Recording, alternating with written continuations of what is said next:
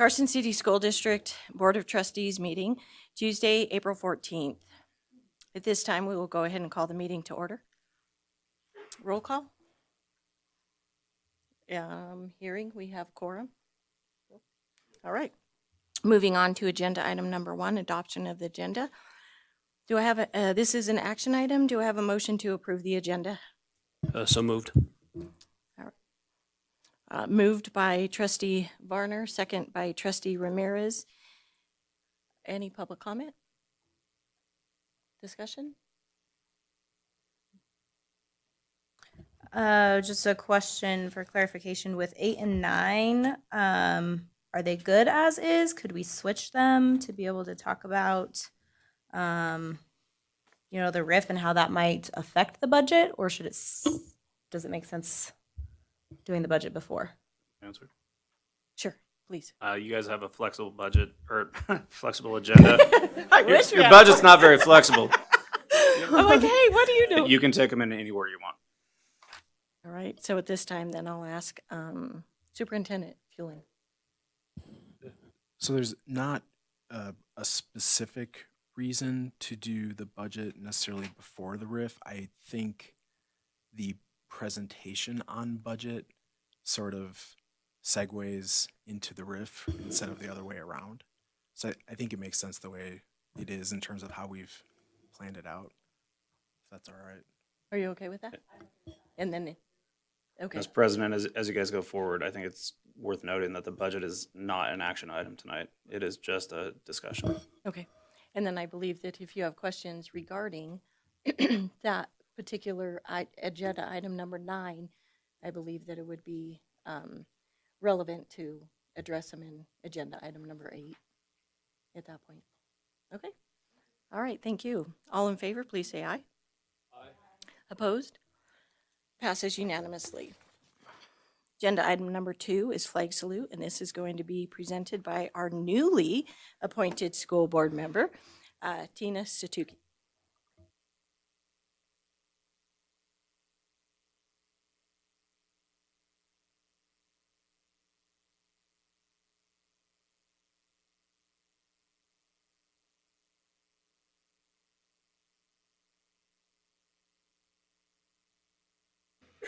And before we move on to agenda item number 3, I would like to welcome our newly appointed school board member.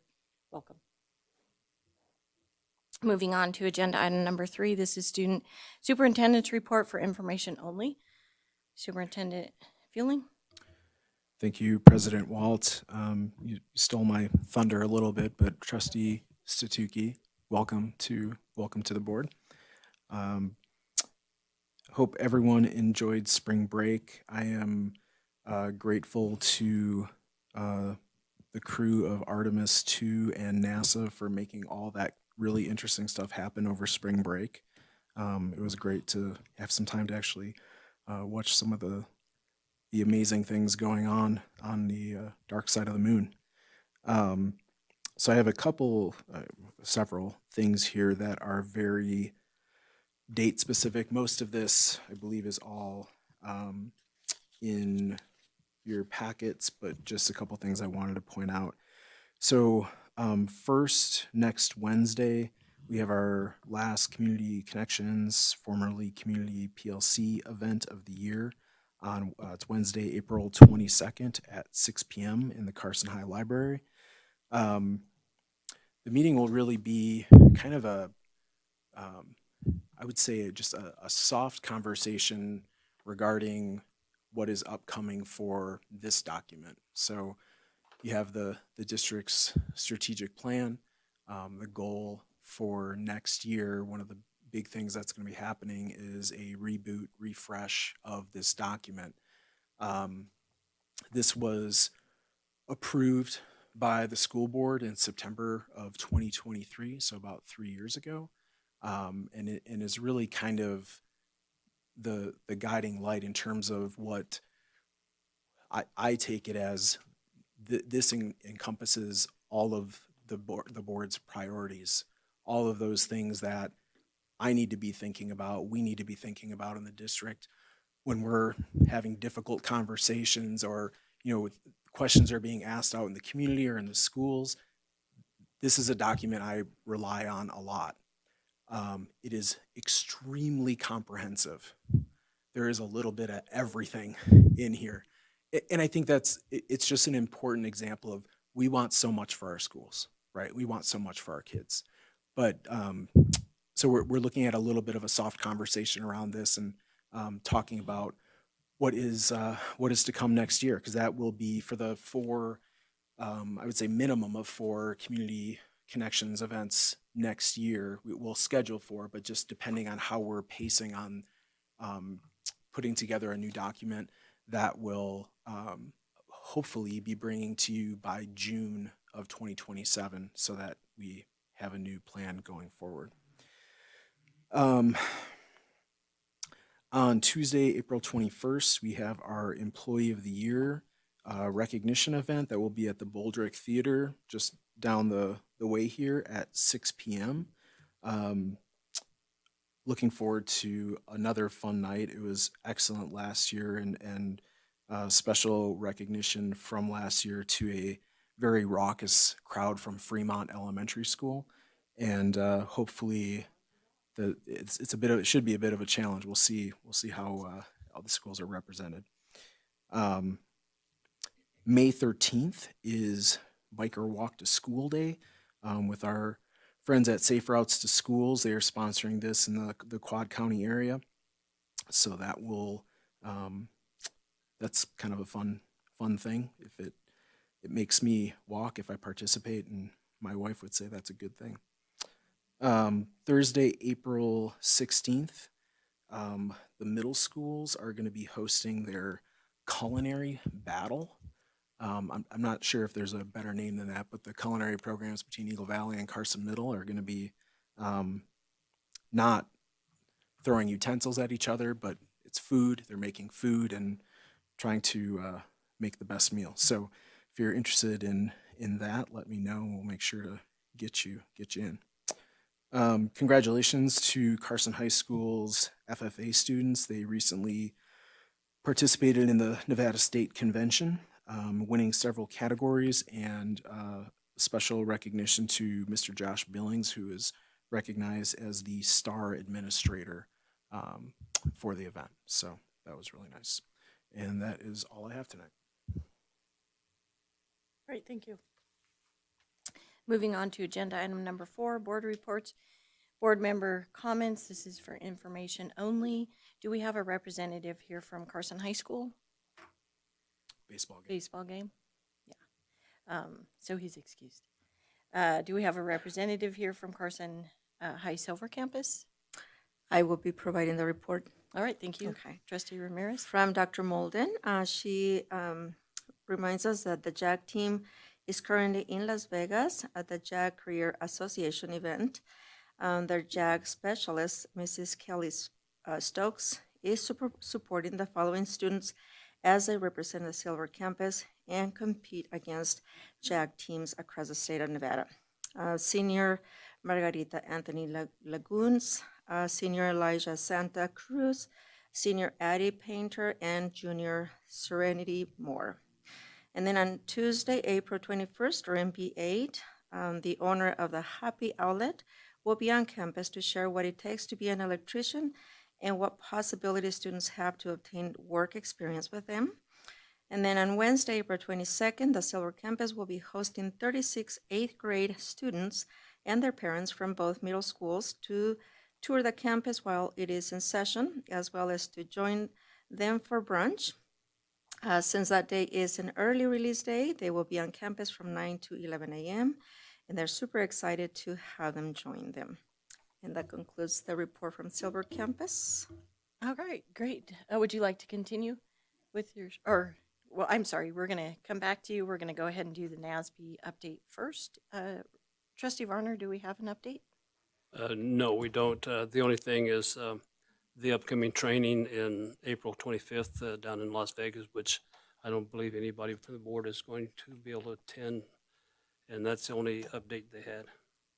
Okay, great, thank you. Then we'll go ahead and continue then with school reports, and we'll start with Trustee Ramirez. Okay, from Mark Twain. from Mrs. Cruikshanks. She would like to celebrate the attendance at parent conferences. It was very nice to be able to visit with all of the families and gave them update progress on student learning. They also introduced Pamola, an app for family engagement through reading for K through 2. They would also like to celebrate the students. Over half the school purchased the directed painting activity for the end of the quarter award. Students earned this by being safe, kind, respectful, and responsible, and saving their hot feathers. They are focused on providing engaging experiences for the students in the Hawk store rather than trinkets. The students seem to be responding well and thoroughly enjoy the event. Many thanks to all the teachers on staff who taught the drawing and managed all of the classes to make this possible.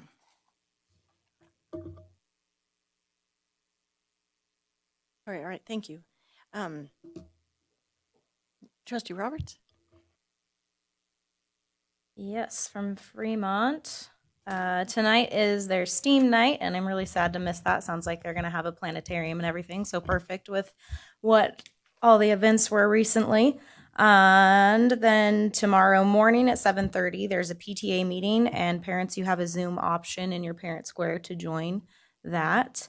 And then just thank you so much. They really appreciate all the participation that they had in their parent-teacher conferences. All right, great, thanks. Trustee Peterson? All right. I did not get a report back from the high school, but I do have just a couple random bits that I can put out for them. They have their academic letter ceremony coming up. It's next Monday. It's 6:30 to 7:30. I assume it'll be kind of open house style like it's been the last few times. So kids who have earned that academic letter for having strong performance in that way will be there. Let's see. They also, Kyle Allen, he's on the leadership for the high school. I know we all received this invite today, but I wanted to mention, because it's a cool opportunity. He is one of the state conference chairs for the Nevada Association of Student Councils. And Carson High, for the first time, it's been 20 years since they have hosted, but they are hosting the state conference for high school student councils. Opening ceremonies are this Thursday, so it'll be I know they have been working so hard to get ready for this. If you see Monsters, Inc. stuff all over the high school, that's why.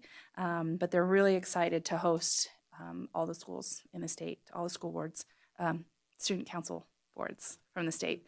So the opening ceremonies for that is this Thursday to get that kicked off. And then for Seeliger. Principal Pryor says, we start SBAC testing on the 16th with fifth grade science. Next week, we're going to continue with the ELA and math for grades 3 through 5. Super excited to show all that we've learned and have worked so hard on all year. Our Seeliger Pirates are ready and excited about the incentives that they can earn. Fifth graders are extremely excited because they've never had a pajama day during their time at Seeliger. They are trying really hard to earn one after the SBAC testing.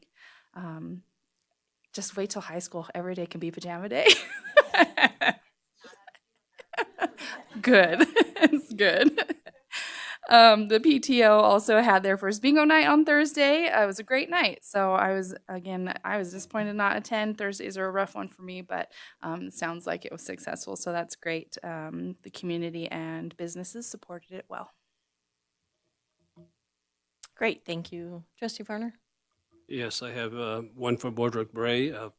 Principal Roquetta wanted everyone to know they are starting their SBAC training, or testing, I'm sorry, on Thursday. It will run through May 1st.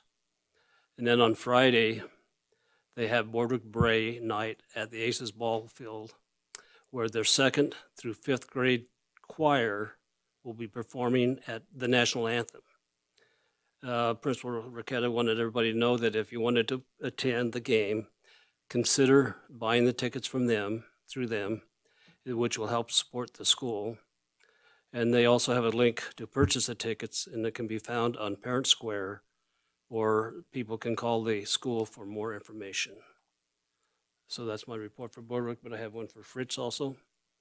Principal Brown would like to thank their busy parents who took the time out of their busy day to come by and shake their hands with their child's teachers, and to see the progress their child made throughout the year. He really appreciates it, and all the teachers and everybody appreciated this parents coming in. This coming Thursday, Fritz will begin their SBAC testing also. This year they are saying, step back, SBAC, we got this. So I kind of like that. And then they're asking the parents to please help prepare their students by making sure they get a good night's sleep, share some words of encouragement with them before they go to school, and give them a big hug as they're out the door on the way to school. And then this Saturday, the Fritz Cheer Choir, the choir, will be performing the national anthem also at the Aces ball game. And the first pitch is at 4:05 p.m. So that's my report. That's awesome. And then we also read that they did very well with archery. So congratulations. Think they placed third in the state, and then they also had one student who qualified for state. Awesome. That's great. In Utah, I think they're going to Utah. Great. Thank you. Yes. And so then I have a report from Miss Virgil from Empire Elementary School.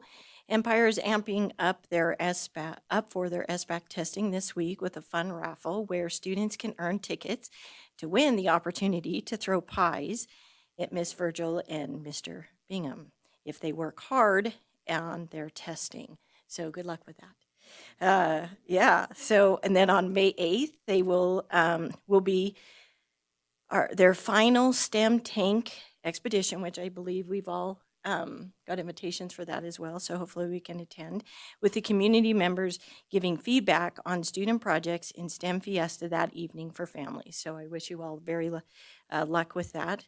And then I just wanted to mention, Trustee Suzuki, we all have schools that were assigned at the beginning of January, and then we check in with the principals to get a report so we can highlight their celebrations, things that they're doing.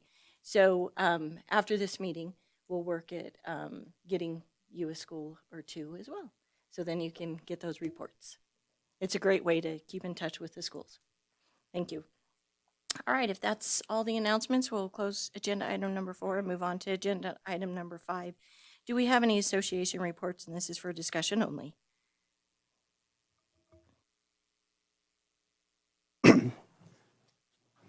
Good evening, President Walt, Superintendent Fueling, trustees. I am Brian Wallace, President of OCEA. I would like to first welcome our newest board member. OCEA and its members appreciate your willingness to serve as a trustee in the best school district in Nevada. So welcome aboard. I want to speak today about the proposal to reduce or eliminate social worker positions in our district per the tentative budget being presented this evening. This decision comes at a time when our ending fund balance has actually increased. That matters. It tells us we are not in an immediate financial crisis that requires cutting critical student support services. We have the financial stability, and with that comes the responsibility to make thoughtful, student-centered decisions. The stability is there due to the partnership of all 3 labor unions and the district continuing working to ensure that we remain student-centered when it comes to our finances. Right now, our district is unique. We are the only district that has successfully filled all social worker positions. This is a social worker for our students at every site.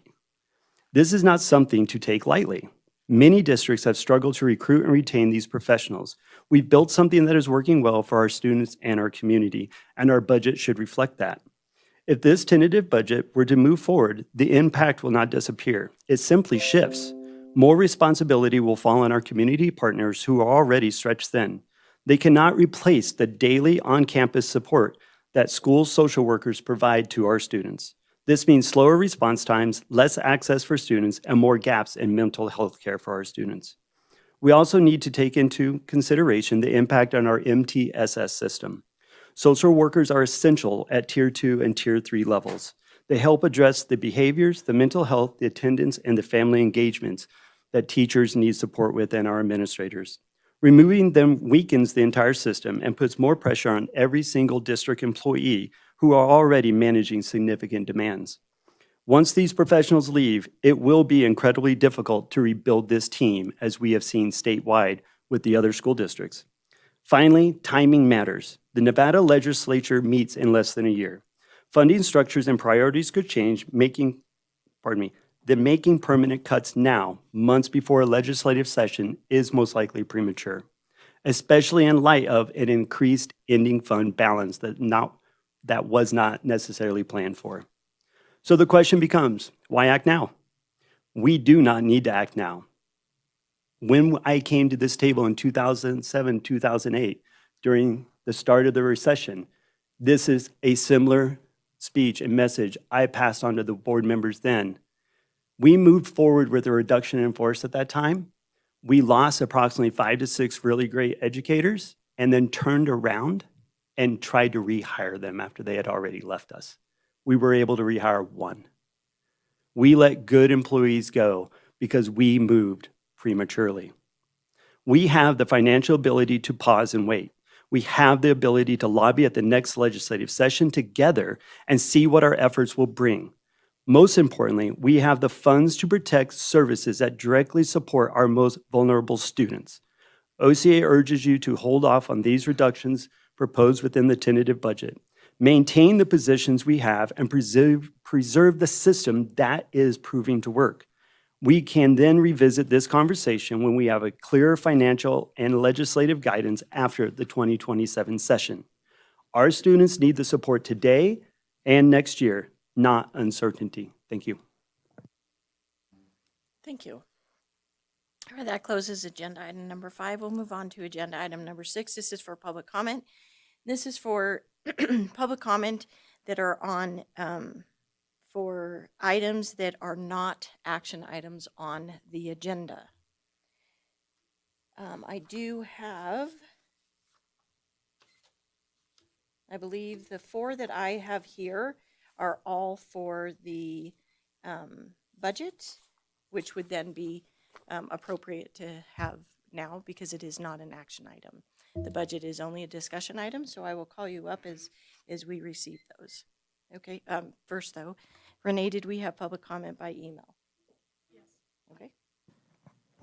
Thank you, President Walt. I had email that was received electronically from the following people: Jessica Wright, Luca Litka, and Matthew Johnson. Copies of their emails were provided to the trustees and will be included in the permanent record. Thank you. Great, thank you. So we'll go ahead and start with Sherry Scafidi. All right. Are you ready?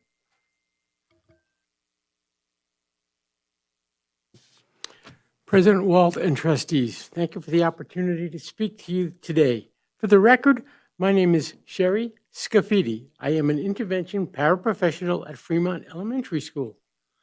Nevada consistently ranks in the bottom half of all school districts in the country. Depending on the survey, it may be even lower. As an interventionist, I work with students at all grade levels, K through 5, who are not up to grade level. This year, the combined number of students I work with is approximately 30. Some of these students are lacking, in basic math, while others are lacking in ELA. I work with first grade students that do not know letter sounds. The second grade students I work with cannot read CVC words such as let, bus, mat, etc. The third and fourth grade students I work with cannot add two-digit numbers correctly. By eliminating the paraprofessionals, these students will not get the one-on-one individual attention, support, and instructions they need to be successful in their academic endeavors. Cutting the number of paraprofessionals or eliminating them altogether would be very detrimental to our students in the Carson City School District. As these young people will be the leaders of our state and country, they deserve the best education we can give them. I firmly believe our paraprofessionals play an integral part of their education. I implore you, for the sake of our school-aged children, to find an alternative means to meet the budget requirements so you do not have to reduce the number of intervention paraprofessionals we have who are helping our students. Thank you for your time. Thank you. Kaylee Young? Nope, any mic. Just press the button, make sure that it turns green. State your name for the record.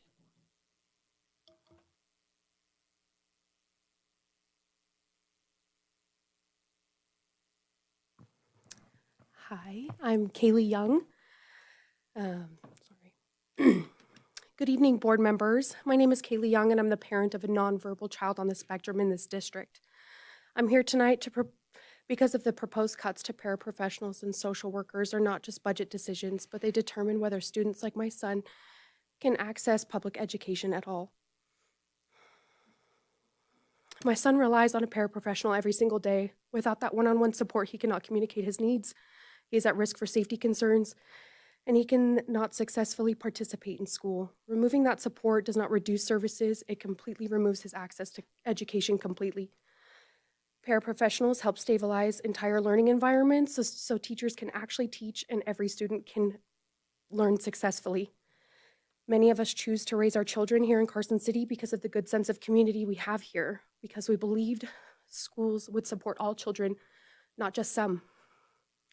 I urge this board to shift its focus from reducing critical staff to pursuing and prioritizing funding sources that directly support all students. Our children are not numbers or a line item on a spreadsheet. They are human beings, growing, learning, and deserving of every opportunity to succeed. This is not about budgets. This is about access, equality, and whether children like mine are included in our schools or left without a place in them. I hope you remember families like mine are paying attention because this decision will follow our children long after this meeting ends. Thank you. Thank you. Next, we have Stephen Rivera.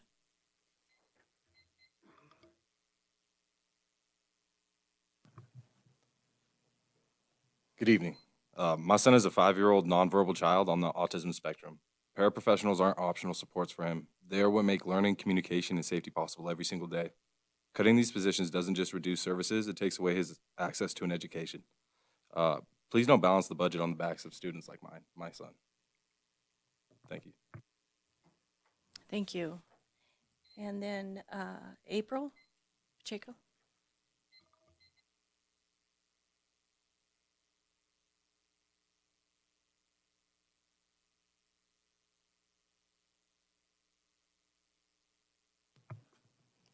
Hi, thank you for giving me the opportunity to share my voice tonight. My name is April Pacheco. I'm a licensed social worker here in the community. Since starting my career a few years ago, I've had the opportunity to work alongside these school social workers as a contractor. My role contains meeting with students who have been identified at the Tier 3 level requiring crisis intervention. As someone coming in as a complete stranger to these students and having to talk to them about such a sensitive subject, possibly one of the worst times of their lives, it's difficult to say the least. I can only imagine the fear that a student feels when they hear, "Thank you for being honest with me. I'm going to have someone from the hospital come and talk with you," after disclosing their thoughts of suicide. However, when I arrive, the student is de-escalated and engages in answering the hard questions. I have noticed the work that the school social workers put in to prepare the students to meet with me. They know the student's favorite calming toy, their favorite spot in the classroom, and what self-soothing activity works best for them. I want to ask, who is going to know how to meet these students where they are at and provide them with this level of support and attentiveness if our school social workers are no longer present? As someone who intervenes when a student is in crisis, there is the potential for the student to require a higher level of care, meaning hospitalization. When this occurs, the school social workers have been nothing but supportive and helpful in this process, as I explain what hospitalization looks like to both the student and the parent. Who will be able or have the time to do this for these students and parents who ask the hard questions about hospitalization and how the student will transition back into school? This school year, the school social workers have taken on the task of screening students for suicide risk, creating safety plans, and referring them to a higher level of care if it's needed. With this new change, I haven't responded to a single call this year. If they were to be removed from the school district, I can only imagine how this would impact teachers, nurses, and the contractors you will have in place when a student is in crisis. As someone from the outside, I obviously do not know the plan for the contractors that will be put in place, but to put these suicide assessments into perspective, I wanted to give you a glimpse into how much time these assessments take alone. Almost every day last year, I was responding to at least 1 or 2 calls. Each of these calls can take between 1 to 3 hours, depending on student engagement, parental involvement, and involving other parties if a student requires hospitalization or a legal hold. With that being said, I want to ask, will your contractors have the time to respond in these situations? In conclusion, removing school social workers does nothing but put students at risk for engaging in risky behaviors, at risk for developing unhealthy relationships, at risk for normalizing negative thinking patterns and behaviors, and at risk for not speaking up when they need help. Thank you. Thank you. Do we have any additional public comment? Ms. President, Yes. before you move on to further public comment, I would like to take the opportunity to remind all participants in the meeting that public comment is a time for the public to voice their opinions, but everybody must remain respectful, both of the speakers, the board, and everybody else. There's decorum that's required here. Thank you. I appreciate that. I have to say that I possibly out of Please, excuse me. order. Hold on. One moment, please. Could you please? And my would you- name is Tom Gibbons, Thank you. and I appreciate you folks listening to me because it's probably a little different than what you're going to hear from everybody else.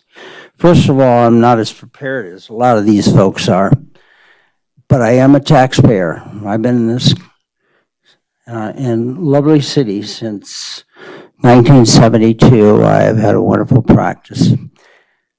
I'm very disappointed, I have to say, with our total educational system. That starts not only with Nevada.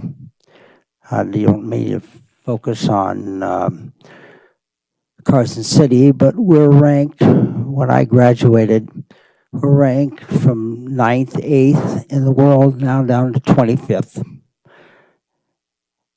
And unfortunately, the state of Nevada is now around 45th out of 50 states. So I am very disappointed with the entire educational system. And as a taxpayer, I realize not so much, and the reason I'm here today is not only because I love our community, and I practiced here in my profession for 50 years. There are 1 or 2 on this board I have a lot of respect for. And I don't mean I disrespect the others. But I can tell you that I am looking at this as as a taxpayer and seeing that basically 2/3 of what I pay in taxes, and in my case, is about $8,000 a year to pay for basically debt that our communities have picked up because we cannot pay our bills.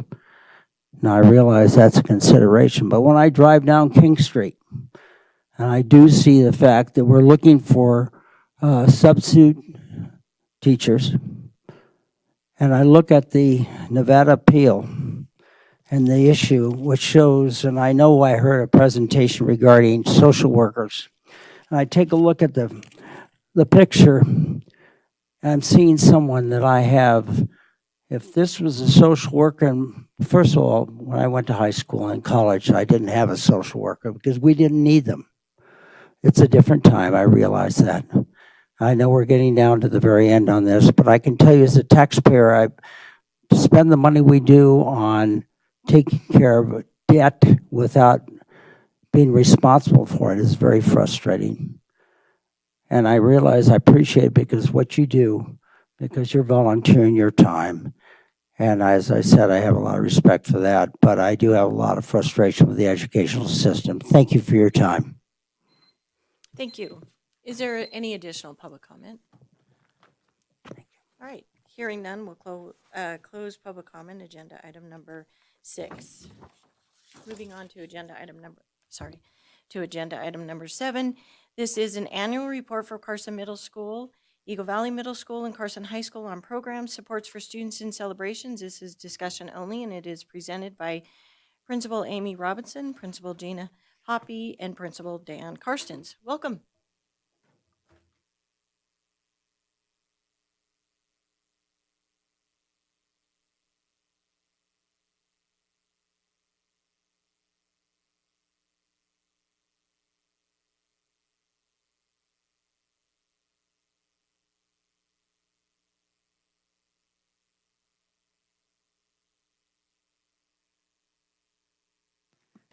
Okay.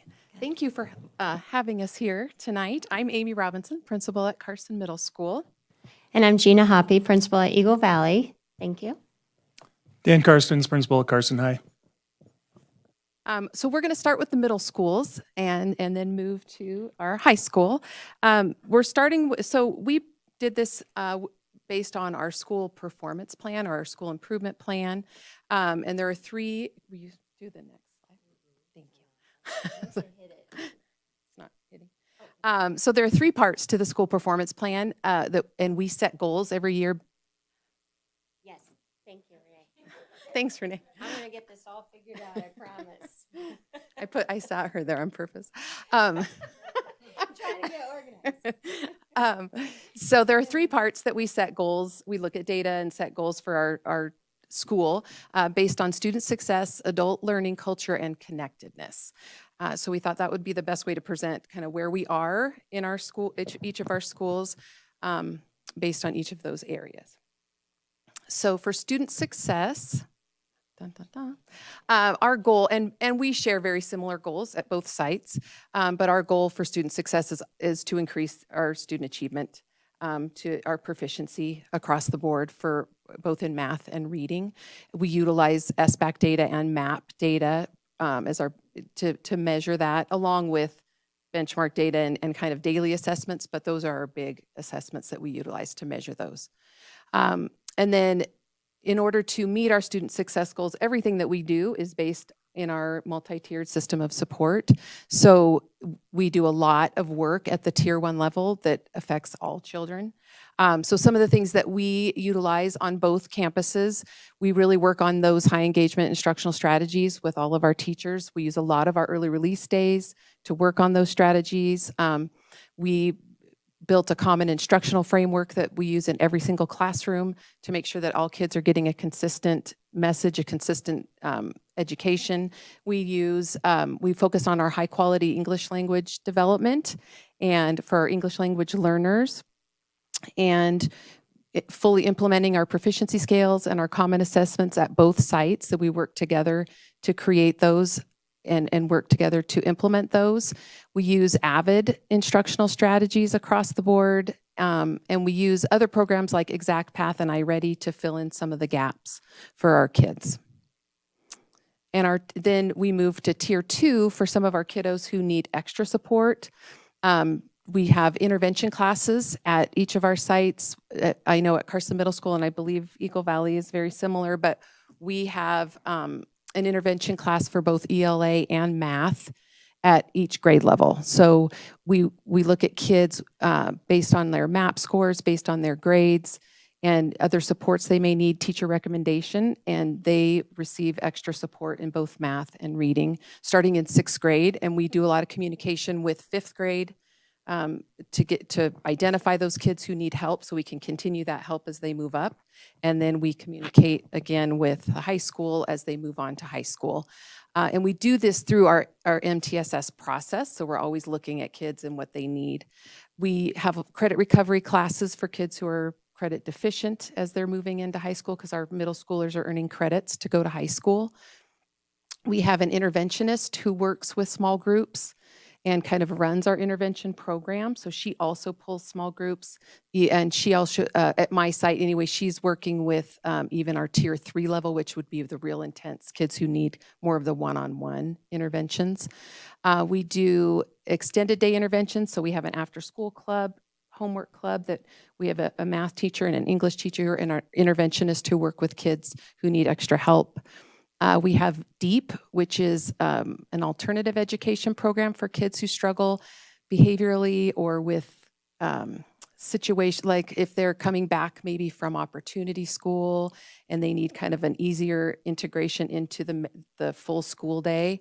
Our DEEP program is an after school program that kids do a lot of online work, and it's a half and half on site and then moving into after school, and they have a teacher who helps them with those classes. And then we have summer school for credit recovery as kids are moving into high school. And our tier 3 intense, so for kids some of our kiddos who need really intense, we have some pretty low readers. And we have two teachers trained in Orton Gillingham the literacy program. So they work very specifically with those kids to try to build those reading skills, and they work with do some math interventions too on more of an individual basis with the really struggling kids. And as we move into next year, we're excited about the new calendar because we're kind of really primed to move into utilizing that time for our PLCs, for our professional learning communities. We've done a lot of building on those instructional strategies for staff and working together and building all of the common assessments. And now to be able to have a really good structured time that gives them enough time to work weekly together and even cross-site, I think it'll be really good for our professional learning communities, and so that our teachers can start to not just start, but really dig into utilizing data on the fly, as it's coming in, and be able to structure their instruction based on that data, in real time. This is a summary of our, we have you first. You go ahead. We thought we switched that slide. Okay, so for Eagle Valley, we are looking at our reading and our language achievement. And as you can see at the top there, we combined the reading and language together. And then you can see the approximate percentage of showing proficiency in math at the bottom there. We also did a comparison to last year where we were at. And all of the percentages are pretty close in achievement and showing proficiency. So this is Carson Middle School's MAP data. So if you look at, they're broken apart into the graphs are reading, language, and then math. And our goal is to have all green and blue. So we're not there, but on the map, if the theory is, if the kids are at about the 61st percentile, maybe a little bit above that, they're on track to show proficiency on the SBAC. It's not an exact correlation, but it does give us an idea of where our kids are. So currently, about 40% are showing proficiency in reading and language. Last year, that was at 39% at the same time of the year, and 24% are approaching proficiency. So if we can get those kids kind of over the hump, that would, help with our proficiency level. In math, 39% are showing proficiency, and 20% are approaching the proficiency. Okay, the next part of our school improvement plan is the adult learning, which is our professional learning for staff. And for both Eagle Valley and Carson Middle, we did a lot of Tier 1 instructional strategies this year, making sure that there was a strong foundation and framework for our campuses. And then I think all of that work moving into next year will be very beneficial for our staff, having that PLC process, the consistency of it. So we very much appreciate the work that was done for the calendar. Because then we will have time to look at data and curriculum and instruction on a consistent weekly basis. And like Amy was saying, that will really help our teachers. And hopefully we see some strong improvements in our MAP data that we just shared with you.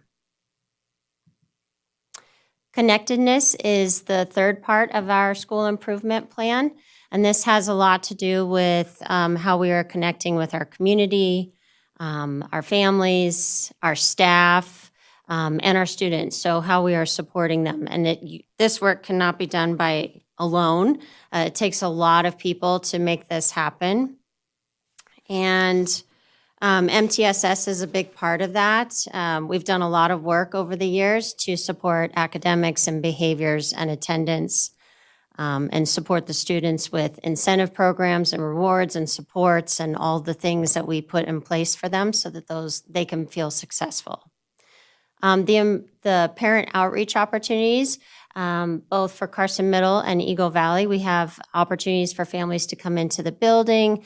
We share information with them. We share data with them. We get them involved, help them with their student success, all of those things. And then, of course, we have community partnerships that are also very helpful for both of our sites.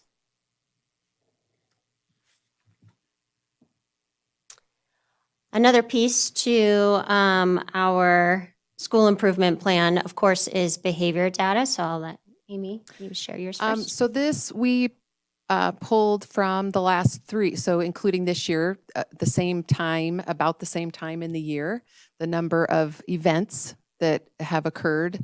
So disregard for school rules actually encompasses a lot of different things. There are lots of things in that category, anything from just inappropriate behavior or language to a technology violation to dress code violation. So that kind of encompasses a lot. Disrespect and insubordination, you can kind of see the patterns there. We have administrative investigations, fights, physical aggression. We've hovered kind of at the same spot. And then instigating and promotion of fighting, it's down a little bit. Bullying cases have increased a little bit. A lot of this depends too on who's logging in, there's a lot of subjectivity in how you deal with a situation and how you name it. So so some differences are hard, they are accounted for just by different people handling the situation and considering it different types of infractions. Tobacco violations, would be like a nicotine vape, has stayed about the same. Possession of THC, disturbance of school. We've had 4 incidents this year. Interference with instruction, 34. There are a lot of other categories as well, but these are kind of the main ones. And I won't read the entire list to you, but I would just say that a lot of work goes into MTSS to support all of this, and the small groups that we run, either the counselors work on or our social worker runs. So we do try to identify themes within our behavior data so that we can support that with small group work. And I would just say that having a new administration team at my site, we're also just working on that consistency with the data and how we are logging this information and keeping track of the behaviors that are happening at our site. Before we move on, I do have a question. Yeah, sure. If you can go back to that last Yeah. slide.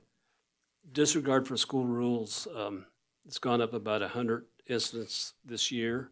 Mm-hmm. Can you explain why? Is it being better enforced, or the kids just not, are they acting up? I don't see the kids acting up more. I do think my team, so I've been lucky, and this year I had the same team that started that for 2 years in a row, and I think they're just more streamlined in how we're handling kids, and so it means that many more were logged in the system.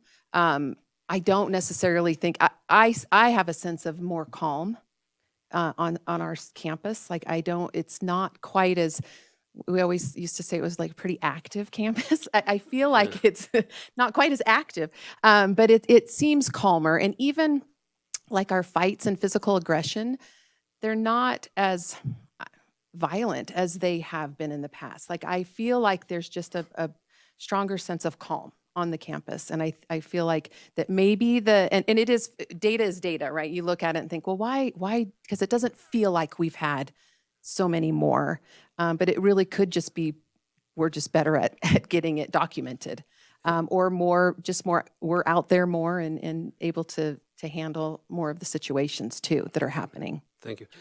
Trustee Statuki. Oh, sorry. No, I just had one more, I'm sorry. Sure. What is disturbance of school? I know you didn't have So, many. yeah, disturbance of school is a biggie. So, and again, it's kind of a logging thing. So that's kids who disturb school can be cited by the sheriff's department. So it's generally pretty extreme, like a student who is causing a very large disturbance, like maybe in the office, just not, we can't get them quite under control and they're just continually causing a disturbance. So that is a citable offense. So we take those pretty seriously. So yeah, so we have had a couple of those. Sometimes it's a kid who just is struggling with controlling themselves, but, and other times it might be just a kid who decided to hop down the hall and poke into classrooms and disturb the learning of other kids. So Okay, thank you. sometimes it's a fight too. Sometimes a fight might cause a disturbance. And so that child might be cited with a disturbance of school that caused a large disturbance. Thank you. I just have a question, and I'm fairly new to this role, obviously, but is there like, does a district have like a discipline guidebook that every school should be consistently logging these incidents that are very, very well described and scripted, so there is not an inconsistency with the data? Yes, there is. And so it's just that there are so many options that it's oft, sometimes it's just kind of relies on the just, like bullying sometimes is, do we call this bullying or is this a mutual conflict? Or, and it just kind of depends on, and then like Gina has some newer people who are learning to log the incidents. But yes, the school district has there are definitions for them. And this is not the entire list. These are just like the major list of behaviors. So yes, we have, even under the bullying category, I want to say that there are 6 different ones that we choose from. So it is a consistency practice that we continuously work on, in our deans and our VPs. Do have regular monthly meetings, and so they also talk about that during those meetings. Yes. Bless you. I thought that was a shoot in the background. I was like, oh no, okay. Okay. So for our other enrollment and some other data pieces for you. So chronic absenteeism is a big one, and so you can see our percentages there for the last 3 years. And then we also logged our tardies, which having the securely, or the pass system that we have, the securely pass system, has really helped with that. And I just want to give it up to Jeremy Lewis and even my VP, Lois Linehan, that they've done a lot of work to tackle the tardies. And so they've used that system, the e-hall pass system that we have for our school, to reduce the number of tardies and track that data. So that's worked out really well to help see that data piece lowering. And it looks huge when you look at the tardy data, like there are 9,000. But when you think about, that's for every class, every day, and we've got 800 kids. So I mean, even if every kid were tardy once, that's going to be 800 tardies. So it looks like a big number, but we've really decreased it, and that system has helped us a lot in decreasing that number. And that counts like kids, there's kind of a difference between kids who come late to school versus kids who are just tardy getting to the next class. So we've seen a huge decrease in just kids not being tardy to the next class. Get there and be ready to learn. What is the time for a tardy? We have a 4-minute passing. So and then what marks them tardy? If they walk in after the bell. So we do now, we've started to distinguish between, we have kind of tardy and then really tardy. So that we can see, do we have kids who are just scooting in after the bell, or I think it's called too tardy or something, I don't know. And then, or kids who are like, 15 minutes, like what's going, so we can start to break that data down to see, do we have kids who are lingering and kind of hanging out, or are they just scooting in too late? We have a lot of, it's their social time. So they love to walk their friend to class, and then they just don't quite make it. We do music in the halls during our passing. So it's a 4-minute passing. So the first 3 minutes we play music, and then the music goes off and they have 1 minute to get to class. So that's been very helpful too, because it signals to them, got to get to class. And they start scooting wherever they are in the building. they don't always judge their time well, but but they try. So yeah. Any questions about this data? I do have a question. So this data is for the fall semester or up to date? Up to Up date. to date. Yeah. Thank you. And that's year to year. So starting with 2 years ago, and then last year, and then this year. I have a follow-up on that. What do you, would you be able to explain or even insight on why you think the chronic absenteeism rate is declining? Which is a good thing, great, good work. But why, what, do you have any insight? Well, we do a lot of work in that area, and our goal, we have a lot of different things that we do to help with attendance. One is that connectedness piece that Gina was talking about, just trying to get parents in the building and educating them about, even just educating them about the state law that they're supposed to be there 90% of the year.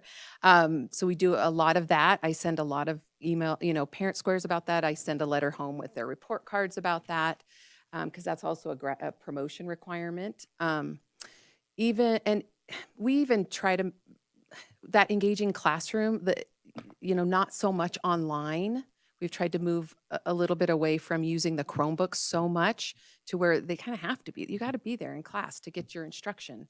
And that Chromebook is a good tool, but it's not your whole education. So, because we had a lot after COVID of, my kid's just going to stay online. They're just going to do this week online, and thinking that was okay, and that's kind of the new status quo. So we had to kind of re-educate people that doesn't work. You need to be here in school and in class. They also have a program called Check and Connect. It's through the MTSS process where a lot of our staff members have been trained.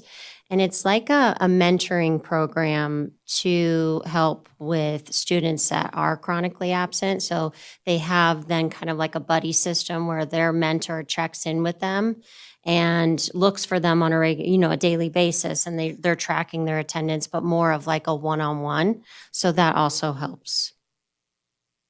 And so then the social workers, how much do they work with this component, with the parent engagement component? Are they part of the team that works with the parents? Yes. To what extent? So from what I was just saying with the Check and Connect, they have been trained with that mentoring program. They are also my social worker is part of the MTSS team, works with students one-on-one, but then also works with families. Yes, like in a bigger picture, are they connecting with families? Yes, they absolutely are. And they work a lot with kids who maybe have anxiety about coming to school, so that they would do more specific things with those kids. We have student support teams as well, and so we have counselors, social workers, admin on those teams, teachers, and then we invite the parents in to come and meet with us, and then we talk about concerns that way as well. Hopefully that answers your Because question. that attendance data is something we look at as part of that MTSS team. We look at behavior, we look at attendance, and we look at academics all together. So that is a piece. And the district has a SARB also, where like our extreme cases, we can get some outside support as well. Serve on that SARB meeting, so I know what Yeah. you're talking about. Okay, another piece of information that was asked to provide. So here's some information for both of our sites as to where we are currently standing for next year.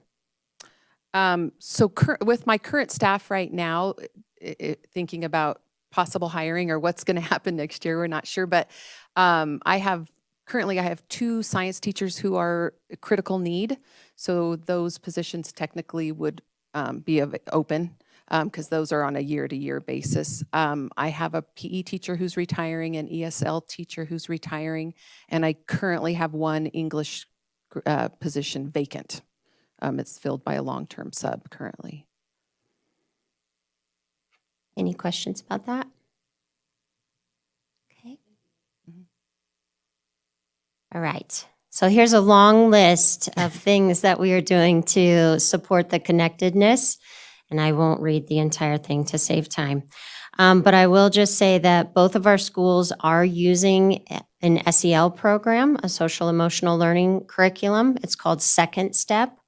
So both of our sites are using that program.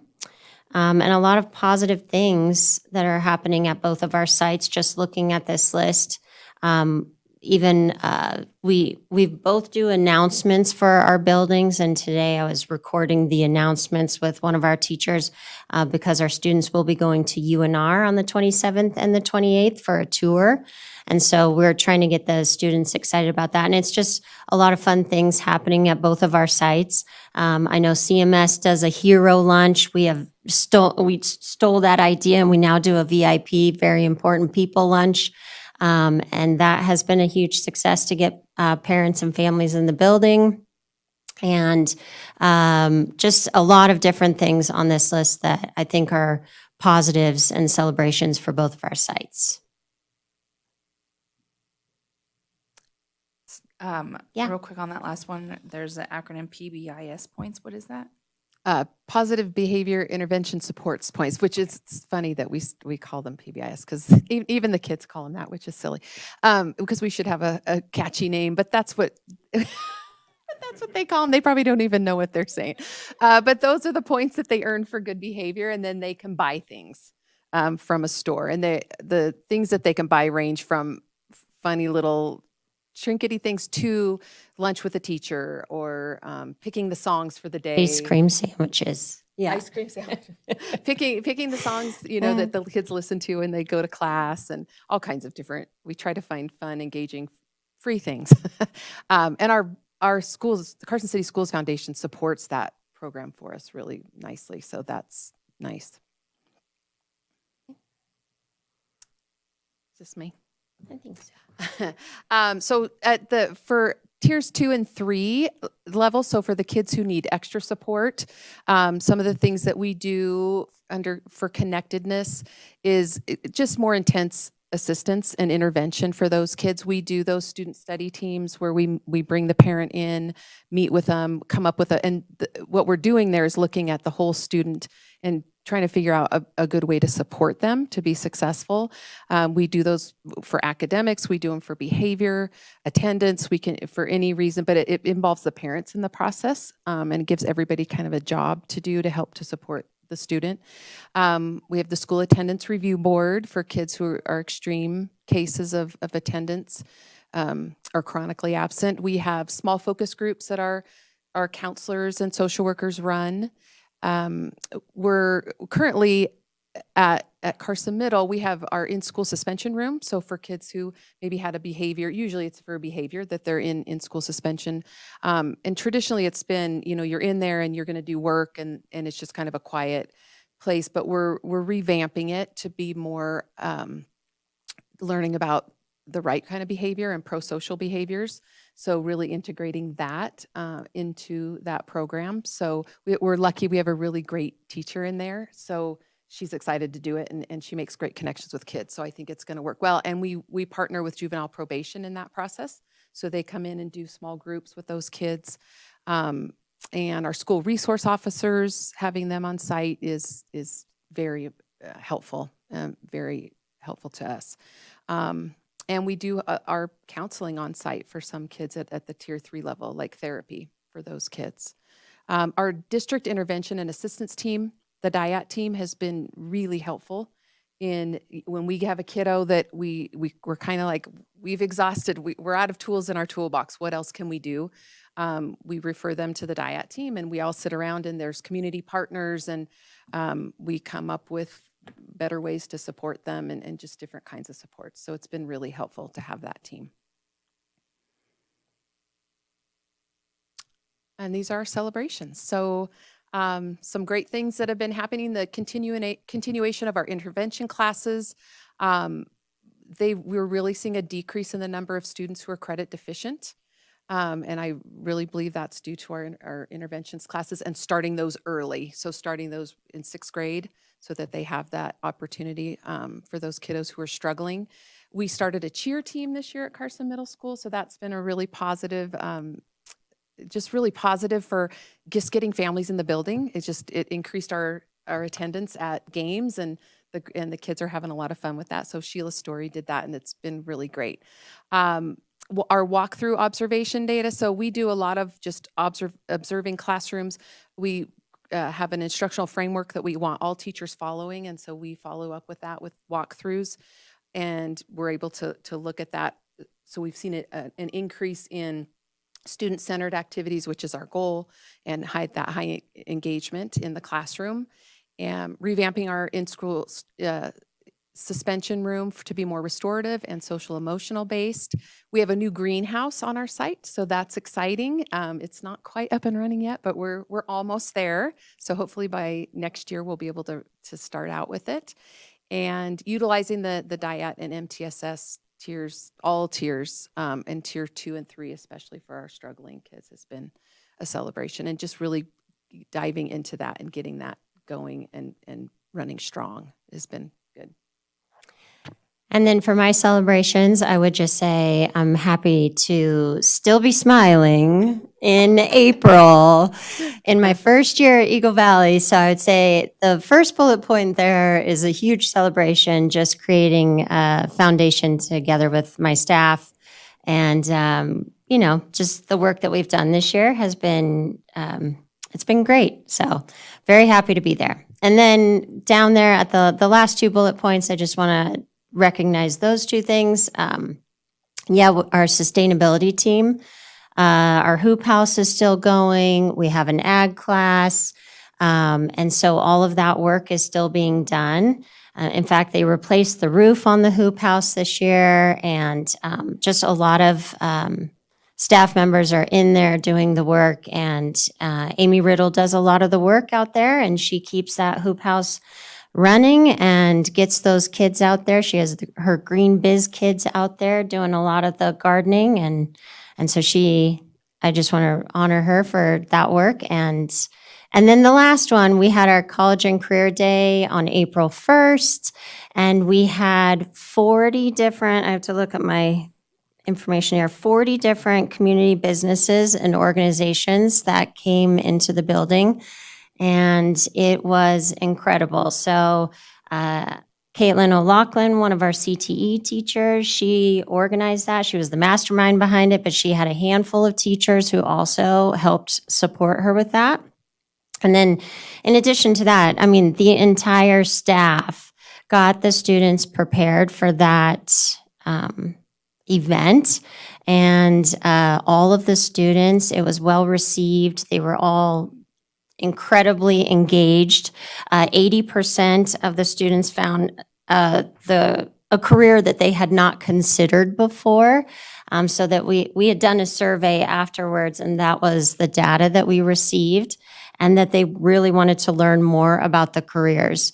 But also just walking around and seeing them so engaged, and then speaking with the businesses and the people that came, the community partners that were there, the organizations. Even Carson High had some students that were there. And they were just so pleased with how engaged our students were and how mature they acted. And so anyway, we already have plans for next year that we're working on that. And so that was a huge event. It was really exciting. So thank you to the board members who did come. Thank you very much. And then my last celebration, which is not on there, since this was my first year, my celebration is I got to work with Amy this year. And Amy is leaving us, but that's one of my celebrations that's not up there. So I just wanted to say thank you to her and her mentoring for this year. So that's it. And I apologize because I did not get your email until like now. So that's okay. They did I have think I said what I wanted. Yeah. You did? Yeah, so okay, all of this perfect. was good. So, okay. So she had shared, knowing that Mr. Clapham, Trustee Clapham wouldn't be here, she shared her EVMS report, and I did not get it in time. So I was going to share it, but you're It's okay. All right. Yeah, All right. I you've heard apologize. enough from me tonight. It's okay. Okay. Well, great. Thank you for that. I think it would be appropriate to maybe start with questions for the middle school. If there's any questions, highlights, so then we're not, going, and then we'll go on to the high school's annual report. So are there any questions? We'll go ahead and start with Trustee Varner for the principals at middle. I really don't have a question, but just thank you for your guys' hard work. I was able to be one of the trustees who attended Thank you. your career day, Nice. and along with Michelle and Lupe. I was very impressed. It was very well organized. The kids were very well behaved, very interested, very engaged. And I thought it was a terrific event. And so I would like to thank you for everybody's hard work putting that thing together. It Yeah. was, in my opinion, a great event. Thank you. Trustee Peterson? I was actually going to mention something about that too. You had said that you were impressed with the kids and that they were engaged, but I want to point out, I was talking to Ms. Lenahan about the preparation for that, and that she said, obviously the kids all were walking around with bingo cards that they could get checked off of if they visited the right booths, or bingo card's the right word, but Passports. passports, Yes. that's it. But they also had cards that they had prepared with questions, and that they had bounced those questions off of peers ahead of time so that their peers could say that Yeah. question isn't very detailed. You can maybe add asking about this. And so they had that opportunity to practice the engagement so that when they were in the gym with strangers that were, I don't know, unfamiliar adults, they already had those conversations with peers. So it was a lot easier to engage in that way. And so the preparation that puts on that kind of event is huge, but I think also the preparation that prepares the kids for that event was such an important part. And so kudos to making sure that that was on the list leading into that as well. But the presentation as a whole, thank you very much. Middle school, as a kid, I when people, what do you want to be when you grow up? I always wanted to be a middle school science teacher. And people would say, you are crazy. Middle school will eat you alive. That is the scariest age of kids. And you guys are there and you are thriving and you are ensuring that these kids have an environment to grow in and shine in as well, and to feel like their space is protected and that they have ownership over it, and that they want to grow roots and be a part of the community of their middle school. So thank you for all the ways that you ensure that happens. And I don't have any questions, just thanks for what you do. Thank you. We can go back to our vacancy slide if you'd like us to. And I will say, yes, it did take a lot of work from the entire staff. There were videos on like how to do a proper handshake and how to ask questions. And then I was talking with Caitlin today, and she said the stacks of like shout outs are like this thick for each person who came, like all the community members that came. So the students were, just so excited to have them there. It was a fun day. Yes. Thank you. Trustee Roberts?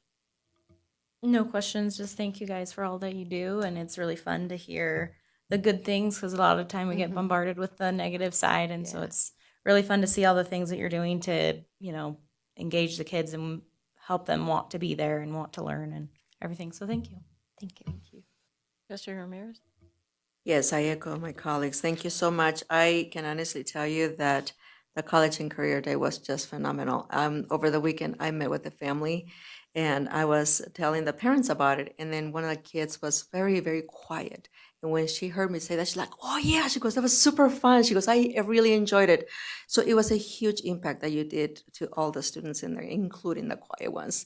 And then I also heard good things about the cheerleading team, Amy. So fabulous work Yeah, there. I think it's yeah. wonderful to introduce the kids to, get involved in sports and making those connections, that will get them excited about being in school, and Yeah. hopefully they will follow that in going into high school. Yeah. I think it's a good thing. So both of you, thank you so much for your work. Thank you. Trustee Statusi? You'll get it. You'll get it. My maiden name was Suzuki, so my married name is Statuki. So it kind of Suzuki Statuki, if it helps you remember. That's fine. I'm not sure. When I was an English teacher, my students are like, "You should have hyphenated it. It would have been so cool." Well, I'm gonna start off by saying I'm a little partial to Eagle Valley because it's right down the street from my house, and I love when the marching band kids come out and they march down the street, and I'll go stand outside because I work from home and clap, and they're probably like, "Who is this crazy lady clapping at us?" as they walk down the street. And I'm kind of sad that I wasn't completely in the role on April 1st. My day job, one of them is the executive director for the Nevada Association of Career and Technical Education. So we represent teachers and counselors and administrators across Nevada supporting CTE. And I will look forward to supporting you in putting on another program next year in whatever way I could help you do that. So Wonderful, thank you. And you're welcome there anytime, neighbor. Come on over. You can march with them if you'd like. I'm sure Mr. Brill will allow it. Now they might know who the crazy Yeah, lady is yeah. out there clapping. So. Okay, all right, moving on. Great, thank you. Yeah, thank you for the presentation, and thank you for the many years you've given to Carson City School District. Thank you. Yeah, so I know, been friends for a while, so you will be missed, and congratulations on your retirement. I hope you enjoy the next chapter. So, Thank you. but thank you guys for the presentation, and thank you for adding the requests that I added. I know we get the packet late, and so by adding the information, I greatly appreciate the time that it might have taken outside of already having one done. So I appreciate you doing that. And congratulations for, moving the pendulum on many items. You guys are doing great work. A lot of times we hear so much about the negative, but, you guys showed right here in your statistics that you're doing some wonderful things and you are moving that pendulum. So I really hope that the public sees that. I hope they're watching. I hope it's maybe reiterated in a news article, maybe who's to say, but just putting it out there. But no, and I, appreciate the hard work that everybody is putting into this, because I think education is getting harder to be an educator, because we're looked at. We received an email today, I think that was very insightful, that, shows that, educators, especially, moving forward and in schools, are being asked to do a whole lot more than just educate. So, For sure. So what you're doing is greatly appreciated. You may not feel that every day, but please know that everybody on this board here appreciates what you do. Thank you very much. Thank you. Yeah, thank you. All right, so and thank you, Mr. Carstens, for your patience. We'll start with Carson High. Yeah, it's always nice to hear what's going on at the middle school. Thank you guys very much. All right, it works. Thank you. I thought I was going to be like. I feel like we've been here quite a bit this year. We've presented on AP. We've presented on CTE, or CTE is coming up. We've talked a lot about our PLC processes, and so I didn't hit on that stuff as much as I probably usually would. I was trying to cut it down from the number of slides last year as well. So, and then Molly throws us for a loop and asks 37 questions, I think, 37, something like, I counted 37. So anyway, our annual report. So I did want to this is our AP. These are our AP teachers. And what I want to point out is we keep getting better and better results with AP. More students taking AP exams, more students taking classes, more students passing. And it's really as a result of this group of educators here. I do believe that we invest in our people, in our human resources. And when you invest in your people, then you're going to get those results. And so when we have those trainings and we make sure that they go to those trainings to specifically deliver that curriculum, the AP curriculum that is probably the most rigorous curriculum that there is, probably rivaled by IB. But the AP curriculum is hands down one of the toughest things. And these teachers prepare these kids for college and beyond. And so I just wanted to make sure I took my hat off, even though I don't have one on. But to this group of educators, they are in all ways phenomenal. So yeah. Next thing, Jumpstart by the Numbers. Again, it is another program that we have that we offer at Carson High, that some students go the AP route, some students go the Jumpstart route. We have another good, strong group of kids. And if you look at that, I look at the 80% Jumpstart classes that received an A or B. Program GPA is 3.2. So it just continues to get better and better. Students that received at least some college credit via Jumpstart, any sort of college credit that you can get is going to be positive for these kids. And I do appreciate our district continuing to support our students in taking those Jumpstart classes. I did want to do a little demographic of it as well. Jumpstart demographics up there between male, female, versus the high school demographics, very similar. The Jumpstart demographics from 24, 25, 25, 26, 26, 27. And I know that we are continuing to try to have, trying to mirror it as much as we can to our demographics of the school. For our newly accepted cohort for next year, our Hispanic population did go down. However, when I looked at the data behind that, there was only one, I think there was a total of 5 or 6 total students that were qualified for Jumpstart that were denied admission because we have to keep it at a certain number. And so within that, I do believe there was 1 Hispanic student and 4 Caucasian and 1 mixed race. So we are continuing to try to even out those numbers. It doesn't always happen every single year, but they do have to meet the requirements of that program. And with at least a 2.5 GPA. That's not what we look for, that's the minimum. And if there are students that have that higher GPA, then we usually go with them as well. So, but that's kind of the background of those. Career and technical education, we continue like the data that we got from last year's CTE, 98.1% grad rate for CTE.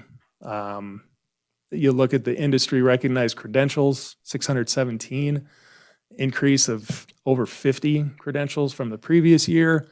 There is an explanation down there, the losing those 30 students for the participated in career readiness, career training. I can't remember where it is up there, but it's somewhere.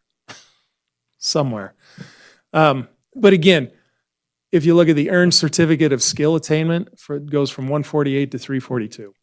So our CTE programs are very robust. They're doing very well. We usually have a lot of points on our star rating from our CTE program, and they just do a fantastic job in there. We always have our deans do a little update. So if you look at our discipline data, and ever since we started focusing in, so 2 years ago to last year to this year, if you look at that data, and if you look at the focus that we had an extremely strong focus on cell phones this year, and it is so rare that you see one in a classroom. It's so rare that you see one in a hallway. Do you still see them? Every now and again. But for the most part, you're not seeing them. And if you look at fighting, reduced it 66% compared to 2 years ago and 51% compared to last year.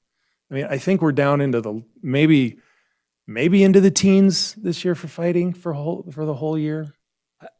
What do you credit that to, that reduction? Well, a lot of times, what students want to see is a show, and if they have their phones, then they can show the show. If they don't have their phones, there's no bravado. So I do attribute it a lot to the cell phones. Sometimes we'll have a fight, and usually people will crowd around. I'm not saying that never happens, but typically you see people crowd around with phones. You don't get the big crowds as much as you used to. And so that's a big thing. Change? What's that? So do you think the restroom change has impacted that? The restroom change has probably impacted it as well. I would venture to say, but even from 2 years ago, but even if you look from last year we had the restroom change also, and we still reduced it by 51%, which is pretty substantial. Even our ISS and OSS numbers, last year we reduced them quite a bit, but this year ISS reduced by 32% and OSS by 42%. That's our out of school and in school suspension rates. And so yeah, the discipline data has shown to be paying off when we are consistent in focusing in on certain aspects that we can control. And that's what we're trying to do, is focus on the things that we can control and that will have the biggest effect on learning and the climate and culture of the building. Next year, we know that we have a tardy problem. We know that there's that, my middle school colleagues talked about tardy, and then extreme tardy is what we're calling it. That's our word that we're using. And we're going to be working with Dr. Medina to make sure that we have that code. And that way, because if you just look at tardies, it's just too much. There's only so many of us that can address that. But if we go to the extreme tardiness, then we can really filter it down to the students that we can really make a difference with. So that's going to be the focus for next year. MTSS, and one of the things that I know that our good president was talking about was, what are some of the MTSS systems or the interventions that are really working? First off, I do want to look at the Tier 1 and Kaplan that prepared students for the ACT. There were students that took it seriously and students that did not. And you have that no matter where you go. But if you look at that little graph up there, the lowest usage compared to the highest usage of Kaplan, you can see the average scores. And so for English, it's a 2-point difference. Science, 2.2. Reading is almost a 2-point difference. Math was not as much, but still over a 0.5 point difference. And so the students that took advantage of that took it seriously, that had the highest usage rates, and that's what we looked at was the usage rates for like first quartile to fourth quartile, right? You broke them into 4 groups, and we compared the highest usage to the lowest usage, and that's where we got our numbers from. So it did make a difference. Is it going to make as much of a difference as we want? We probably still want something bigger, and so we're looking at some different options for next year. What quick question? So how do you identify students who should be using Kaplan, or is it just Every single junior should be using it? Okay. That's what we set out to do, is every single junior should be engaged in using this ACT prep program. So that was the goal. Some did, some didn't. Yeah. So, and one of the things that I do want to point out is, again, when talking about an intervention that works, and this is something that we piloted this year. I had one of my TOSAs pilot a behavior academy during our intervention time, and what she did is she took 10 of the most at-risk students, or under-supported, if you may, and like with attendance, academics, behaviors. And so one of the first, so basically they came to her during the intervention time, and there's only 10 of those students. The goal is to build connections with those kids, to make it so that they have a caring adult that is going to be in their corner, their advocate. And you do behavioral type lessons. What are the social and academic behaviors that we expect? And that comes from our lead. I didn't put it in the slideshow, but our lead acronym, our behavior matrix, and everything. So a lot of our behavior academies come from that. Its lead is listen with intent, engage with purpose, act with integrity, and develop with character. So that's what the LEAD acronym stands for, and that's where we get our behavior academies from. And so they'll go through some lessons, and it's Mrs. Ramirez, Brenda Ramirez, my attendance interventionist. And she engaged with these students, and one of the success criteria was the attendance component, just in that B8. And B8 is is our intervention time. It's been the one that we've struggled with the most with attendance. And we've identified it, and we're making adjustments and corrections to it. But she measured attendance between February 9th and March 25th. Typically, these students might show up once a week. You never know. But between that time frame of about a month and a half, the success criteria was less than or equal to 2 absences. 6 out of the 10 kids had less than or equal to 2 absences during that whole time, that month and a half. Another 3 kids had 3. And so 9 out of the 10 had 3 or fewer absences in that month and a half. So we did something right. We are going to expand that program next year within our intervention time because it did show to work with those at-risk or underrepresented students or undersupported students that we see. So we're going through the process of identifying 50 to 70 incoming freshmen that we'll be working with our middle schools on, 30 to 50 incoming sophomores, and we'll identify teachers, some of our TOSAs, counselors, special education teachers to kind of team and do that. The max class size will be 10 during our intervention time for that, and they will be in it for a semester at least. And if they meet the success criteria, they can come out and go to a regular intervention class. But the philosophy is before you can deal with the skill, you have to deal with the will. And so a lot of these kids, sometimes they just don't know how to do school, for lack of a better word. And that's what we're trying to help them learn first, before we can teach them reading, writing, arithmetic. So those are the goals, and it's really, yeah, it should make a dent in some of our attendance issues and our tardiness. And our deans have also been working out of the hallways. We got roller desks for everybody, and that's kind of how we do our cell phone rounds. Everybody has a section of the school in the morning. We go through and we check in with teachers and kids, and so every single admin is in classrooms every single morning of the school year. And so now with just expanding things, our deans have taken upon themselves to work out of the hallways now.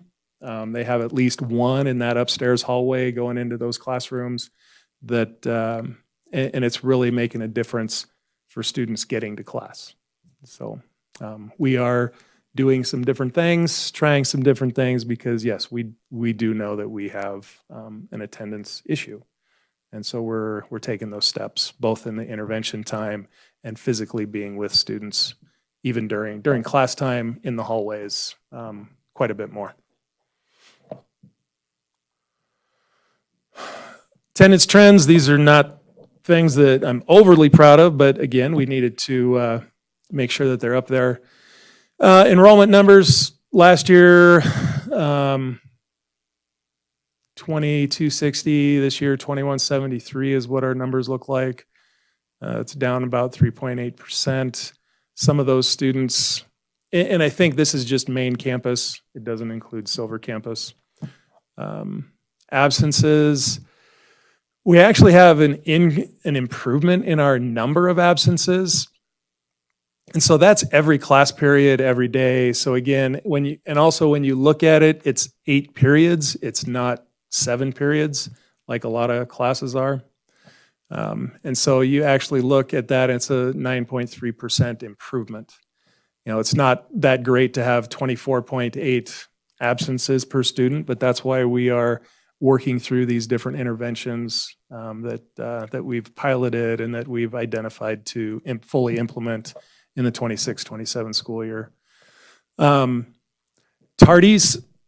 So last year, tardies were that many. And this year, they're a little bit more. But again, what we have to understand with that is last year, it was based on a 7-period day. This year, it's based on an 8-period day. The intervention period is our most difficult period to manage. And so, again, that's why we are putting in these pilot programs And some of our teachers have also been implementing a tracker system where students are tracking their grades, their attendance, setting goals, action steps, and determining where they need to go during our intervention period. So as we came out of the testing season from ACT, we kind of shifted into some different things to figure out, okay, what is really going to work for next year? And a lot of these students have been engaging with the goal setting, tracking their attendance, tracking their grades, knowing what they need to do, and having an action plan and a teacher there to help them through that action plan. So again, chronic absenteeism, perfect attendance. We have 118 students more than last year with perfect attendance.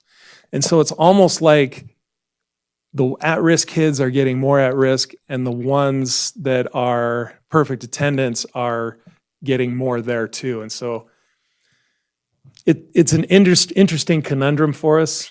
And so, but again, that's why we're trying to focus in on these. It's basically going to be 100 students that we focus in on for these behavior academies. And anytime you take those 100 students out of a space, out of the hallway or out of a classroom, and really focus in on what they need, then you could focus in on what other students need as well. So it should be, when you think about giving kids what they need, this is right where we need to be. So, of course. Just a quick question. Back when I was a principal, pre-COVID, they used to prevent students from getting their high school or their driver's license, right, based on attendance. Did Yeah. they get rid of that? No, we still do that. Okay. And some kids just don't get They there. don't care. And they don't park on campus, they park down Robinson. So there's loopholes everywhere. And there's only so many sheriff's deputies out there. And so, but yeah, that's still a thing. And when kids actually do want to get their driver's license, then they come in and they improve their attendance. And so, yeah, it's helped some of our kids. Celebrations, student leadership. Our Nevada Association of Student Council is hosting the leadership conference this weekend. That is some pretty exciting stuff. And yeah, sorry I didn't get you something this week. Anyway, it happens. But it's going to be a great event. I would highly encourage people to at least check it out. Kyle Allen is our student body president, and I'm sure you guys have all met Kyle at one time or another. He's a pretty phenomenal student. So students continue to be recognized through CTSOs, prestigious college admissions, excellence in activities and athletics. Our PLC work, our teams are continuing to work through that PLC cycle, where part of that cycle is to look at their CFA data, identify student learning, and then engage in adult learning as well. So again, the PLC process for us is twofold: students learning, adults learning. And when you look at student data and tie that into the instructional strategies that they use, that's when everybody wins. Again, AP Jumpstart and CTE data, as I've said before, it's still doing great. And again, the MTSS work that we're engaging in, we are piloting things right now that we are going to be fully implementing for the 26-27 school year. And I know I didn't put the staffing up there. Our culinary teachers, she is retiring. Graphic design teacher is leaving after this year. We had 2 math teachers retire, a science teacher retire. English teacher is leaving. So there's 6 or 7, but we don't know if we're going to get people. We don't, and we've identified where our reductions are coming from as well. So, but those are the ones that I kind of mentioned were ones that that we'll need to start getting as soon as we can. Well, then, and the reason I asked that question to be included was, the next agenda item. No, and then the yeah, one after I- that as well. yeah. And so, you know, I mean, I think us in board, you know, us as board members, it's important for us to know vacancies, how it would affect the school, if not the schools, if not filled. Because I think it's, you know, very important to all of us that, you know, the education and we get the people in where we need the people to be. So, thank you. Well, we'll go ahead and start with questions if you wanted to start. Questions, comments? It's okay if you don't. Yeah. Well, I've had the opportunity to work with Mr. Carstens before, doing some data on their AP and dual credit and seeing a lot of their impressive results. And it's just been moving in the positive direction over the last few years. So big supporter of that. Thank you. Okay, thank you. Trustee Ramirez? I also commend you for all the programs that you have going on for all our students. And I really appreciate that you are looking into helping those students that are in need of learning how to be a student. I mean, I think that is a huge component to getting the students to get on the right track. So thank you for doing that. Yeah, and it is something that we are trying to implement during our summer school time as well, some behavior academies for our incoming freshmen. So they'll get a start in summer school this year. And that was pretty much my same comments, just echoing Lupe and not letting those kids just kind of fall by the wayside, just really pulling them in and figuring out how to help them kind of in life. And these 4 years go fast, and then it's life. Yes, And it so is. that's great that you're helping them learn how to learn and be a student, because that'll go a long way once they really do get out. So thank you. Thank you. Very easy question. On the celebrations under students, you said you had CTSOs. What is a CTSO? Career and technical student organizations. So they're the clubs that go with our CTE programs. Okay, thank you. Like FFA, AJ mentioned FFA, that goes along with our ag. Okay, Ag science and ag mech. thanks. On your Jumpstart program, how many seniors are due to graduate this year with their degree? Oh, I don't know. I was wondering. With their associates? Yes. Yeah, it's usually right around the 30 mark, because some of them we do year one. We do first year seniors also, and I don't think they can quite get to the associates, but the cohort of 30, that's a 2-year program, they usually get through, and it's usually right around 30 students. Okay, thank you. Yeah. All right, so with the Jumpstart as well, as you well know, and the community may or may not, but the school district pays for 100% of the student. And At this time, yes. Yes, at this time, and not a lot of school districts do that. And I don't expect you to answer if you don't feel like, but the question would be, do you feel as though the participation or the enrollment of Jumpstart would move the pendulum drastically, not so much, if we decided to do a 50-50 or a 70-30, you know, and not have the school district pay 100% of the cost? Yeah, no, and we just had that conversation this morning. We met with our WNC people, discussed a lot about money and everything, and no, I mean, we didn't make any decisions moving forward or anything, and I don't know how it would work out. I know that we look at free and reduced lunch numbers versus full payment also, and you know that there's ideas in there, and I know it's a big chunk of money. It's a huge chunk of money, and so and we're not getting any more. And what we saw today is that their costs are going up. So you know there's certain things that could happen, may happen, may not. I don't know, right? I'm not in charge of that budget, and so we just and I'm glad that Mr. Bringhurst back there is in charge of that budget, and you know I'm in charge of my school budget, and it's still good.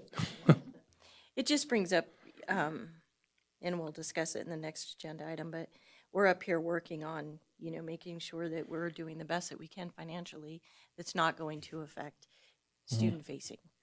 Yeah, so and I know this is that- one that isn't student facing, and so I just didn't know what the consequences would be if we chose not to do 100%. No, and I know that, and I know when Tasha was in the chief academic officer role, basically what she would talk about was if we had those kids in school, the amount of money that those kids generate, you may have to have another teacher or two. So instead of paying that money to WNC, we would probably have to hire a couple more teachers to be able to work with those students in the school. And so that was kind of the trade-off. Is it an exact trade-off? I don't know if it's an exact trade-off, but that was the philosophy behind it. And I appreciate that, but then that brings in the enrollment decline as well. So our enrollment continues to decline. So, then would those students just fill that? But however, that might be for another day. The other question that I had though is, I know when and I was trying to rack my brain because it's been a while since I've been in the classroom, but with the tardies, it would be like a certain amount of time where it would be like the first 10 minutes, right, is tardy. After that, then you're sent to the office because then it's no longer tardy. You're to the office because you are, I don't know what we ever thought they were, but it's like go to the office because you've missed class. So I guess any of you could address this. What happened to that? Because is it my understanding that this extreme tardy is what, up until 5 minutes before class ends, 10 minutes before class ends? No, If you show up to class, Yeah, and you get more tardy. we also do a truant on campus, so if they were gone, like, most of the class, and that just helps us track, like, how long they were tardy. We want kids in classrooms, so we don't just say, go to the office, but the teacher then will write a referral that, hey, this kid was super tardy. So Extreme tardy. super tardy. It's like 10. We could ask Jeremy Lewis. How many minutes for super tardy? Between after 5 and before 45. And how long is the period? 51. 51, okay. And after that, we count them as truant, but truant on Okay. campus. Trying to distinguish between a kid that's sitting at home truant versus a student who's on our site somewhere. Okay. Truant. Just helping us divide that data up to see, because there's a difference between the student who's hiding in the bathroom versus or wandering the halls versus Right. the one who's just was, a minute late. But because then I would look at this and say, and this is just coming from mine, so when a student was 10 minutes tardy, one, it's disruptive. Mhm. Two, it creates more work for the teacher Yeah. to try to catch that student up. So then if the student is 40 minutes tardy or whatever the case may be, I can't imagine what that does then to a classroom. Yeah. If you, and I mean, you're looking like, yeah, you're right. It does. Yeah. I was just gonna say, I've done research on this for other projects, and many districts across the country, actually, not even just in the state, it's a percentage of minutes you miss per class period. So if you miss more than 50% of the class period, if you have a 51-minute class, if you miss 26 minutes, it's considered an absence, which then becomes a whole other issue, other problem, because you're already battling chronic absenteeism. But if you look at the data nationwide, most of them do it based on a percentage of class period time missed. Yeah, And the biggest thing with it though is we know some of them, but usually when it gets entered in, it still gets entered in as tardy, right? And so when you can filter it, and we have a lot of kids, and it's a small percentage that are extreme tardy, right? Yeah, it is the same ones, and so when we can filter it better, and that is our plan for the future with our behavior academies and the things that we're getting into place. But when we can filter it better, then we're going to be able to address it better. Well, I applaud you for the Behavioral Academy. I think that was very creative and innovative. And so I really appreciate you adding that in because I think it's something to celebrate, especially at the success, that it is as well. So, and thank you again. Oh, yes. And Walt, I have another question. So in regards to the enrollment for Jumpstart, do you know or are you able to share with us this? I know that initially the program was supposed to be targeted to help students in the low income category. To your knowledge, is that still the case, or are we even taking that under consideration? I do think we take it under consideration. And like I was saying before, so for next year's cohort, we have a total of 4 students that were denied. I don't know their their financial situation. But having only 4 that were denied the cohort because we had 63 accepted. But that was basically the number that we were 52, sorry. 52 students were accepted. 8 of them were disqualified through GPA, grade, in math, or attendance. And so they have to have those 3 things. But then when they do the selection process, they look at the whole child. Yeah. Trustee Varner, did you have something else? It sounded like you met with WNC this morning. Yes. Do you know what rate increase they're talking about for tuition? 'Cause Yeah. that's something we have to take in consideration too. Yeah, I can't remember the exact number from this. They have it posted to their site what the rates are, both for dual enrollment and the Jumpstart. Is it a small increase, a significant increase? I don't know. If I You got it up? Brandon.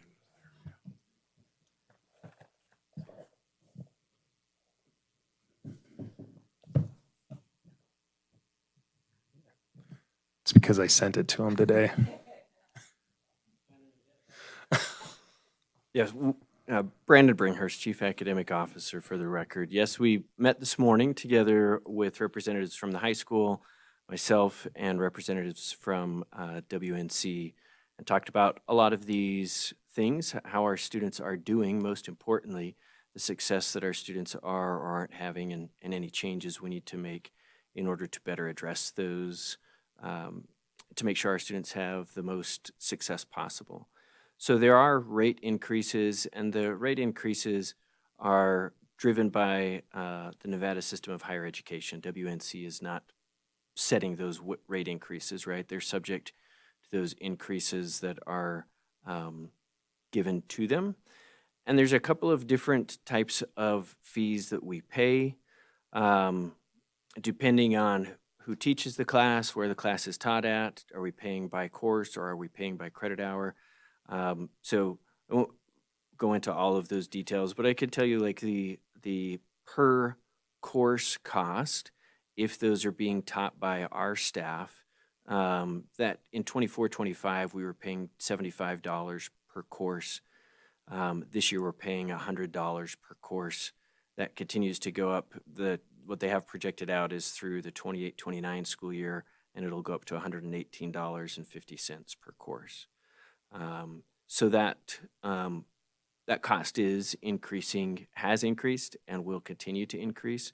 And so we are certainly looking at how we fund that and what might need to change in the future with that. So the per credit cost is also going up. It was $85. It's currently $87.50. And in 28-29, it will be up to $99 per credit. Again, it kind of varies depending on the type of course that's being taken.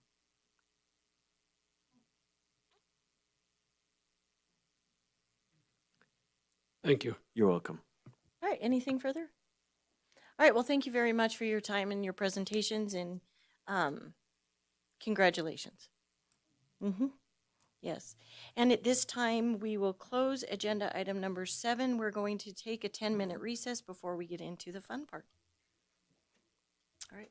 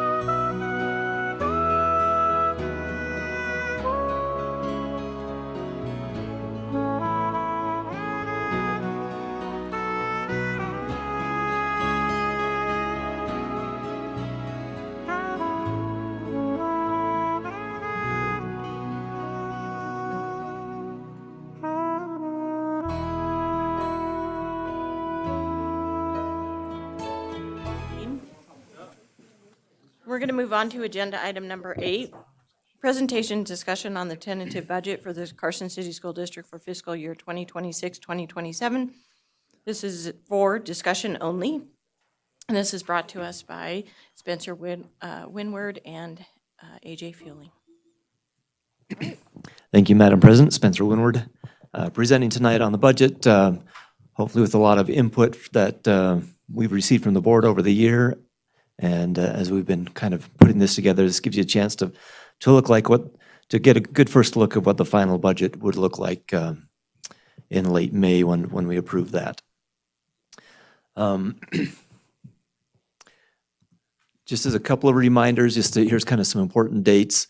Those first 3 of the check marks are information that we get that touches on some of our funding of some of the estimates that we get from Department of Taxation.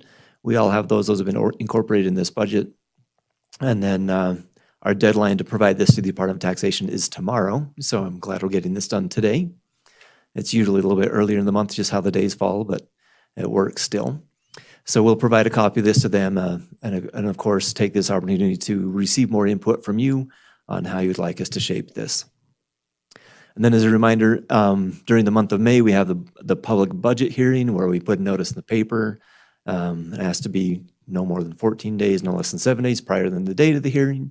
Our date for that this year is going to be May 28th, coincides with our board meeting and falls within statute for what we need to do.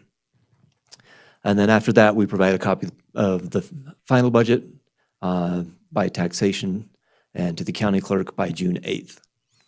And then just fast forward into the end of this year, December is when we can amend that final budget. Once we know a lot, we have solid data where the final budget is based more off of projections. We know a lot where our enrollment is, where our staffing is, and we can amend that budget as needed on the last day of the calendar year. So those are kind of some important dates and where we're at with this cycle. Seems like it was just yesterday that we were amending the final budget of December for this fiscal year. And now here we are again. So a little bit of information of how we put our budget together. One of my favorite definitions of budgeting is described as fulfilling infinite needs with finite resources. That's definitely where we're at, and feeling that a little more this year than we have in the past. And our budget has been, we do the best with all the information we have available to us. So, our tentative budget has more projection in it than depending on it is. And that varies between an off year and a legislative year. This is an off year, so we have a little bit more data and a little less projection. However, it's built on a lot of assumptions. We have always been conservative in building this budget. And the reason of that's treated us very well as a district. Our ending fund balance is very healthy, and I feel that's in part because we do use a lot of conservatism in building our budget. How that works with revenue, in the case of revenue, we're going to use the lower amount. In the case of expenditures, we're going to use the greater amount to have that buffer of conservatism built in there.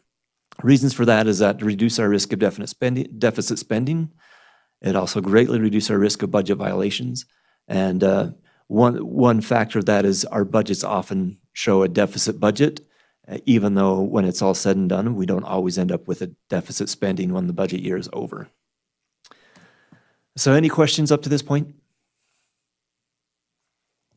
All righty, Mr. Fueling has a little bit of breakdown of some of our staffing costs. Thank you, Mr. Winward. So one of the things I wanted to do, and I guess maybe we're jumping ahead. So the budget that is presented as tentative tonight, and again, it's really important to understand that you are not approving the budget. We are not asking you to approve the budget tonight. It has a budgeted deficit. We have been able to drop that to just over $3 million. It's like 3.025667, something in that range. It's just over $3 million. And in that process, which gets us closer to what I believe is the board's goal, the significant changes in that have been in the previous presentations. There hasn't been much definition around what was happening with the nutrition fund. The nutrition fund is important because next year there is going to have to be a transfer from the general fund to the nutrition fund to cover costs. We had initially expected that to be over $900,000 based on, which is much higher than historical, based on some work. And nutrition is a very confusing fund, especially in the post-COVID world, with some of the changes that have happened and how federal reimbursements come in. But our estimates on that have come down to close to or right now around $600,000. So that's a pretty significant reduction. The other significant reduction that is proposed in this tentative budget is not buying 2 new school buses for next year. So that's about $500,000. The reason for that is we have recently been awarded a grant that is going to be bringing in 4 new electric buses at no cost. Sorry.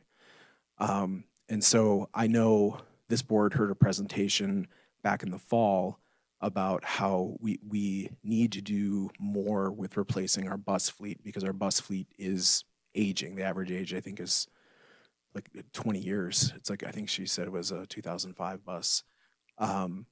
However, this year we have replaced 2 of our special education buses. We have purchased 3 new full transportation, big 84-seater buses. And did we have 2 more? Or was that it? I thought there was 2 more. Okay, so 5 altogether. I thought there were more for some reason. But point being that there have been some, I guess, significant gains, and this board really helped with some adjustments to how we spend our capital funding dollars, allowed us to purchase those 3 buses. So then going into next year, we would have 4 new electric buses coming in. So really 9 new buses in less than, well, say 12 to 18 months, depending on when delivery can happen. So I think there's been some significant gains. And so I don't believe it is absolutely necessary to keep that $500,000 in the budget for new buses at this time. So with some of those significant adjustments, this tentative budget it includes generally all of the reductions we talked about in contracting costs, especially in special education. That is included.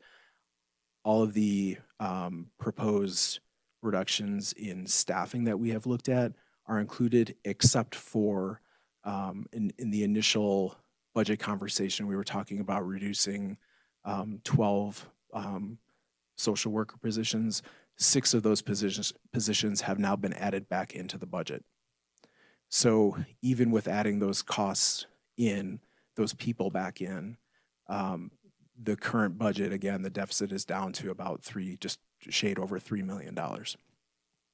So what you have here then is a breakdown of where our staffing costs lie. And this has been a big question. I know many of the board members have reached out. The term student facing has come up several times in conversations about where our costs are. And I want to point out or just make note with this, one of the things during the State of the District presentation, which was, I think, the second meeting in January, one of the things I pointed out, and I point it out every year, but I think made some more effort to point it out this time, is that when you're looking at the costs of administration, when you're looking at the costs of leadership as it is represented on the Nevada Report Card website, and again, that is not our website, they're not our numbers, but when you look at that, we have spending on leadership in the district at something like 5.7%. And that is well below any other district that is represented in the state. So in terms of, again, just to think about, we're talking about student-facing positions. Oftentimes leadership may not be, especially if they're at the district level, but our leadership costs are well below any district in the state, okay? So when you look at where we are in the current fiscal year, and this is going to look at that kind of statistic, but in a little bit of a different way, but I think it's still important. So on the left, you have the current fiscal year. This is the school year we're in right now. And then based on the tentative budget that you have in front of you tonight, what is the adjustment happening to where our staffing costs lie? And I guess bigger picture, staffing costs are really, really, really important to this entire discussion and to any budget discussion for a school district, because something like 85% of all of our costs are staff. We are a people-intensive industry. So when you look at where our costs are currently and this is just the general fund, and on the next slide, I'm going to expand on that a little bit. But in the general fund, 87.5% of our staffing costs are in our schools. So when I that is, I think, literally inclusive of everybody in a school. Okay, so that is including our custodial staff, that is including all of our paraprofessional staff, that is including all of our teaching staff, that is including our school administrators, so principals, vice principals, deans, everybody who is actually in a school, student facing. And so that is 87.5% of our staffing budget in the general fund. 12.5% is what's left. And the way I've approached this for these next couple of slides, I've included transportation in other. I don't know if that's right or wrong, but they're not in the school. Are they student facing? Absolutely. But they're not in the school. So I think that's just something to keep in mind. I don't know that there's a right or wrong way to present this, but I just want to make that clear. So of that 12.5%, 2.3 is transportation, 2.6 is operations. So that's everyone in our operations department, grounds department, maintenance department, and in our warehouse. We have a small central warehouse. If you weren't aware, it's next to Carson Middle, on the other side of Carson Middle School. So that is 2.6% of our staffing costs. And then you go down to the district costs. So this is fiscal services, everything related to accounting, payroll, budgeting, all that sort of thing. HR, all of the things that HR is responsible for with a district of close to 1,000 employees. IT, which manages about 11,000 devices in the district for us. Education services, so everything under Mr. Bringhurst's responsibility. Safety services, so risk management and tech support under there. Our PIO and my office. So if you think about this, is effectively the district office, and this is PDC, the Professional Development Center. It's on, if you haven't, it's 604 East Musser. It's on Musser Street. So that is 7.7% of the costs in the current year of all of our general fund staffing costs. You move that to fiscal year 27. So that again is the tentative budget that you have presented in front of you. With the changes that are happening, the percentage of our staffing costs that are in the schools goes up to 88.5%. What is in other goes down to 11.5%. Transportation ticks up, and there's no change in the expected staffing there. It's just because of a function of how the numbers work. Operations, is a reduction there, that goes down, and then there's more reductions at the district level, mostly because of, well, in both of the previous presentations and listed here in the executive summary, and will be in this presentation in a couple slides, is all of the district positions that are being reduced. The point being that while there are not as many in total positions being reduced at the district level, the entire size of the district level is not that great. And so by even reducing 11 positions, that is an enormous chunk out of the district level. Next slide, please. So then this slide looks at, I'm calling this PCFP funded. It's not really the correct term to use, but most of these funds are considered PCFP funds. PCFP is pupil-centered funding plan. That's the state model. It is inclusive now of more funds. The one fund that really isn't a part of it is nutrition, but I have included that here. So this is looking at the general fund, our English learner fund, our GATE fund, our at-risk fund, our special education fund, and our nutrition fund. And so in the current year, 88.8% of our staffing costs are in the schools, 11.2 are not. When you look at the tentative budget, which is again in front of you tonight, it is now 89.5% in the schools and 10.5% that is not in the schools. There's something else I was going to say about that. So one of the important things to note with this is that in each of these additional funds, they are overwhelmingly student facing. So that's why when you're looking at when you add these in and then you're looking at what's happening for or even this year, the percentage for the amount of staffing costs that are in our schools actually goes up when you're looking at it this way for the current year. And then it goes up even more for next year. And again, that reflects that the cuts at the district level as a percentage of the total number of people at the district level are actually significant, more significant than what we're seeing in the schools. So that's a lot right there. Are there any questions about any of that?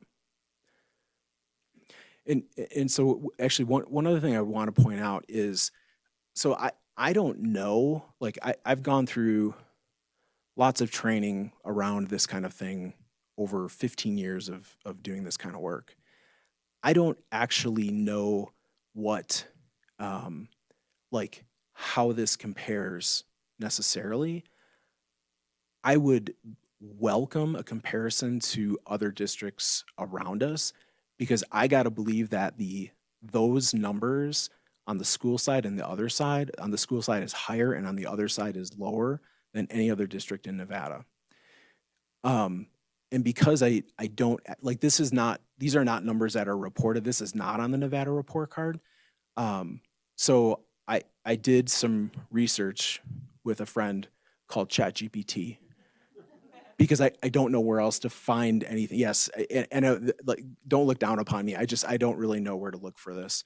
But I asked, if you're looking at the costs within a school district and how they could be broken down as like being in the school versus not being in the school, what is a range of percentages that you would expect to see?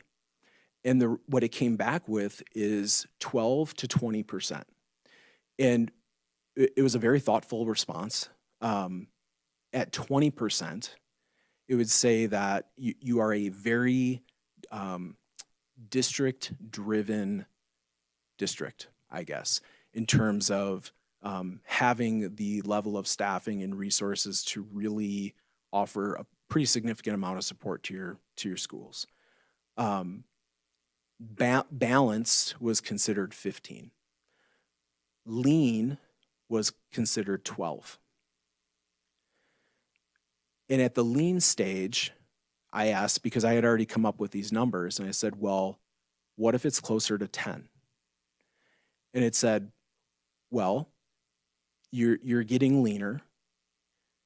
It doesn't mean you can't do it, but you need to pay attention to your schools and listen to your principals, because there's potentially going to be some pain points because there is not as much support coming down to them. So I say that when I'm looking at 10.5%, I mean, I'm confident in all the people that I'm working with, but I feel like that's stretching a bit in terms of like, I mean, to the point that this is sort of like a pilot. We're seeing what this is going to look like next year if this is around where the budget we end up with. And sorry, I kind of cut off. I had asked if there were questions before, so maybe we'll stop here and ask questions. It's not necessarily a question, but coming from a district that was, all of the principals, our LEAs were given our budget, and the district was by law, because they decided they were going to break up our district, so you probably know which district I'm talking about. They were going to spend 12% on the district staff, and 88% was supposed to come to our school. From that 88% budget, I had to pay for my own buses. So transportation was part of my 88%. I had to pay for utilities. Out of my 88%, I had to pay for grounds. So my landscaper came out of my 88%. So when they did 12% at the district level, half of the stuff that you have included at being the district level is actually part of the school budget, right? So you're actually, if you took those costs out, you're running this district level at closer to 7%, not 10%. Because by law, that's how they broke up the large school district, by telling them exactly what those percentages have to be. And when I had to pay we made them break down our utility bills, and I was telling my custodians, turn the lights off, switch the light bulbs out, like, as a building principal, that was my job, was to try and save every single dollar, because it was coming out of my budget and how many teachers I could pay for, or how many counselors I could pay for, to pay for my social worker. The only thing that didn't come out of my budget was my special education teacher, because that was federally funded. Every other position on my campus had to come from my supposed 88%. Thank you. And I think you make a really good point. Like, trying to compare this apples to apples is really difficult because there's such nuance in every district about what the expectations are. And I do know that in your district, you had to pay your utility costs, and I tell that to my principals, and they've never liked that idea. So, Hey, but if we can do questions like at the end, because I think this might Okay. go Sure. around and around. Sure. Okay. So we have a lot left. Can you go to the next slide, please? Okay, so again, listing the positions that have been previously shown, proposed for reduction with some modification. And so, to be clear, these positions may be currently vacant. They may be vacant at year end due to retirement or resignation. They may be vacant at year end because they're filled by staff on a one-year contract as critical labor shortage, because that's a year-by-year thing. Or they are positions that may require reduction. And again, just to emphasize, our goal is to minimize reductions, but then also in every case, try, if we can, to find a place for people to go if a position is going to be reduced. If you can go to the next slide. So the way this is set up is, again, just listing the positions, and these are not new. You've basically seen these numbers 2 other times. The one thing that was requested, just to add a little more clarity, and that is in the number in parentheses to the right, is how many of those positions are currently vacant. Just to kind of give you a sense of, I guess, impact, I think is fair to say. So again, they're under the district level, none of those are different than what you've seen. Under other programs, there are 2 nutrition service positions included in here. Those are actually both expected to be retirements, but they're not vacant right now. Noting, again, 6 social worker positions, not 12. Can you go to the next slide? And then at the schools, again, these are the same numbers that we've shared previously. So I don't think there should be any surprises here. And again, based on some of the adjustments we've made on some of the costs for next year, 6 of those social worker positions have been added back in. And I think next slide is then yours. All right, so hopefully that gives you a little bit more idea of where we sit percentage-wise based off our staffing, how that's affected in the general fund and those PCFP funds. Again, back to kind of the budget, the way this has been built. This includes those proposed position reductions that we just discussed and have been at previous board meetings. We have removed that $500,000 of a transportation bus purchase. We feel we're able to do that because of the great strides we've made in updating the fleet and having grant funds available to purchase 4 new electric buses, which, on a side note, technology has come a long way in the 2 years since we've purchased the last ones. And then this general fund does include that nutrition fund transfer of about $600,000. And the way that the PCFP funding works for that, they average 4 years rolling on what that transfer is. So we're going to kind of be double penalized for the next little bit because for the last couple of years, we haven't had transfers to the nutrition fund. So that's going to factor into this. So we'll see the funding that's made available to us for nutrition to dip for a couple of years before it equalizes again. So that's where that $600,000 transfer is a little bit larger than I'd like to see it, but the reality is that's probably going to be where things need to be to operate according to all the guidelines that we need to. However, we're working to see if there's any which way we can reduce that as we continue into the final budget. And then our site budgets are flat in this budget. There's been discussion about reducing those. Those have been flat for the last 4 or 5 years with no reduction or no increases at all, where we've seen very high numbers of inflation. So they've already kind of naturally been reduced, where we've kept them the same number and not made any adjustments for inflation. And our sites have done very well to work with their finite resources and their infinite needs. So things that may affect this, as we learn more about staff resignations, retirements, we'll continue to factor those into staffing costs and any potential non-staffing costs that we may need to change in the budget over the next year, or next month, between now and the final. So as you recall from our previous board meetings, you're hoping for us to get the deficit down to 2 or 3 million.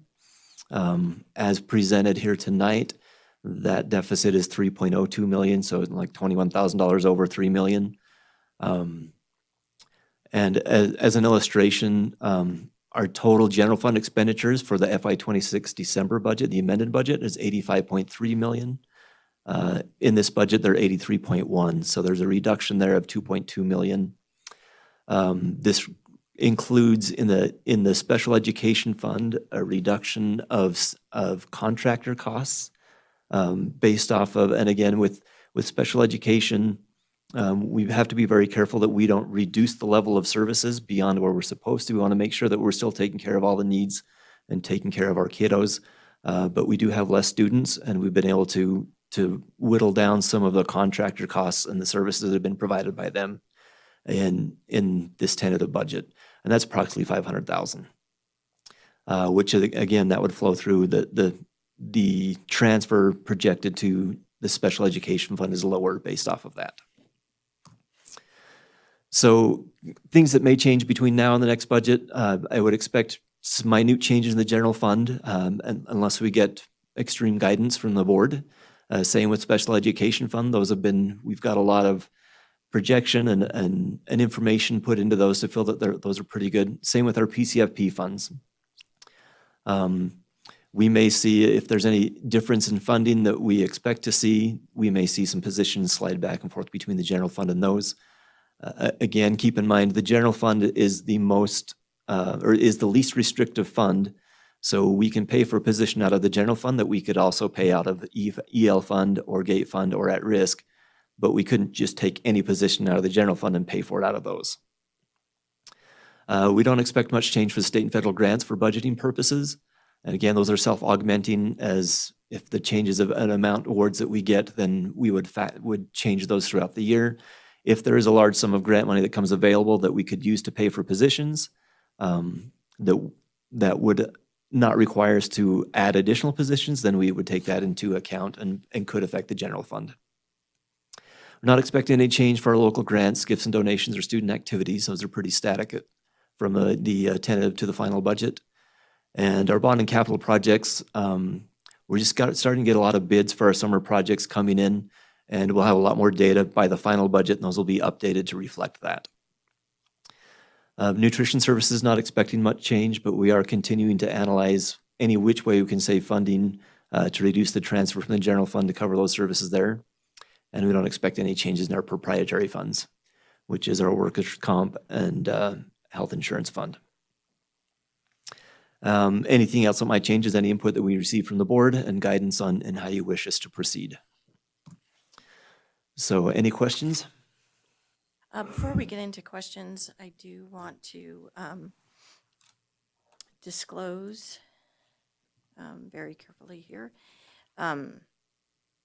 So I'd like to disclose that I have a family member that is a district employee and affected by the board. It's no different than any other employee, so I have been advised that it's not a conflict, but I wanted to disclose for transparency. Are there any other disclosures? Yeah, I also have one. My wife had 3 small contracts with the district this last year, or this current year. No signed contracts for next year, but there may be 1 or 2 small contracts that she'd be involved with. I'd also like to disclose that on the contracts for next year, I'm listed as having a contract for consulting services, but I am not in a contract with the Carson City School District for the next year. That was a completion of January 2026, so that can be removed. Thank you. All right, so with that, thank you very much. We'll go ahead and start with questions.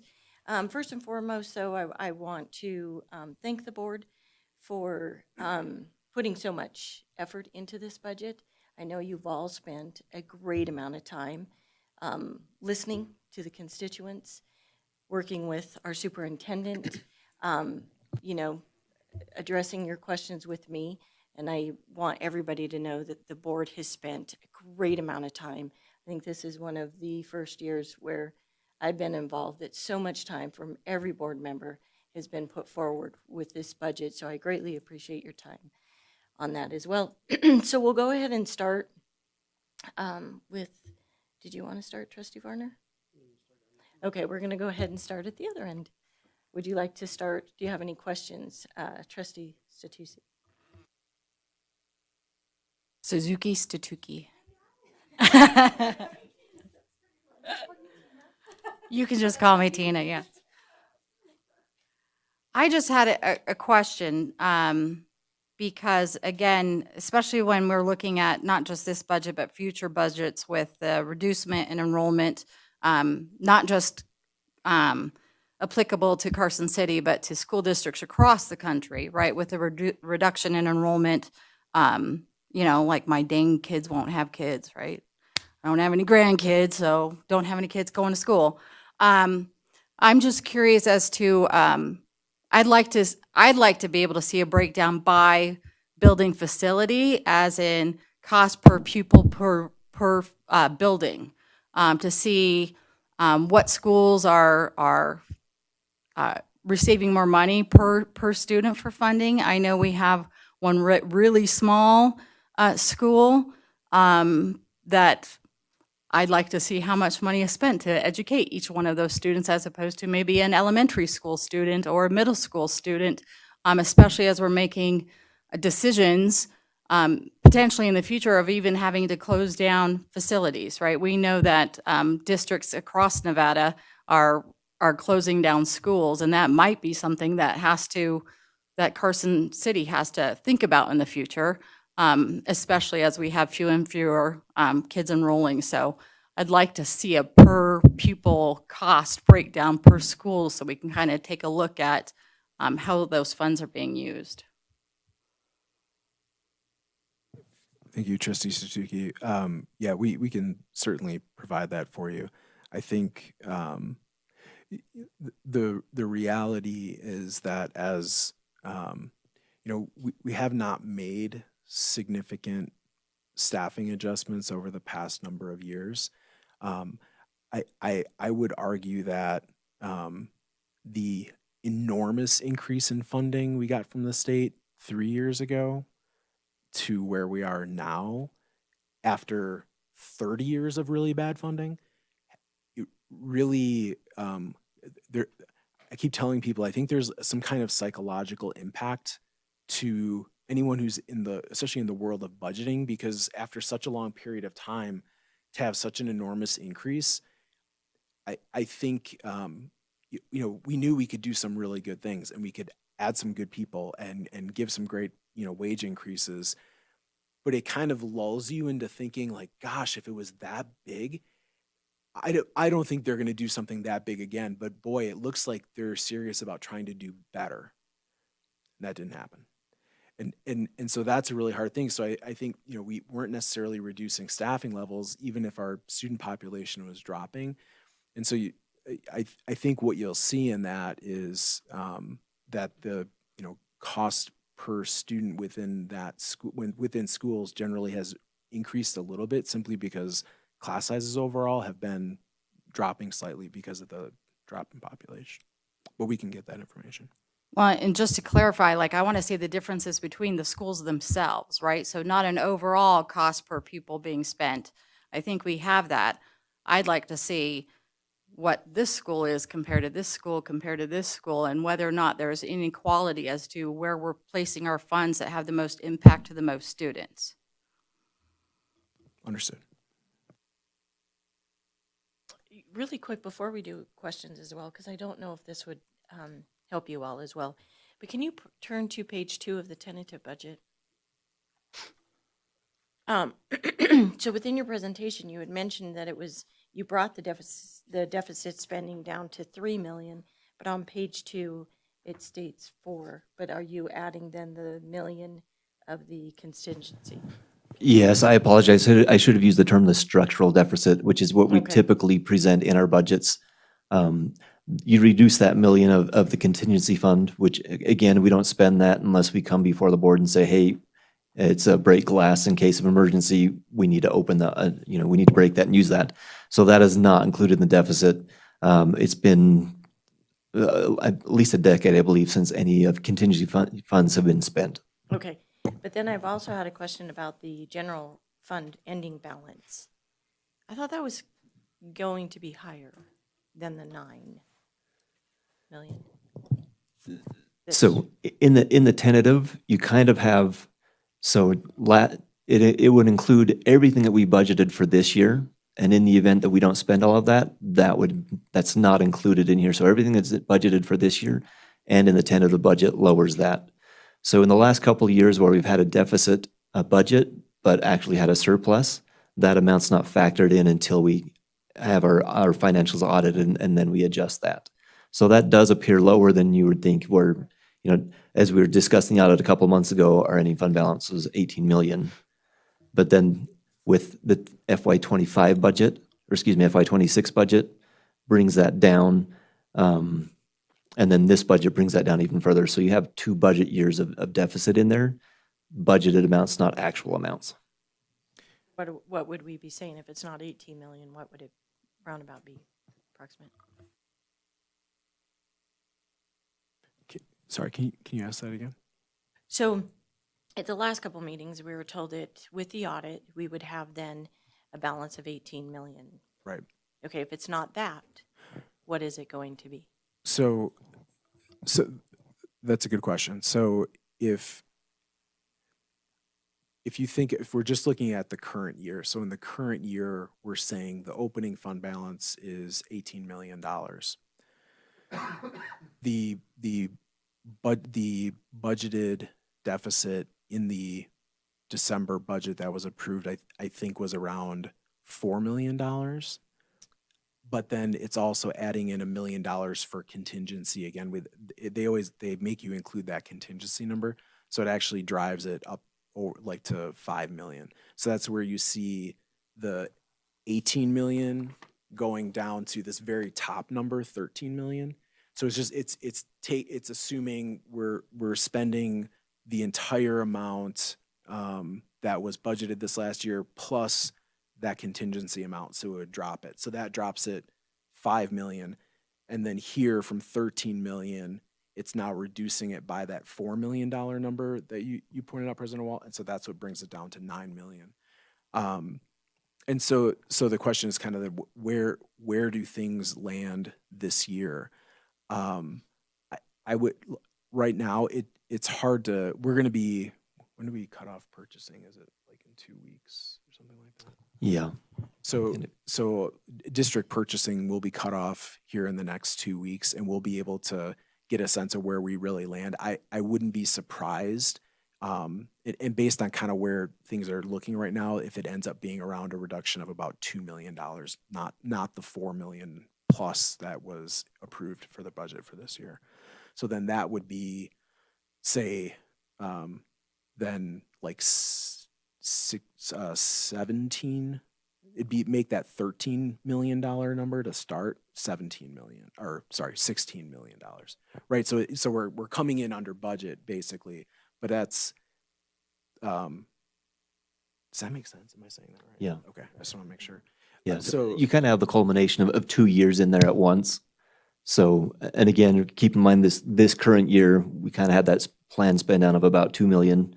So even though our budgets have typically had a deficit budget and we've come out positive, this year we're not expecting that. So that starting at 18 million, and then as budgeted, if you look on page 8 of or 13 of the budget, there's the estimated current year ending column, and that shows you where we're budgeted to end.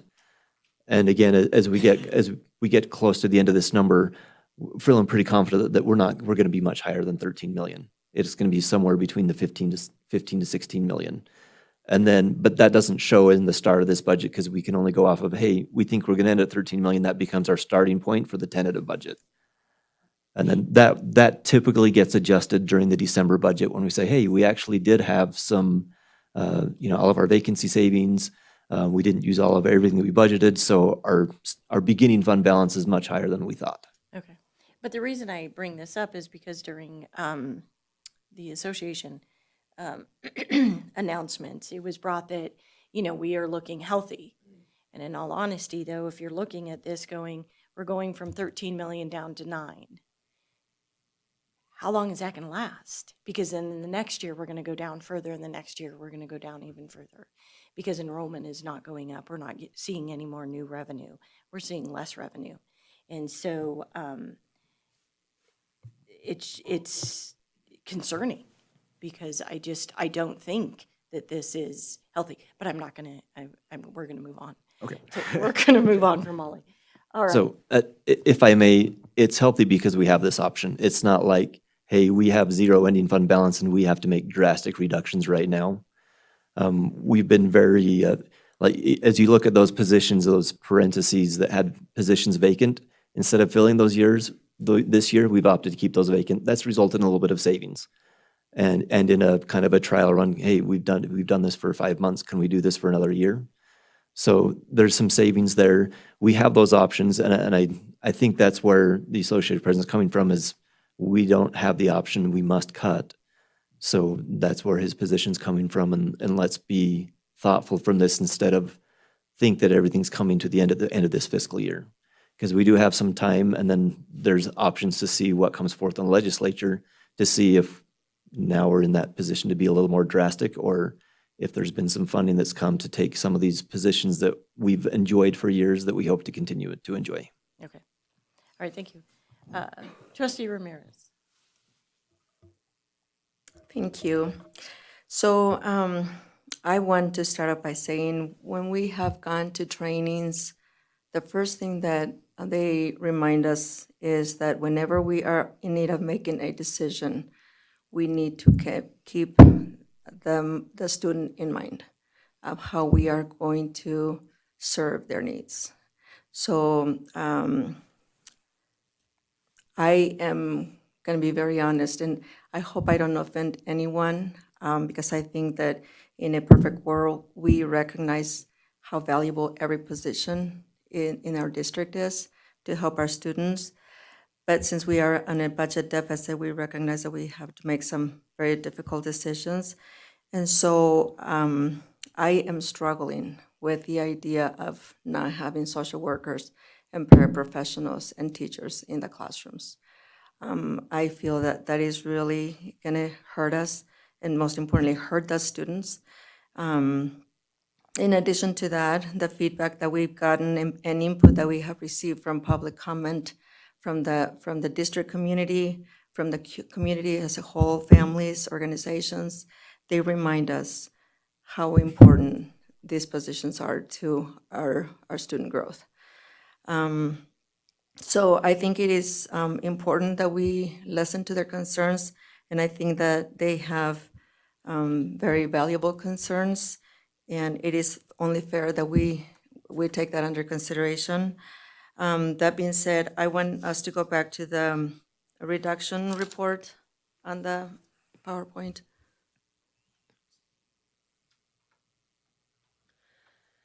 So For the teaching positions or? that one right there. This one, okay. Okay. So I do see that some administrative or some positions in the district office are listed here. However, I don't see any administrative positions. And so that's one thing that I have been hearing from people in the community, that we really need to look at those positions and analyze which positions the district cannot function without. And so that's my recommendation, that we analyze the positions in the district office and see which positions we cannot do without, we cannot function without, to meet the needs of our students. Thank you, Trustee Ramirez, and no offense taken, so don't worry about that. Thank you. What I would say is, I would heavily, and maybe I should have included this data, not to say that any position is, without, consideration. But I would go back to when we're talking about district leadership positions. Again, we as a percentage of our budget, we are well under any other district in the state, and is in terms of, again, that is maybe a little more apples to apples than some of the percentages we showed earlier, because they're just looking at what percentage of your people are either certified or non-certified administrators, and that's an easy thing to pull, so they can look at those numbers. And if that is any gauge for, I think what has been actively trying to keep funds in our schools rather than putting them into more district office staff. Like I would love to have a deputy superintendent that I could just send on errands and do things. And that's just not how we have operated. Even with the huge influx of funds, we didn't add a position like that. So I very much understand the concern and the thought. From my side, I would struggle with the idea of trying to reduce more of those, just given we are already lower than any district around. But I understand, and I understand the concern. I think all of us, if possible, would not want any of this, right? I hate all of this. So it's difficult. And the other, maybe the other thing to add too, so we're looking at, again, some of these positions are vacant. In total, I think there's something like 46 positions we were looking at. At the district level, there are 41 positions total. and so just the idea of the magnitude of how much we're actually looking at trying to adjust, I don't even have enough people at the district level to, if I, in an ideal world, we wouldn't make any cuts in the school side at all. But there's not a way around having, I feel like some impact there. All right, thank you. Yes, thank you. And we all recognize how uncomfortable it is to sit up here right now. So I appreciate your questions. Trustee Roberts. All right, I have a few. But yes, first of all, I hate this too. And I didn't take any of it lightly, and so everything I have to say is just, I care about all the positions, and I just want to share everything that has come to my mind or things that I've seen from other districts who are in the same position and what they're looking at and ways to save money. But first, before I get into that, I do want to ask about this new Paloma app that the district has and where funding for that has come. Sure. Paloma, and just to be clear, we are talking about an application that is downloaded onto a phone, nothing else. Because that name is used for some other drinks. And I just want to make sure that's not what we're, sorry, maybe it's not commonly known. Maybe I shouldn't know that. Okay. So Paloma, thank you for the question, Trustee Roberts. Paloma, the cost for that app, and it's an app really for kindergarten through second grade parents to be able to kind of engage with some of the same ELA literacy type topics that they're having in their classes, and to come home and be able to support them a little bit at home. That is entirely being paid for out of grant dollars for this year. We don't actually have a contract with them. This came on a little bit late, and so we want to see how it goes. Like there's great data they share. We want to see how it does for us, and then if there is interest to continue it next year, I mean, it's going to be out of grant dollars is what it comes down to, because we wouldn't want it to impact any of this. Okay, that's wonderful to know that it would be grant funded, because it was just concerning to think that maybe we were going into contract when we are looking at such a large deficit. So thank you for that. And I guess my other question with that is, are we collecting our own data for that and how it's going? I mean, I know it's got good data for other districts that have used it, but yeah.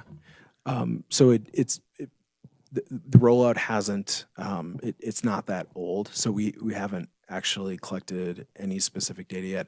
I know from a usage standpoint, we have at 2 of our schools, almost 20% of our families have signed up, or I should say they've downloaded the app, I guess, and they're actively using it. All of our schools are above 10%, but there's 2 that are doing a little bit better. Shout out to Sealiger and Fremont if you're here.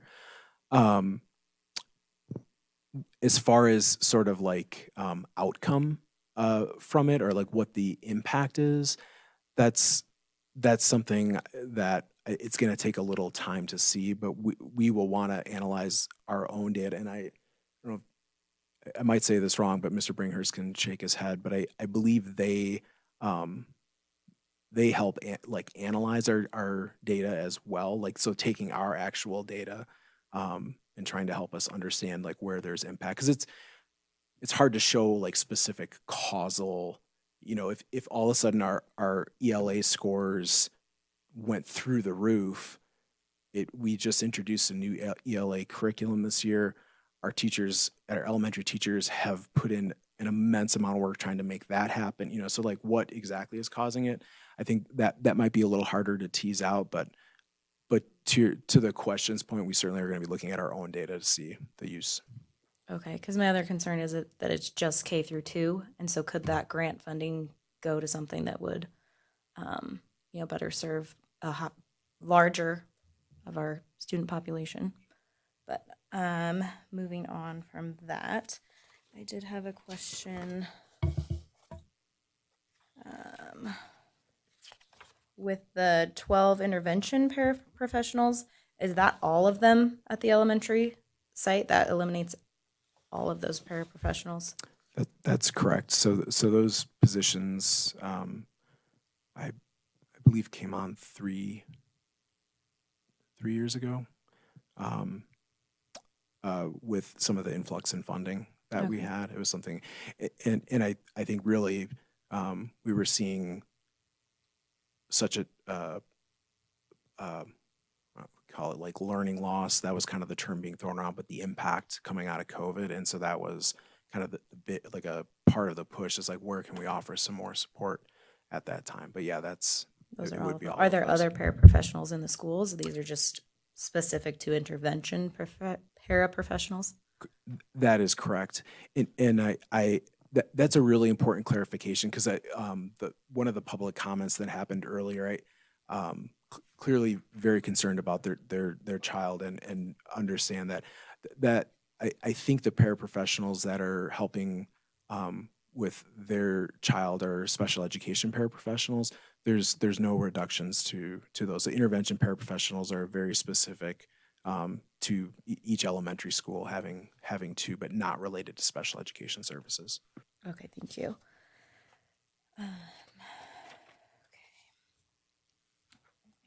I kind of have notes all over, so let me just make sure.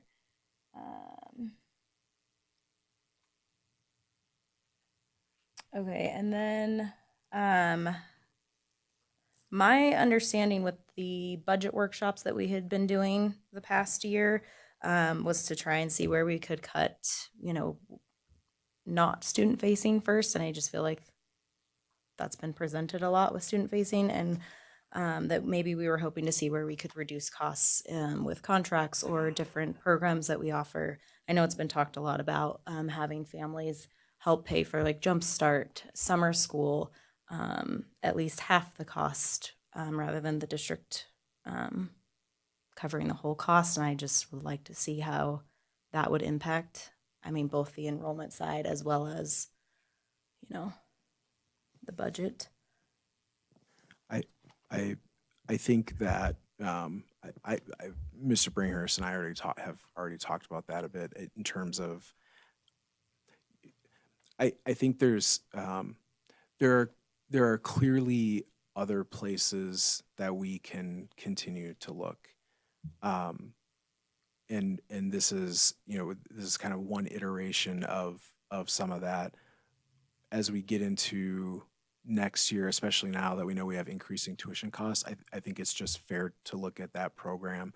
I think it's fair to continue looking at. I know Trustee Walt had concern with within special education, a lot of the contract costs, right, that we've had in there, and so that was kind of the deep dive this year in pulling back $500,600,000 in expected contract costs for next year. So I think to your point, I feel like the workshops were supposed to bring some understanding, and to be completely honest, we really have never done anything like that before. There's so many funds and there's so many different ways you can use them, and we've never really spent any time with the board going through that kind of information before. And I know it's still a fire hose, even though we kind of split it up fund by fund. It's just a lot. It gets complicated. So I feel like, if anything, maybe to spur ideas of things to focus on and give us feedback. And I feel like when we went through special ed, that contract piece was kind of part of the feedback. So I don't know that it was it impactful in terms of how we were looking at this? I would say yes. Did it and like based on the questions we would get about things, did it influence every single possible decision within all this? Clearly not. That wasn't entirely part of it. Okay. Yeah, I just really wanted to look at more of those opportunities rather than, staffing opportunities. And you have on here like the GATE fund. I know not all schools offer GATE. I know it's a great program, but is that something that costs a significant amount, or what's our enrollment like in that? Just look at those kinds of things. Sure. And then my last thing, just echoing Trustee Statuki with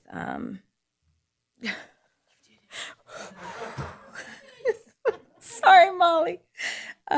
Just with the decreasing enrollment in some of the schools, saying their class sizes are pretty small, and just what would that look like to possibly close a site, and could we rent it out and make revenue off of that?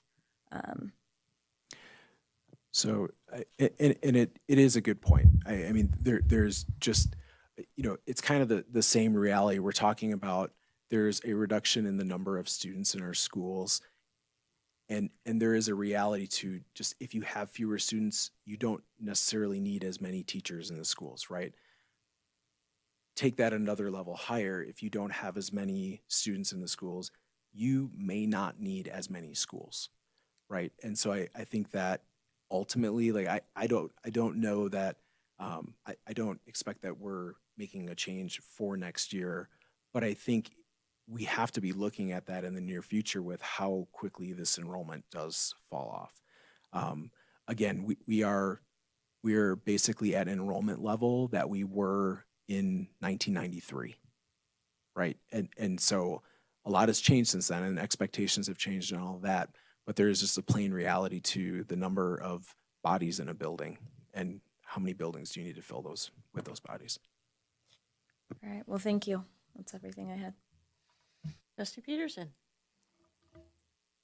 All right. Well, being this far down the line, a lot of the notes that I had have already been touched on. I also wanted to, like Trustee Suzuki said, with the one campus that is such a small portion of our students being funded, to see like how much that is practical for how long, or what we can do to justify spending that much on such a small percentage.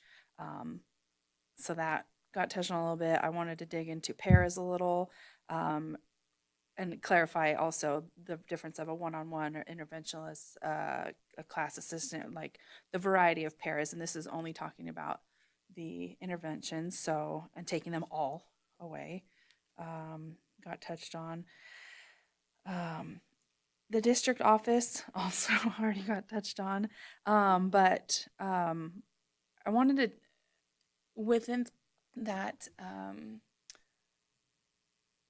does every position, and also I wanted to clarify, you said there are currently 41 in the district office?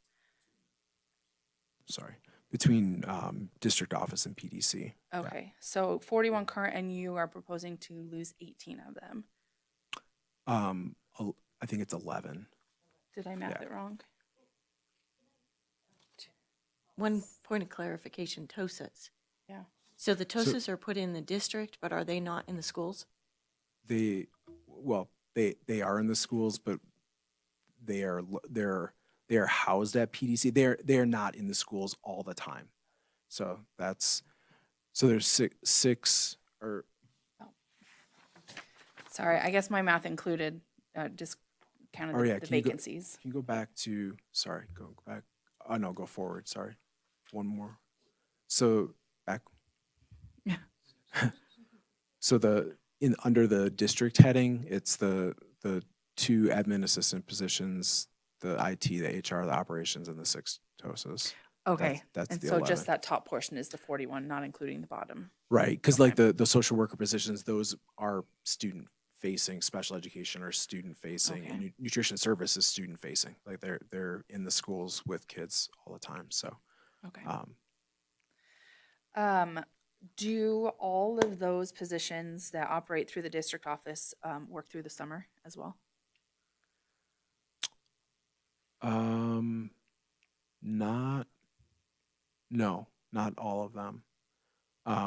Some of them are like, so for example, the TOSA positions, those are actually, they're teaching positions, but they're on a little bit extended contracts, because our teacher contract is 183 days. For the admin assistant positions, I think those are year round. All the director positions are year-round, like administrative staff, fiscal and HR and IT are all year-round, because even IT, they're going around the schools during the summer to get everything ready for the next year. So I'd say most of them are, but there are exceptions to it. And those that are justified in being a full 12-month? I think so. I mean, position? we have talked about some of those positions and potentially reducing the number of days like for next year. The impact isn't necessarily that significant, so I haven't really included that in here, but there are a few positions we have discussed, yeah. Okay. And then the last is realistically,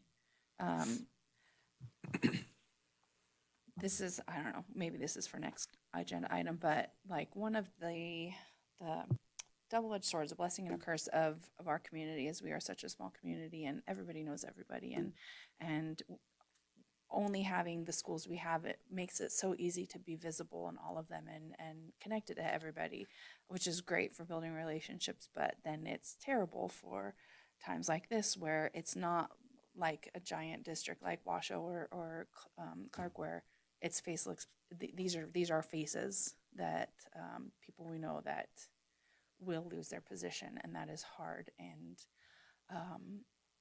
I know you've talked about not necessarily, even though, let's say we're cutting an elementary school teacher position, that it doesn't mean they have no job. It means that they could move into a vacancy somewhere else, and that they won't necessarily be cut immediately. They will be offered a shift in their work. Based on the holes we know about and the holes that we expect, realistically, do we have an idea of how many people will truly not have a job at the end of these cuts?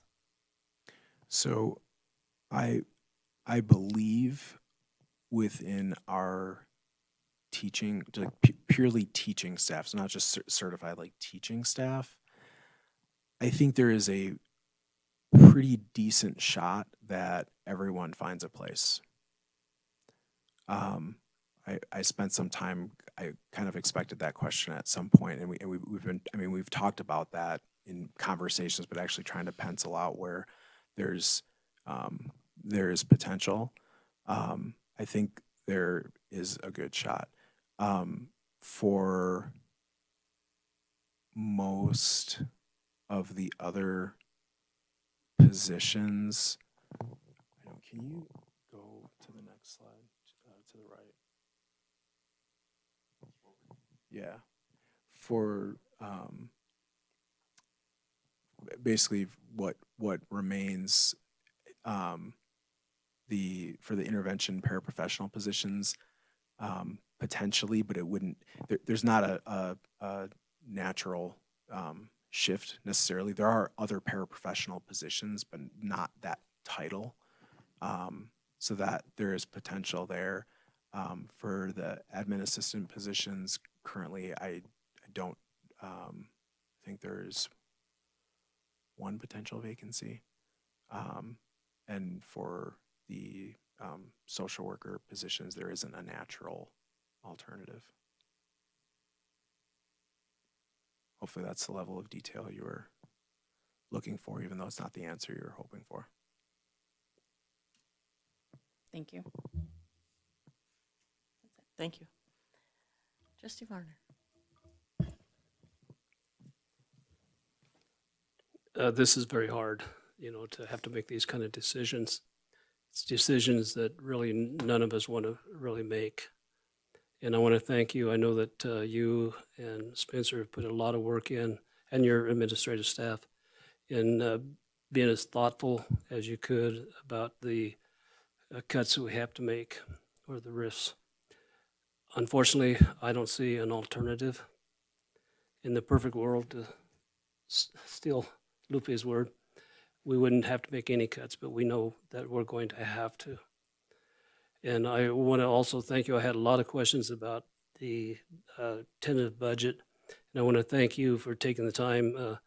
I think I spent about 4 hours between two different meetings talking about the budget and different issues about surrounding it with you. So thank you for that. I do have a couple of things. as I look through the contracts, there's a couple that I don't see on there. Is EduStaff wasn't listed, and then Kaplan wasn't listed. So is there a reason they weren't listed as one of the contractors or having a contract? Again, for the tentative budget, this is pulled off of an old report that we used to do that hasn't always been all-inclusive.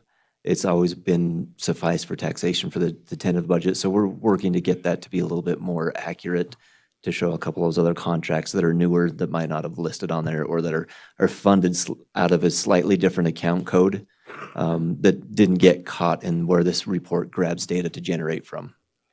I'm also curious about what the EduStaff costs. What does it cost in the district? I don't have exact numbers, but I believe year to date, we're less in costs than we have been in the past. So last year, we were kind of a hybrid. We still had some substitutes. We had EduStaff the year before where we did not have EduStaff at all. At this point to the year, we're less in overall costs than we are in salary costs. That's not taking any account the benefit costs that come along with that. So, and again, there's still, I would like to do some projections out on what it would cost through the end of this year. But it's definitely either going to be a break even or a savings over previous funding. And Trustee Vargas, we can get those numbers to you. Okay, thank you. Yeah. Also, as I go through the contracts, we have contracts for physical therapy, behavioral therapy, occupational therapy, intervention services. It comes out to over 1.3 some million dollars. What are those for? I mean, and how many students are being served by those, I guess those contracts? Most of those, without being able to research it, based on the types of services you're saying, most of those are for special education services. And that's where, so in the current year's budget, I think we have 2.3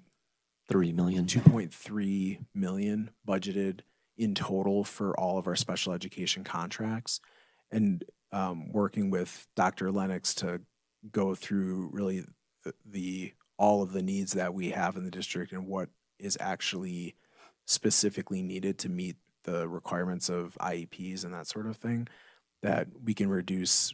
I think in the end it was close to $600,000 ultimately in those contract costs. Recognizing also, and this is really important, that so meeting special education needs is not a choice, right? We have to do that. And so if we get new kids in next year that may require some more services that we may have thought we could reduce, we have to meet those services, and we just have to figure out how to make it work. In the same respect, we know that our ASP numbers, so Dr. Lennox kind of talked about this, they are, even though our total special education numbers are decreasing, our more significant needs are increasing. So that may cause us to have to look at our staffing. We may need to add a teacher potentially if you had a bunch of kids come in. We don't have a choice. But point being, some of those contracts that are listed, I'm certain almost all of those are special education contracts, but many of those are being reduced for next year. Okay, thank you. Also, one of the big topics over the last several board meetings and a lot of public comment has been about social workers. And I'm glad that you were able to find some funds to keep some of them. I had the opportunity to spend a couple hours with one of the social workers over at Fritz, and I observed what she was doing and the work she was doing. And I thought, it was well worth it. Unfortunately, we're going to have to let some of them go, I think. I don't see where there's money to keep all 12, but I'm glad that there was at least some that we could keep. But I do worry over the next several budgets. the information I'm getting through NASB and our lobbyists there, it doesn't look like there's gonna be a lot more funding coming towards the schools in the next session at least. So we're gonna have to make further cuts, I would suppose, or reductions maybe. So I worry about if we're gonna be able to keep those positions for the long term. The one thing I would say, and I think you're right. I mean, I don't think any of us want to feel like we're kicking the can down the road. That's not a good place to be. One of the primary revenue sources that go into the state education fund, the biggest source is sales tax, and I think a lot of the projections going into next year were not good. One of the interesting things is with inflation creeping back up, that actually increases sales taxes revenues coming in just because prices are higher. So it'll be interesting to see what happens with projections for revenues for next year, simply because of some of that. And I'm not a fan of higher gas prices or anything like that, but it's just a reality that sales taxes are a big part of it. Yeah. Well, I appreciate the work you guys are doing, and like I said, it's very hard for us up here, and I can see you've struggled with it, and so I do appreciate the work you've done on it, and I think, like I said, once again, that I think you've been very thoughtful about it, and I do appreciate the time that you've taken with me to go through the budget. I had a lot more questions that you were able to answer for, so thank you.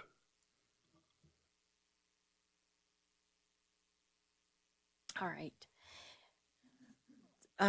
Okay, so one, I had asked whether or not, and keep in mind, any of these questions, if you're unable to answer, just, this is discussion only. If I could be provided the answers before the actual budget, the final budget comes to us, I would appreciate that as well. Okay, so one is, I did ask for, because when we were doing the presentations, the budget workshops, I asked whether or not, when it came to the special education account, which contracts, if we could list out the contracts, because at that workshop, we said, please, go back, cut some. Do we know how many were cut for this budget? I mean, I want to know dollar amount. Straight from the December budget to this one, I've got a $500,000 reduction. In That's a contracts. very broad overall. I haven't had a good chance to sit down with Dr. Lennox and go specifically line by line, okay, which contracts were reduced. That's her expertise, and I would hate to get in the way of her good Right. work there. However, we will spend some time going over Okay. that before the final budget. Because what concerns me is when we did the budget workshop, all of the budget workshops that we were provided, we received this, and we saw how much of the funding came out of the general fund. Special education, we didn't. And it wasn't until the last meeting that we learned that $9.2 million of the special education fund comes out of, that's transferred from the general fund. That concerns me. So my first is then, could we please look at what the district is obligated to do? So I know that you state that, there's with IEPs and whatever else, and Trustee Varner said, how many million in contracts? 1.3 something. Yeah, 1.3 million in contracts. If we're not obligated, I really think we need to put that under scrutiny and get rid of the contracts and get those positions back into the classroom, in all honesty. So that would be my first, is that I really think that we need to look at that quite closely. Did you have something to say before I went on? Oh, I was just going to point out, if in the budget document, I know this is an absolute mess of numbers, but on page 35, that is the special education fund. Right. And if you go down in the right-hand column as you go down, eventually you get to a number that's a flat 1.8 million. It's about 10, 12 cells down. The Just- purchase services? Yep, and just to the left of that, it's 2.3 million. That represents the reduction in what we expect contract costs need to be for next year. So I just wanted you to note, like, as Okay, far thank as you. what we have talked about, at least that's where that's represented. Okay. I still would encourage us to do better. When it's a $9.2 million transfer that goes in from the general fund, I would ask that we look into that and maybe do better. All right. The next one is, when you identify the reductions, how many of these reductions are one-time adjustments and which represent ongoing, like structural change? Like we reduce, like those contracts, right? You say we reduced it by 500,000. Right. Is that a one-time, or we're going to continue, like in all of these other reductions as Sure. well? If I understand, I wouldn't at this point expect that we would reduce contracts by another 500,000 next year. But I think in the same respect of what Dr. Lennox has gone through this year, the expectation is to go through that same exercise next year to identify if there are opportunities. And again, the reality may be, for some reason, they have to, that I don't know, but that they have to go up. But I think the exercise, at least, of going through and looking at each individual student and what those needs are, and making sure we're meeting the needs of the IEP, but not necessarily going well above that. I think that just has to be, like a lot of these things, it just has to be a part of the conversation every year going for, at least over the next, as long as we have this enrollment issue, and if we're not getting more state funding, for sure. Okay. So if I may, I think anything salary-based, those contracts are savings this year. So like what that 1.8 million for special ed contracts, we would expect that to be the FY28 number. The one thing that is not is that $500,000 bus purchase. That's kind of a stopgap. We don't need that this year, but if that's the kind of thing that would come back in future years, unless we want to get our bus fleet back into a dire straits situation. That's the only one out of there. Everything else is largely based off of we're fewer students than we had in the past. Over the past 4 or 5 years, any benefit of the doubt for a student-facing position, we've kept it. And so now it's time to reduce those a little bit more drastically than maybe if we'd gotten rid of a few over the couple of years as we've reduced our student population over the last 4 or 5 years. Okay. All right. And then within those workshops as well, we learned about different funds that were transfers, that the general fund had to supplement. And so I would look at like the at-risk, the gifted and talented, the summer school, and the nutrition fund. Are we still going to be supplementing these funds from the general fund? I would expect some. I think our EL and our GATE and our at-risk fund, I'd almost rather that you think of them almost part of the general fund. Those are all largely salaries and all providing mostly teaching services. So to see a transfer there, I mean, if we didn't want to see that transfer, we could move a position back to the general fund and fund it out of there. But they're all largely positions that are necessary to fulfill the educational needs of our students. One thing I would say is that I think there is room to rethink how we use some of those funds.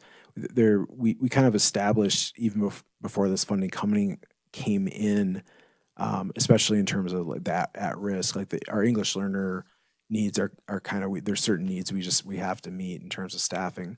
But with that risk, we made a decision as to how we were going to use those funds. And there is a substantial transfer there. I think there is room to at least reconsider how it could be reimagined, how we are providing services to those students needing that, which could in turn reduce what that transfer is significantly, potentially. Okay. Yeah. All right. Yeah, so I would like to look into that as well. And then, because I would imagine then it's going to be reoccurring. I mean, it's continually reoccurring and not a one-time. At this point. Okay. All right. And then lastly, I just wanted to know, how were the staffing reductions determined? Like what was your process?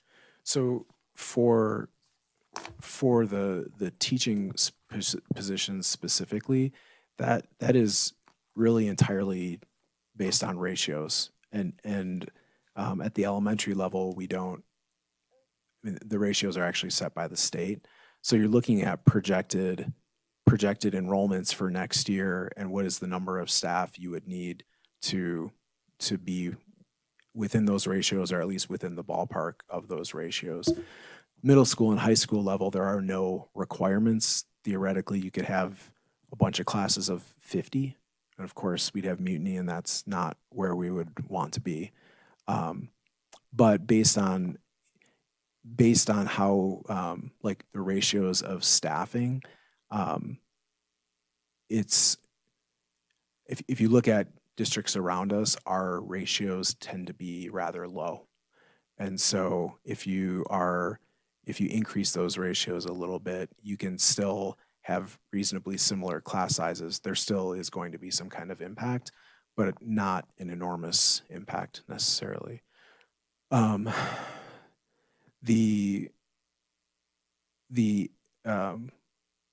it came to, like, after that is you're really looking at some of the bigger ticket items, I guess, in terms of programming.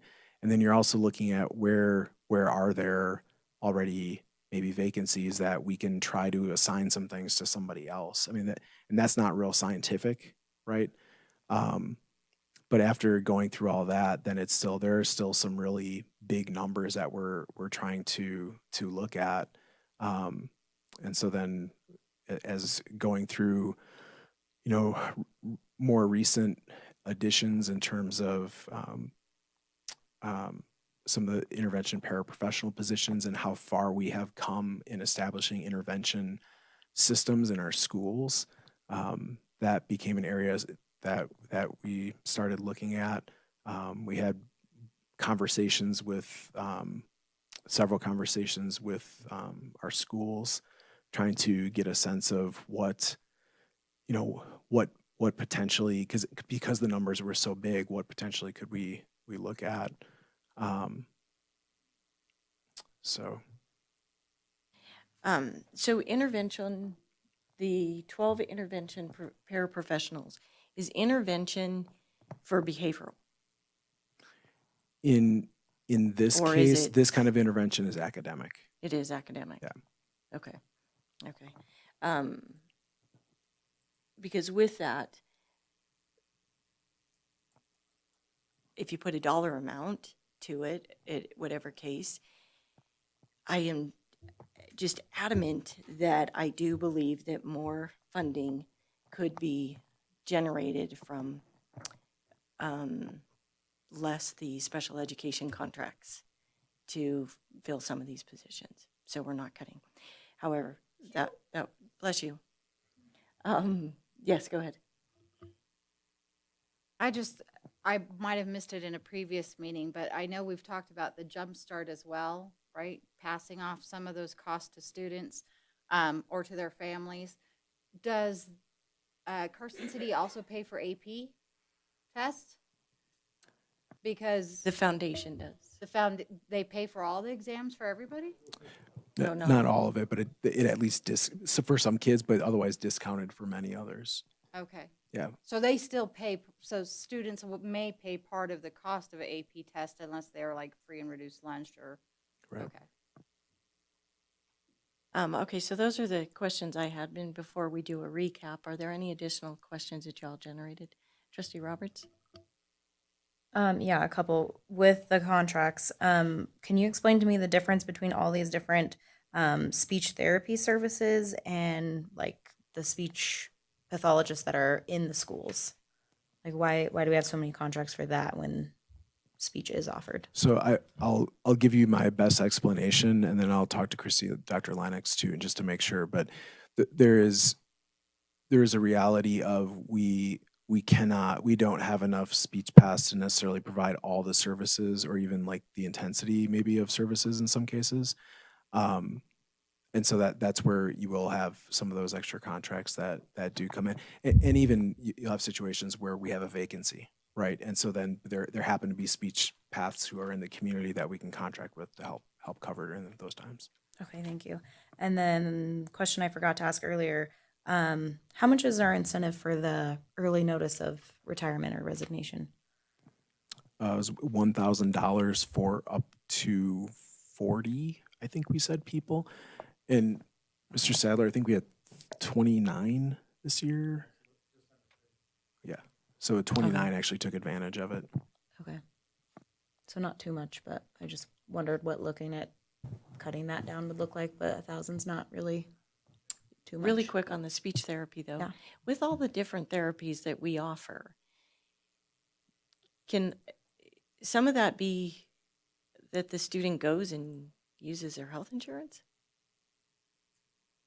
I mean, I know for physical therapy, if my child needed physical therapy, my health insurance would cover it. Yeah. Speech therapy, because I did have 3 kids with cleft lip and cleft palate, they covered it. Insurance covered it. So I just don't understand why the school is taking on such burden. It could be Didn't they health add like insurance. being able to bill for Medicare? Yeah. For some of the services that, I mean, that's fairly recent, the last couple of years that they could start billing Medicare for some of those services. So Yeah. whether or not some of these other services could be added to that. Yeah. Sure. So I'm not an expert in the world of special ed, so I don't exactly know the answer to the question. I think ultimately we're not providing services if they are not in an IEP. For some reason, if they're in the IEP, we're offering those services. I don't know exactly the circumstances of what our obligation is within that, but we can get you that information. Yeah, that would be great. President Peterson, or Trustee Peterson, did you have more? I did, but what was it?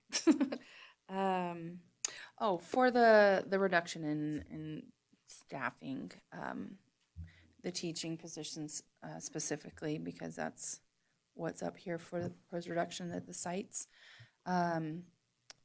What do you have a process in mind for what that will look like and how that is decided? Is that something where you will, like at the district level, decide which schools need to take a hit and then leave it up to like the principal, or is that all going to be dictated from the district office?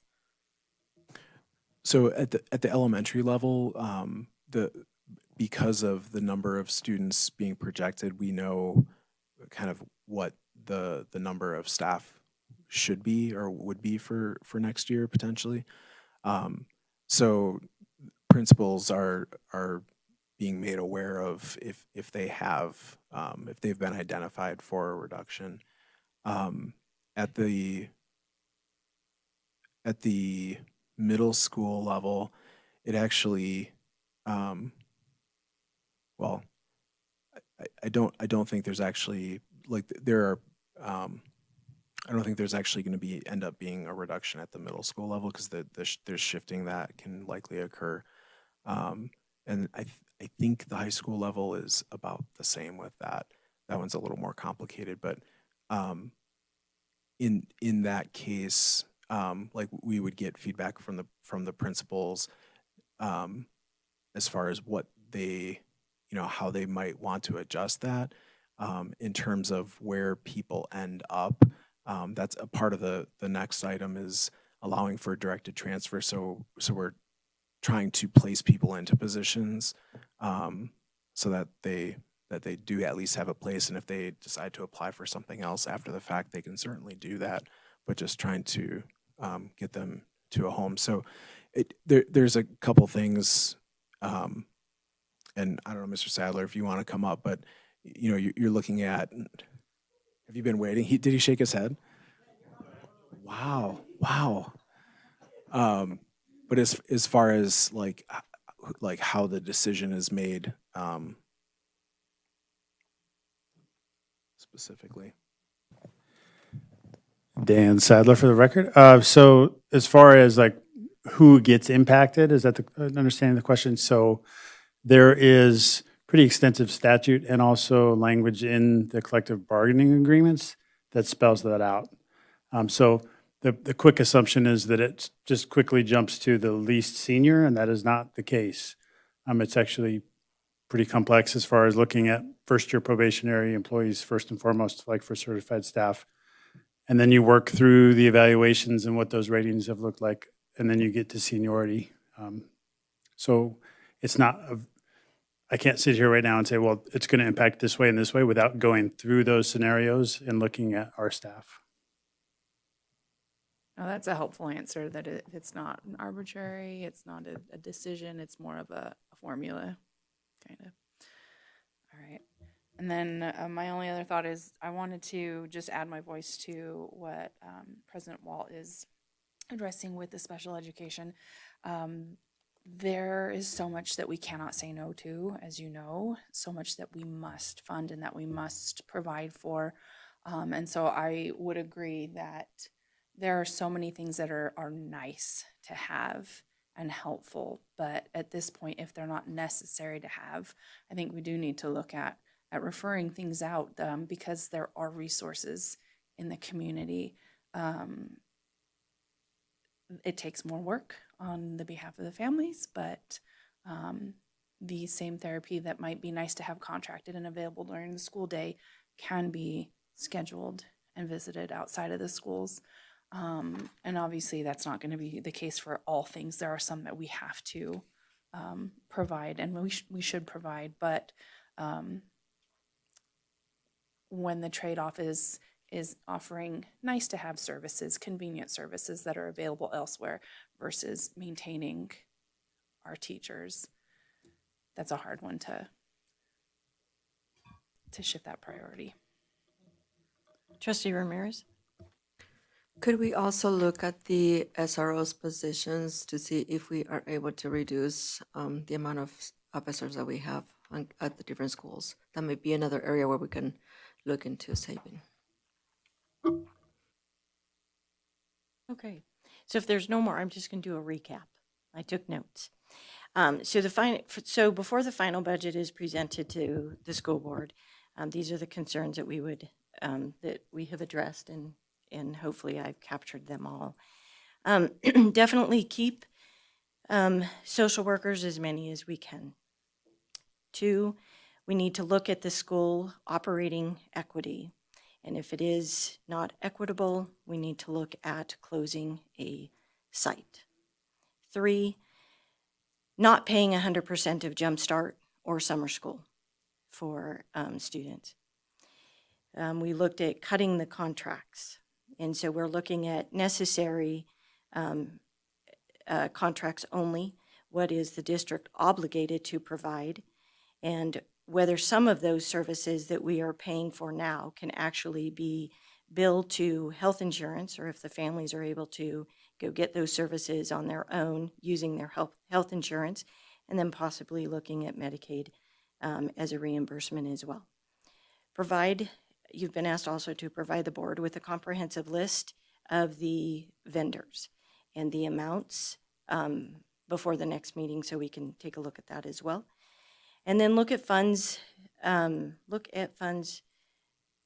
receiving support from the general fund, and see whether or not any of those funds could be reduced and not be supported by the general fund as much. And then lastly is look at the necessity of all of the SRO's positions that we have.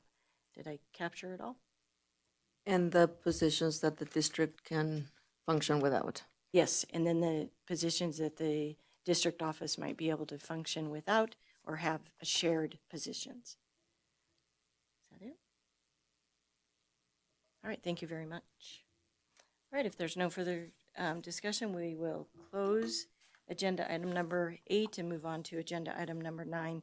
This is for possible action to authorize the superintendent to issue a notice of layoff due to a reduction in force RIF for certain classified and certified staff positions if necessary, including without limitation, social work positions, teachers on special assignment, TOSA, administrative assistants, and intervention paraprofessionals due to financial constraints.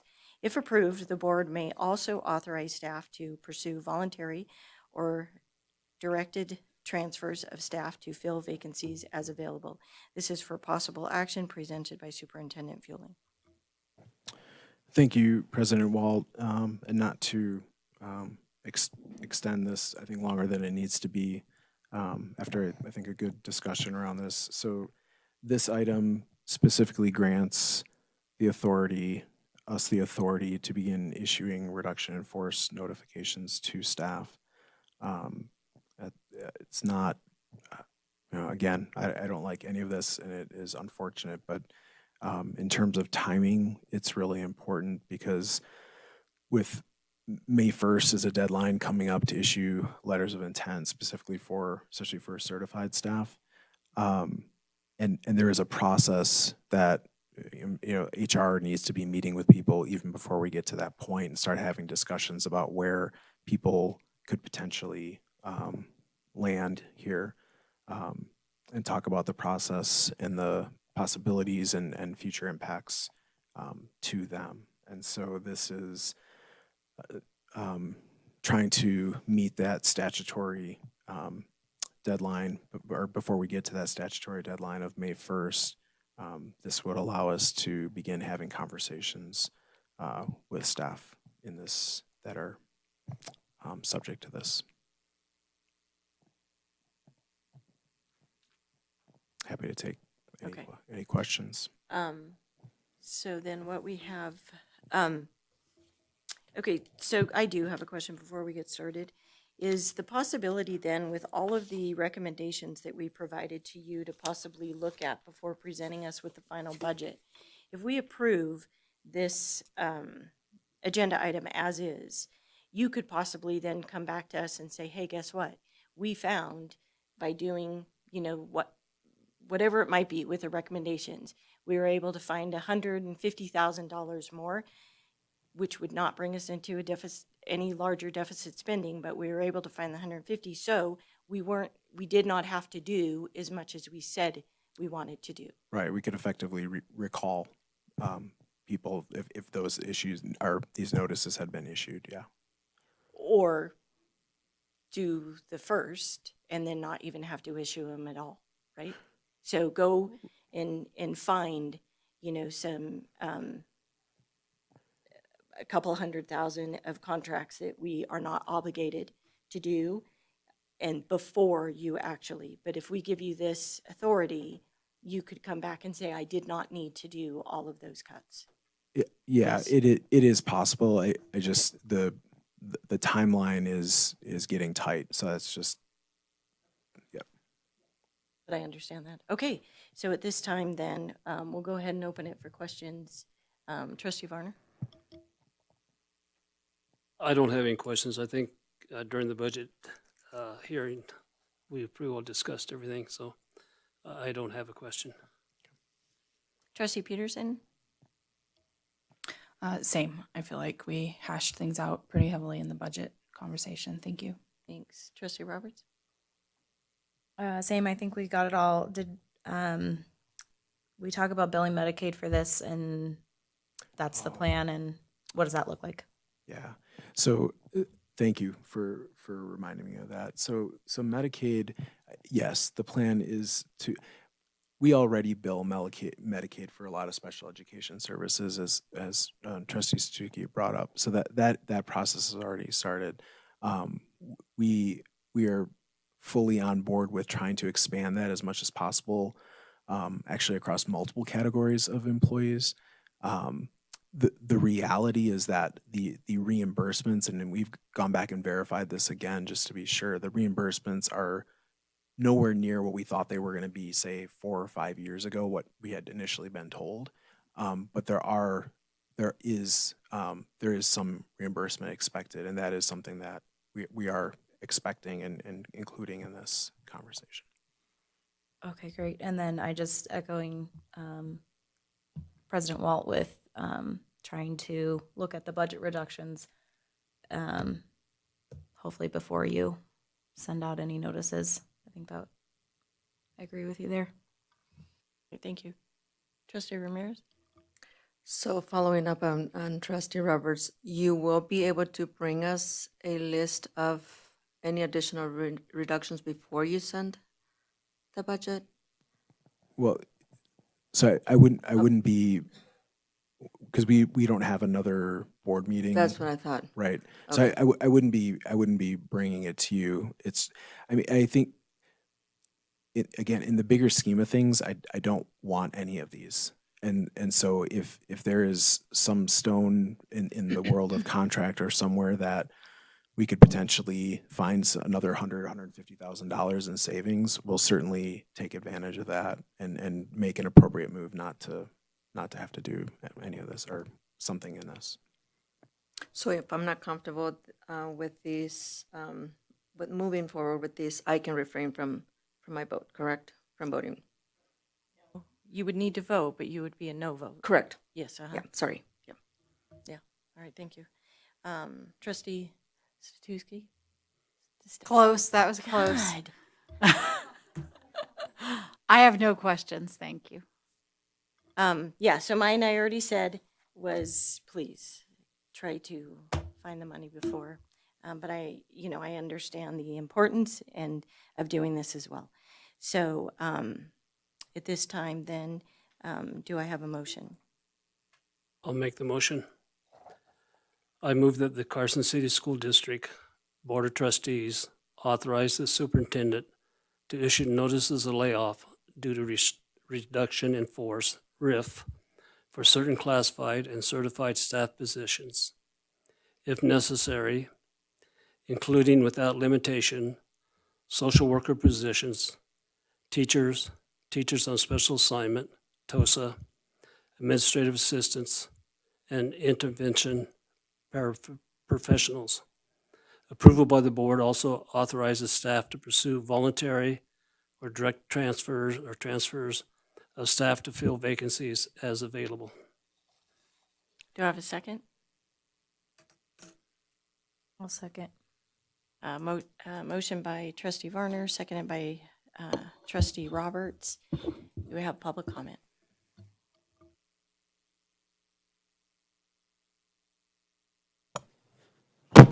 Good evening again, trustees. Brian Wallace, president of OCA for the record. As Superintendent Fueling just pointed out, you are in a deadline crunch, unfortunately, due to the May 1 deadline for letters of intent. So you're going to potentially lay off workers without being able to revisit any of this. I know you have done your due diligence, but the association wants to caution you once again. You cannot potentially undo this.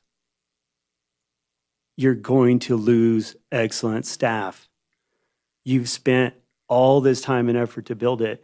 I understand your financial concerns because I will be shoulder to shoulder with you at the next legislative session, most likely, if I get my way with NSCA, to reiterate all of this and to reiterate to $2 Joe down the street from us that you can't campaign on students' mental health and you can't tout a hospital that we are potentially going to overfill by cutting staff that's addressing the needs of our students. You heard from a contracted social worker where we stand today with our students and the success rates that we have. Going back to the previous school board meeting, we continue to serve a message to the legislature. We can keep limping along. Let's just cut again. Let's keep repeating the history instead of marching on the Capitol. And anyone in the public right now that has these same concerns, it is going to take a march on this Capitol finally to drive this message home about being student-centered in the state of Nevada. How we think or can tolerate or want to undo our hard work needs to finally be a line in that sand. And I'll be the first to lead down there. Thank you.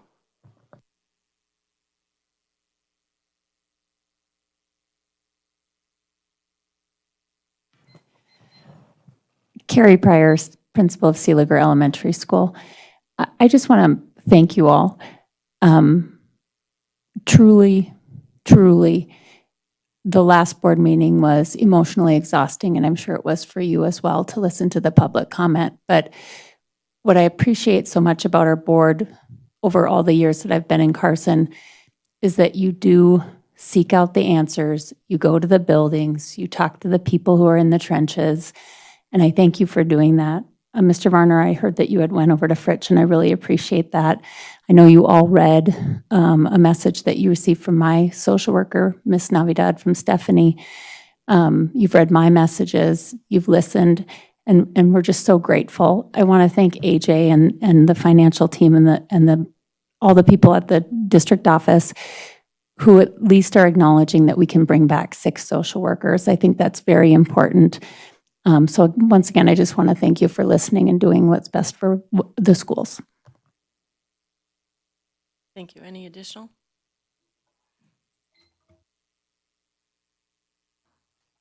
When you start, please state your name for the record. My name is Patricia Hernandez Juarez, for the record. I'm a school social worker over at Empire. I didn't even think I was going to come up here and talk to you guys again because last time was really emotional. But I appreciate you guys like really thinking about us and keeping 6 of us. But you know, I just couldn't sit there and not say anything. But please give us another chance, invest in us, give us one more year to prove to you that we can do this. And we're working really hard so we can make sure that we're going to build Medicaid next year. We can make revenue for you guys. We just are asking for a chance to invest in us because we have been grant funded. We're just asking for one more year to give us a chance. And you just heard Brian say he's going to go there next year. So I'm going to be there. I'm not going to speak for the other social workers, but I'm going to be there doing my part so we can advocate to keep us in the schools. It's been really hard to digest all of this. And I'm just asking to please give us a chance. Please just give us 1 year to get everything together to work with our team. You saw Stephanie's presentation that she emailed you guys. She had a layout how we're going to take advantage of those PLCs to really get us going and to start really getting on the same page to build Medicaid. I'm asking you to please give us a shot. Please. Thank you. Thank you.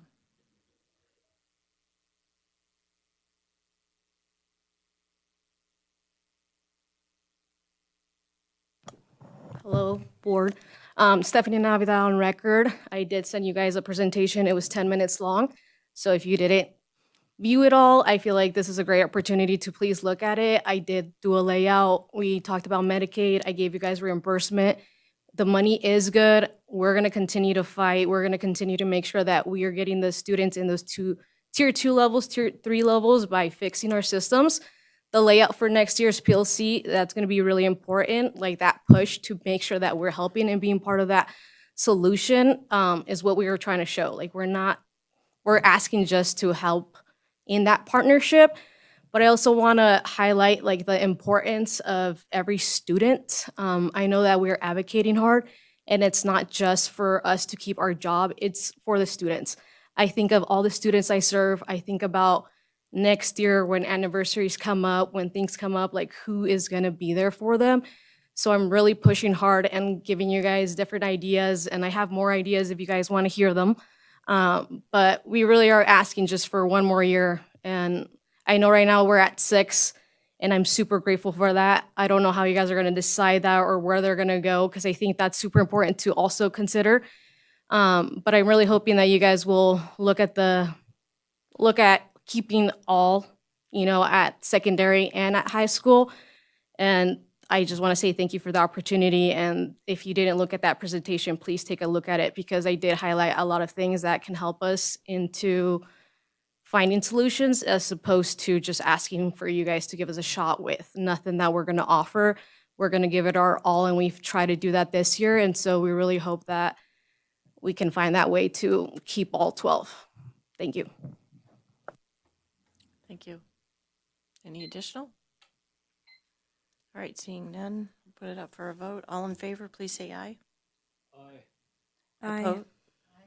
Opposed? Opposed. All right, motion passes. Please reflect with an opposition from trustee Ramirez. All right, closing agenda item number 9. Moving on to agenda item number 10, discussion on proposed changes of Carson City School District Policy 505, assignment within a district, first reading for discussion only. And this is presented by Brandon Bringhurst. Molly, real quick, I did not get my voice out before for the yay before moving on to the nay on that last item. So I'm just being responsible and on record now and being a yay on that vote. But I had not voted before you moved on to the Okay. nays. So All right. just putting that on record.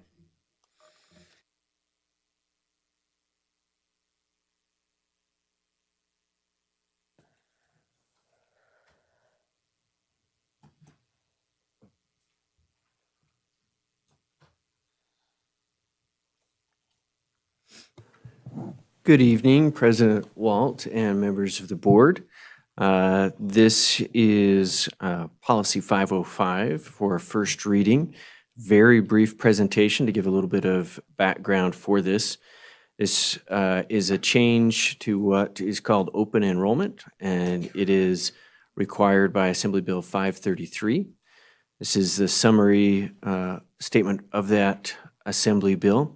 There are a couple of things to point out here: that it requires that districts adopt a policy that authorizes students to attend school outside of their zoned school, and that it also requires the Department of Ed to establish a program toward grants of money for the purpose of providing transportation for those pupils.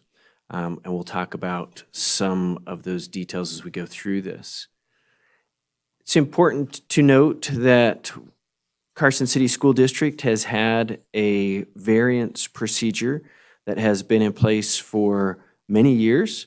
And so this will be replacing that variance procedure, that or policy that was last updated in 2012. So that's been in place for a long time and has been well utilized by our community.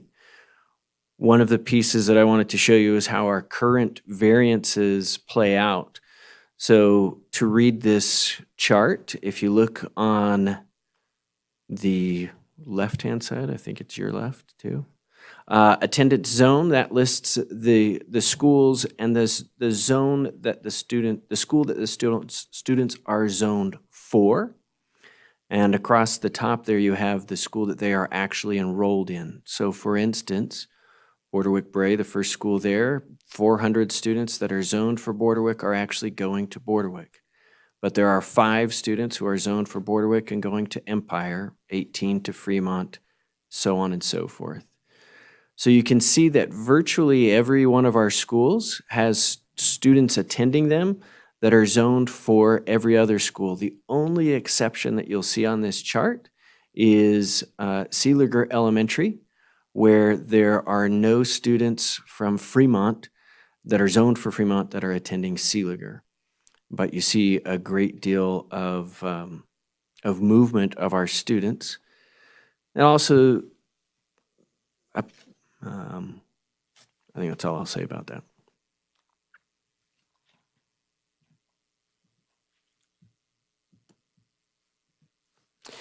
We also do out-of-district variances. This policy does not change our out-of-district variance process. So we receive students who are zoned for other districts, and we also have students in Carson City who choose to attend other districts.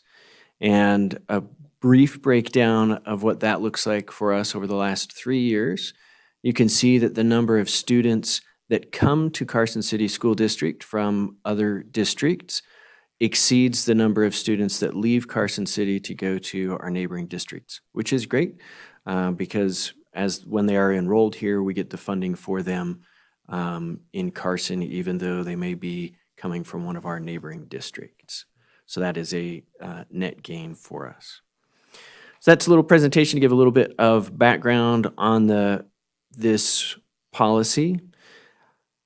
You'll see the changes in the policy highlighted there in red. One of the keys to point out, this policy does two things. It talks about how we establish attendance areas, and we have made a couple of changes in there. These are not changes that are required by AB 533, but as we reviewed this policy, some changes that we felt were warranted.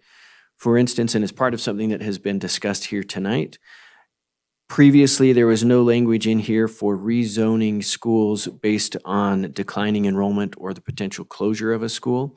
So when this policy was written originally, we were in a time of increasing enrollment, and we are now in a period of declining enrollment. So we felt it was warranted to add that circumstance in there as well, that declining enrollment and potential closure of schools would also necessitate rezoning. Most of the changes come in the section under the open enrollment procedures. So the first step in our open enrollment procedures is to establish an open enrollment window, which will typically begin in January of each year. Parents will submit a variance request to the district during that open enrollment window. Some of the changes that are required, the placement for students on those requesting those variances are really driven by space at the schools. Before you move on, Yes. I do have a question. Yep. On the first paragraph, when you open the open enrollment window, Mm-hmm.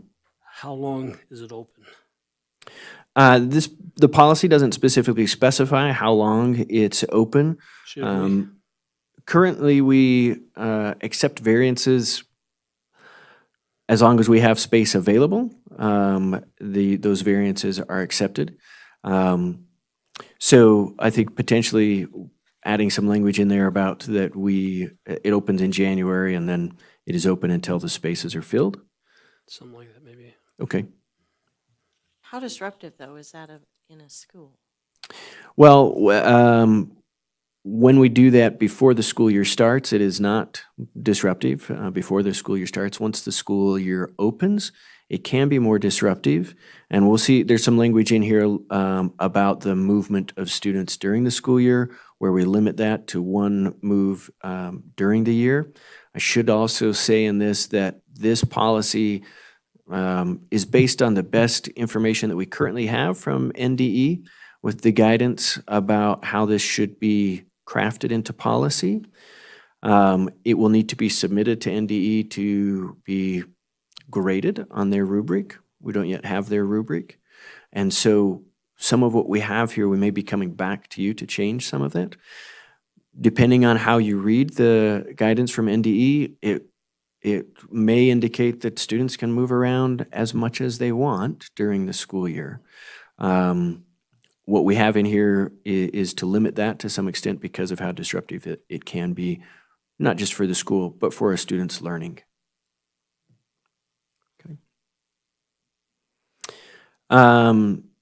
Okay. In section 3, it talks about the placement will be based really on two criteria. First one is space available at the school and grade level that's requested. We have a little bit of a caveat there for our kindergarten because our kindergarten enrollment is obviously very difficult to predict. And so we don't really know how many kindergartners we have until school starts. And we always have to leave enough space in those kindergarten classes for students who are zoned and live in that school zone. So kindergarten looks a little bit different because of that. The only other criteria that we use in determining if a variance should be granted is whether or not the student has been suspended for 10 or more days, expelled from school, or deemed habitual discipline concerns in that school year or the school year immediately preceding. Those are the only two criteria that we can use to grant or deny variances is space, and then those behavior criteria that are mentioned there. Now, the behavioral criteria, was that by the AB, by legislation, or was Correct. that something? Okay. That is by legislation. So we can't add chronic absenteeism? We used to have things like chronic absenteeism in there, and that is no longer an allowed criteria under the legislation.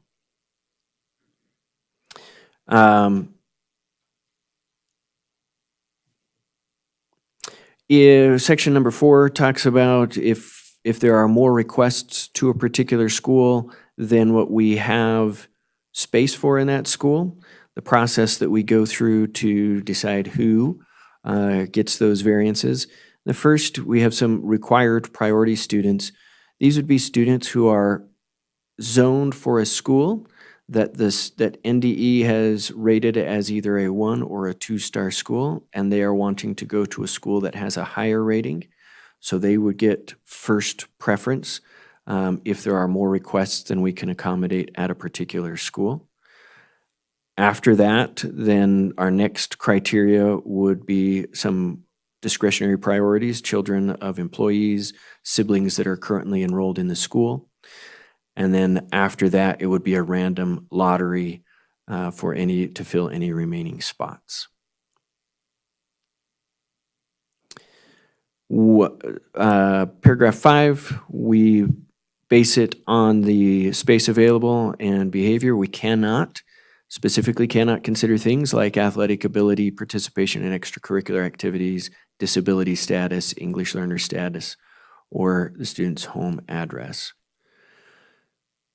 Once granted, that variance is in place for the duration of that until the student would graduate from that particular school level. So for instance, if you get a variance in 3rd grade, you don't need to renew that every year. That is good until the end of 5th grade, which is the end of that school.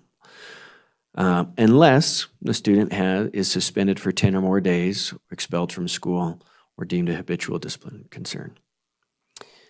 And then there is that piece, students can only transfer to a school outside of their attendance zone once during a school year. So if I choose to do a variance from Seeliger to Fremont, I can't do it from Fremont to Fritch and then Fritch to Borderwick all in the same school year. You couldn't go back to the school you came from either? You can go back to the school that you came from. You are always entitled to go to the school that you live in that attendance zone.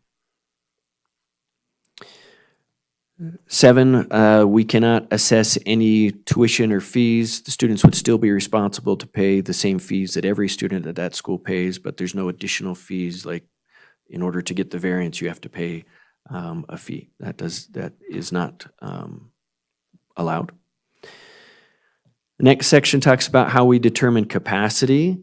AJ has been helping with this as well. Mr. Fueling has been helping with this because the criteria is based on what NDE considers an instructional space and the square footage within those instructional teaching spaces. Things that are not considered instructional teaching spaces are listed there: gymnasium, theater, administrative offices, cafeteria, storage space. Capacity calculations look at the number of teaching stations we have, the number of seats in each station. That can include some criteria based on what is being taught and the grade level, and the instructional model used at that station. And then we use an occupancy calculation of 1 person per 40 square feet of instructional space. And that is directly from the legislation. Kindergarten capacity will consider that instructional space capacity and also the enrollment projections. That again is a little bit of a carve out there for kindergarten because of how different that looks in particular.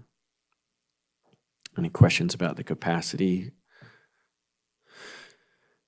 Next, transportation assistance is something that is part of this legislation. And to be eligible for state-funded transportation assistance, students need to meet 2 criteria. First, they need to live in a school, they need to be zoned for a school that received one of the 2 lowest performance ratings as deemed by NDE. So that would be schools that are deemed a 1 or a 2-star school. Only those students would be eligible for this transportation assistance. And then the second criteria is those parents need to provide a signed attestation that the student has no other viable form of transportation in order to arrive at school and depart from school at the conclusion of the day. If the funding from the state is insufficient to serve all of the applicants that meet those criteria, then assistance would first be awarded to students who are eligible based on those two criteria and who also qualify for free and reduced lunch or are identified as English learners, migrant students, McKinney-Vento students, or students who are in foster care. If the funding from the state is insufficient, and this is a grant that the state has set up for 1 year, and we are working through the process of applying for that grant funding. If that funding is insufficient, then no transportation assistance would be provided, and the parents would be responsible for that transportation. So it is contingent on the funding coming from the state. Really quick, do we know how much that is? For the whole state, I believe that the budget that has been set aside is $7 million. You don't know how much we'll get? We don't know how much. We have to apply still. Yeah, we're still in the process of that application process to see what we would get from that. We will notify parents of the decision, written notification to the parent or legal guardian regarding the outcome of their application for a variance. If it is denied, the notice will include the specific reason for that denial, and it can be appealed in writing to the superintendent or designee. The decision of the superintendent or designee is final. Likewise, if a request for transportation is found ineligible, then or funding is unavailable, the district will provide information to the parents about other community options available to assist with transportation. Really quick then, is the notification of decision, is that just based on transportation denial and appeal or overall policy denial of or appeal of variance? Great question. It is the overall variance request, whether that is granted or denied. They would receive written notification of that and an opportunity to appeal. All right, thank you so much. Do we have any questions?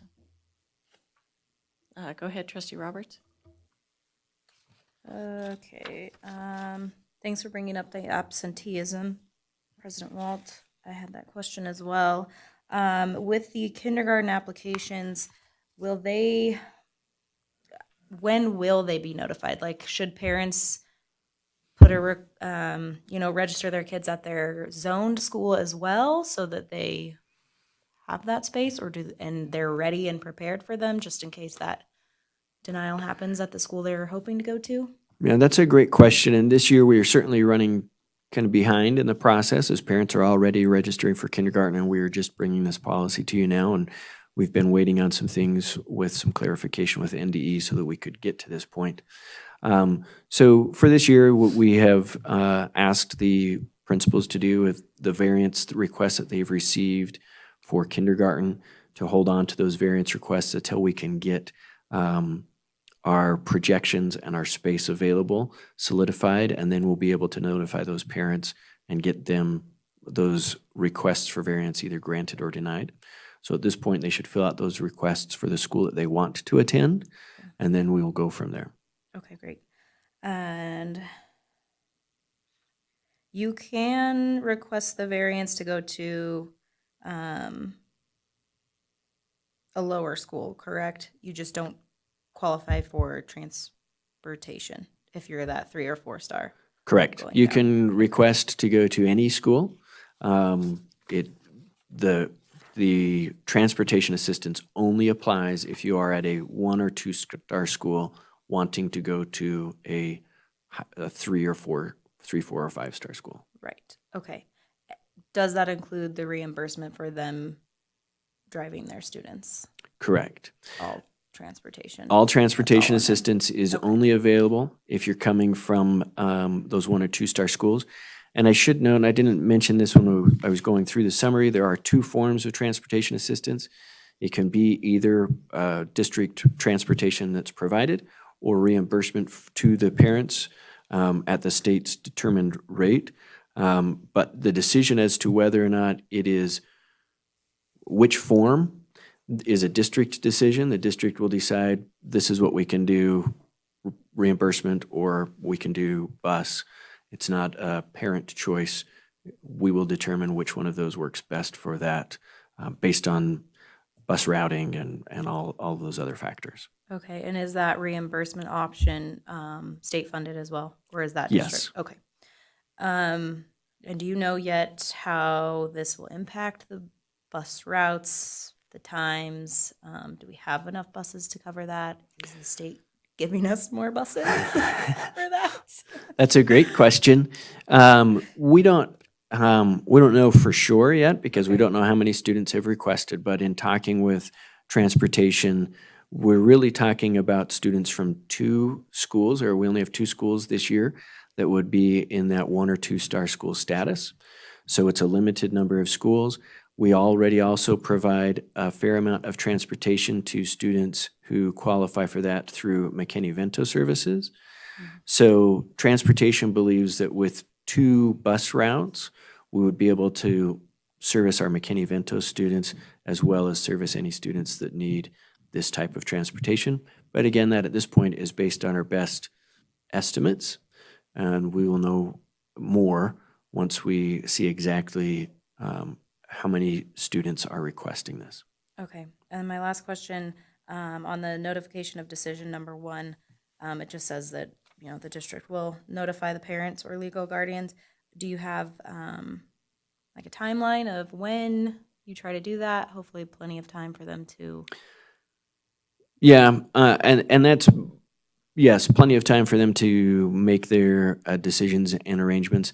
We don't have a specific time listed there. We could look at putting something in there, but part of it is that, some of those, if you turn in your variance in January and we get some of those processed, but then we still have space and people are turning in their variance requests in May and in June, so there won't be a specific date where all of them are notified because all of them don't come in at the same time. But I'll look a little bit more at that and see if we can put some sort of a time frame around that. Okay, I guess, because you said there's not really necessarily a deadline for when they need to get it turned in by. Correct, because part of what the state is looking at is having us continually update our space available in our schools on a quarterly basis, even throughout the school year, which obviously as we're updating that on a quarterly basis throughout the school year, then that allows for movement Sure. all the time. I guess my concern then is if you're, getting those first priority student variance requests later than some of these others. If you've already accepted this, but then those first priorities come in, do you have to adjust? Do you? Good question. We'll look at that and see if we need to change and adjust some of our wording here. Okay, thanks. On that note, I would encourage you to possibly publish, the school capacities. Is there a way to put it on the website to publish like the capacity numbers at every school and possibly by grade Yeah, and levels as well? that's part of the legislation, and so we will be doing that. Any other questions? Trustee Peterson? Just some clarification in that transportation section, where the parents need to sign an attestation that they need to be bused. Would that just be the one time, like when they apply for the variance to begin with? Correct. That would be when they apply for the variance. Now, and I think part of what should be noted there as well, so let's say, for instance, this year, we have, like I said, we have 2 schools who qualify, which would be Mark Twain and Empire. And so students may request that variance, may qualify for that transportation. But then if the following year Empire becomes a 3-star school, then they would no longer be eligible for that transportation assistance, even though they may continue with their variance to Seeliger for 3 years. If their zone school becomes a 3-star school, then it no longer qualifies for transportation assistance. Okay. Thank you. And then just a curiosity question here too. It's still going with the transportation part, where it's talking about if there's not sufficient, the first will be awarded. And then the specific groups listed, free and reduced, English language learners, migrants, McKinney-Vento, foster care. Are those specific groups dictated to us, or did we choose that? Those are dictated to us. Okay. And then the final would be, is there a process for canceling? Or do you just enroll in your home school? You and enroll call in it your good? home school. Okay. Was this based on, did we balance these off of neighboring policies, or did we just wing it? Oh, well, it's a little bit of both. We did get some guidance from NDE, and NDE shared with us a neighboring district policy that they thought was pretty good. And so we utilized that and modeled some of our work after that as well. Washoe and Clark have been doing some version of this for some time. It's not entirely clear if their version will need to change too in order to meet the legislative requirements that have come down. Trustee Varner? No, I guess my question is, who's the lucky person that gets to handle all this from the district? We're not hiring anyone. That would Because I can see be, this could turn out to be kind of complicated. it definitely could turn out to be very complicated. It's the staff that we have. It's, myself and Ms. Gina Hines and Paige Kamara. We work through a lot of the variances. The campuses also take a fair amount of that burden because that's where the parents show up to fill out the forms and whatnot. So it is a challenge. And I think that's something worth noting as we've talked about budget. There's a lot of, managing a system like this takes people. And so it's a requirement that we have something like this, but it does take people to manage it. And it's people who already have full jobs. No, I understand that. Just one other question. We don't know how the mileage reimbursement is going to be handled. Is it going to be per mile? Because then I can see if they bring the kid to school 3 days a week, but they're absent 2 days a week. I mean, It's one of the really big challenges with the reimbursement. It is per mile. It's by the government, what's it called? GSA, thank you. So that rate is set, and we have our mileage from school A to school B. But then, yes, we need to keep track of you didn't show up all 5 days, so you shouldn't get paid for all 5 days, which is why in many cases providing a bus may be a much better way to go, because that other part of that, managing who's getting reimbursed and how much, now the schools are having to keep track of all that attendance in a different sort of way. And now Mr. Winward's department needs to do a lot of work to make sure that people are getting reimbursed, the right people are getting reimbursed for the right amount. So that potentially becomes very cumbersome as well. Yeah. All right, thank you very much. Seeing no further questions, we're going to go close agenda item number 10 and move on to agenda item number 11. This is discussion and possible action to approve the superintendent's goals for the 2026 calendar year. This is an action item presented by Superintendent Fueling. Thank you, President Walt. In front of you, item 11, you have my goals. In the interest of time, do you have any questions? And I believe we do, but thank you very much for not reading them to us. So who, start at this end, start at the middle? How would you like to? All right, we'll go ahead and start with Trustee Roberts. I don't think I have questions on this one, but thank you. All right, very good. Trustee Ramirez? Just one suggestion. I'm wondering if we are able to add some measurable outcomes to goal number 1. I know that you're focusing on fine-tuning the MTSS, but it is my understanding we already have that in place on all the schools, correct? Yeah, to different levels. Some schools are absolutely dialed in. Some are still, there's still some holes that need to be fine-tuned. And that's why Renee actually asked me, why did you leave the word expansion in there and then strike it out? And because that word was there, and we're not looking to expand it. It really is just continuing to really, to a great extent, fine-tuned. So, I mean, we could certainly I'm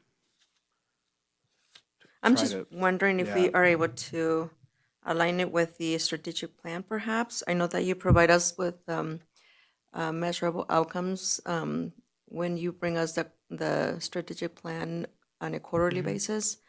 I don't know if if we are able to tie that into that, either on A or B, because I noticed on B also focuses on improve achievement.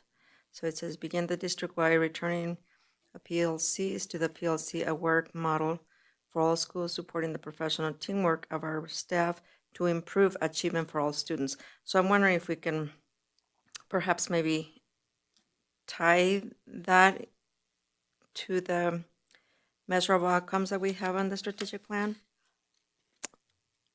I think we can. I'm sorry, my brain is just not. I know working very well it's so right now. late for every one of us. I don't know. That was just a suggestion. I mean, if everyone else feels the same, it feels that it's all good. I'm okay with that. But I just wanted to bring that up in case everyone feels that we could add measurable outcomes. If everyone is okay with that, we can go ahead and leave it as is. No, that was actually one of mine yeah, so one of my concerns was, what are the measurable indicators for the MTSS implementation? And so I think that we need to, and I believe it was one of Trustee Varner's as well. So I guess it depends on the exactly what you're looking for, because so there's something called a TFI, tiered fidelity inventory, which gauges where our schools are, and for each school how far they have come in kind of becoming this ideal MTSS system in their schools.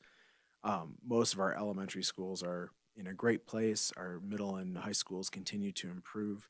So I don't know if is that kind of what you're looking for, or if it's a specific like student data point outcome, I would need to go back and talk with I would talk with Christy and Brandon a bit. I mean, just in general, like, we believe this is going to improve proficiency scores and achievement, but I don't know if that's exactly the right data point to look at. So I'm not sure exactly what. And I myself didn't have any idea. That's why I was just asking you, is on that measurable, what were you thinking? How would we be able to measure your that goal? I truly, like, in my mind, so with a lot of the PLC work that is going to be happening, MTSS and the PLC piece actually integrate very well. We are steps ahead because we are so well developed on the MTSS side. I think to me, it's just getting it so that on that tiered fidelity inventory piece that we know that all of our systems are in place. Is your mic on? Yes, sorry. Could you just get a little bit Backing closer? away from Renee's it. standing Sorry, up Renee. behind me, and I think that's what it's for. And so I just say that in terms of if we're going to make this work, like, you can do systems and they come and they go because nobody really does it to what it's supposed to be and they don't stick with it. And that's what I don't want with the MTSS, that we are fully across the board. We have this dialed in across all of our schools. That to me is really important in terms of supporting a lot of that, the larger PLC now rollout that happens, because that in turn should lead to increased student achievement. It's not going to happen necessarily happen next year. So that's why I don't know. I would feel more comfortable saying, like, are we getting our systems absolutely dialed in and in place? Like, there's a lot of work in building the systems around the PLC piece as well. I was just going to add to that, because of the comprehensive district needs assessment. There's a section in there that's specific to MTSS, and it talks about the tiered fidelity. And then you guys in Carson also do we in Carson also do a district survey where there's actually scoring on there where you can see growth and improvement over when you go and assess the schools and talk to the people who are actually implementing it, and then how you guys score yourselves or how we score ourselves as Yeah, a district, okay. you could use that as a measure to measure growth across time. So if you take a look at that, you've got data on it. Okay. Well, Is that- so I can come back to you with that. Okay. Just an example of Because it. would that be just for MTSS? Okay, all right. Go ahead, trustee Varner, sorry.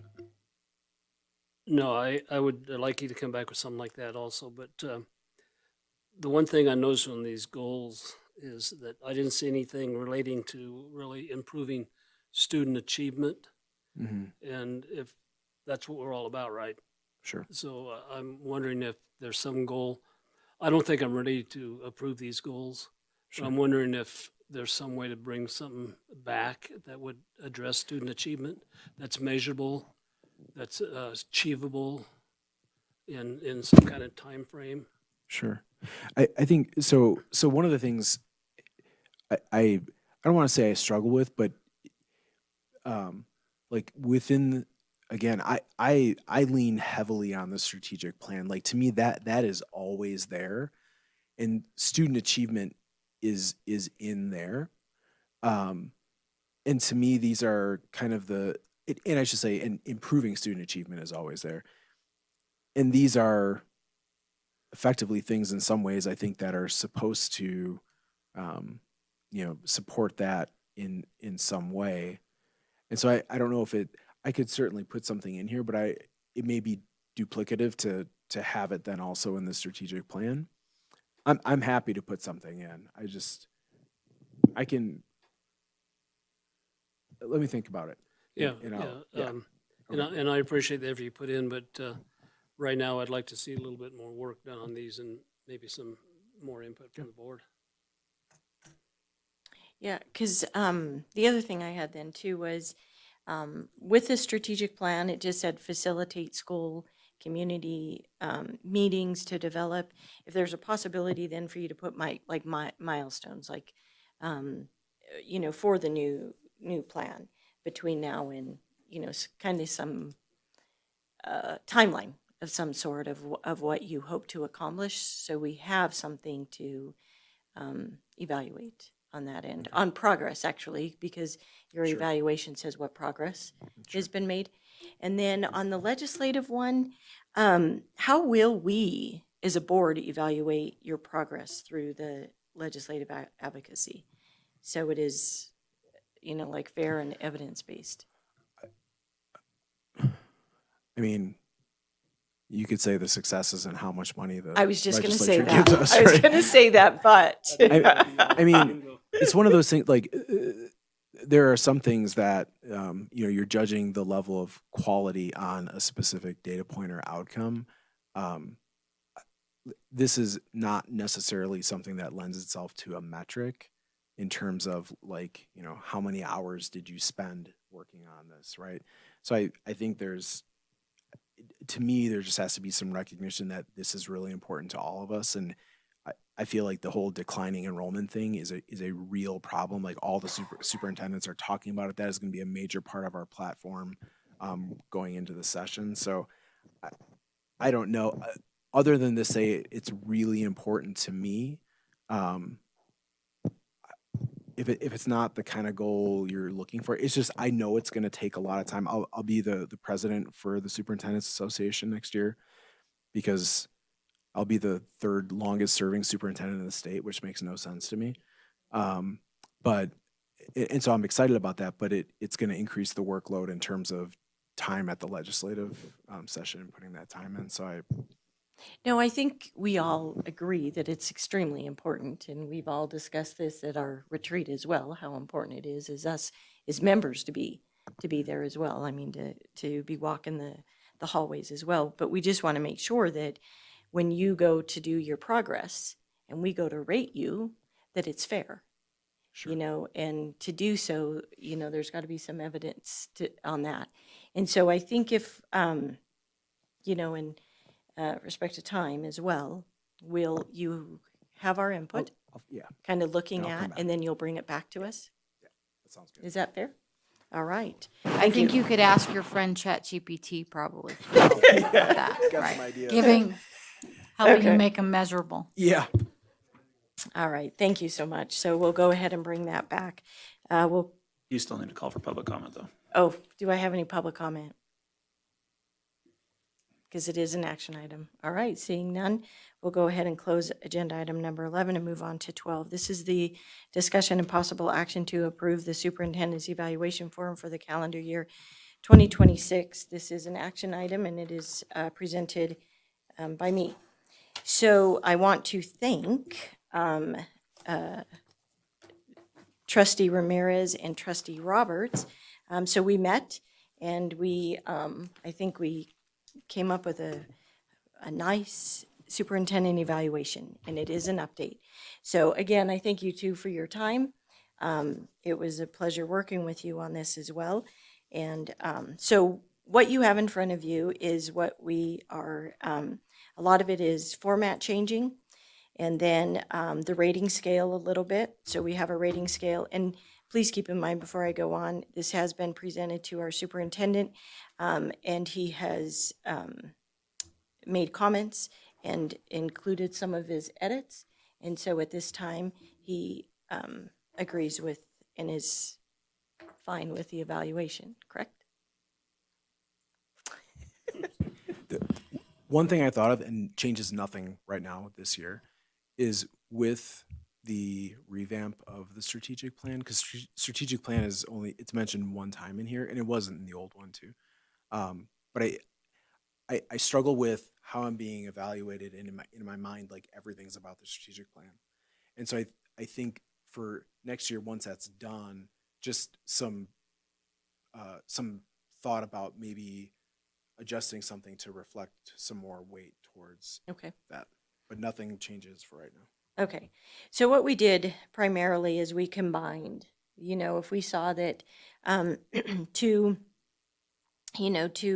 standards might have been able to be consolidated, we did that.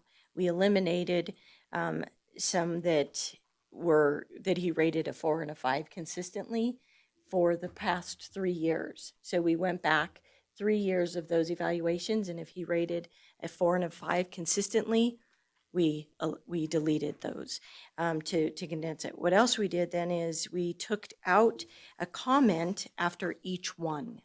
And so we were asked to comment after each one, which what it does now is 1.2, I'm going to say drastically changed. That is a new one. And this has been vetted through our superintendent as well. And so I think this one is a good one. So then that's it, really. I mean, we put some together, we deleted some, and we then made the comments one. Instead of after each standard itself, after each one, we did one at the very end, which is the comments, and which is overall rationale, areas of celebration, and areas of growth. And then part 2 are the superintendent's goals. This is not the format, by the way. All you're approving tonight is the content and the rating scale, and then we will put it back to a format that is that discuss how to do it.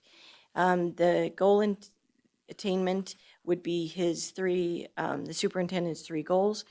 He would then fill in the goal progress, and then we would rate it. Okay, and then part 3 was added today, and that was professional activities and contributions. These are notable activities, contributions, and accomplishments from the school year that we would consider, we would wish to consider to evaluate the superintendent on. Okay? Are there any questions? Trustee Roberts? Yeah, just something I missed in all of our edits before, on 4.1, on that second line, builds trust and respect families. Should that read builds trust and respect with families? Yeah. It just read funny when okay. And then, part 2, it's that same rating scale, right? 1 to 5, 1 being ineffective, 5 being exceptional. Yes. Mm-hmm. And I didn't see 3 yet, so hold on. Come back. Anybody else? I would just like to reflect that we did talk about the addition of the WIDA testing for section 1.2, section B, and per Superintendent Fielding's input, we are going to hold up on that for now. Superintendent, did I understand you correctly? So I was speaking with Dr. Medina, and he said there's some new,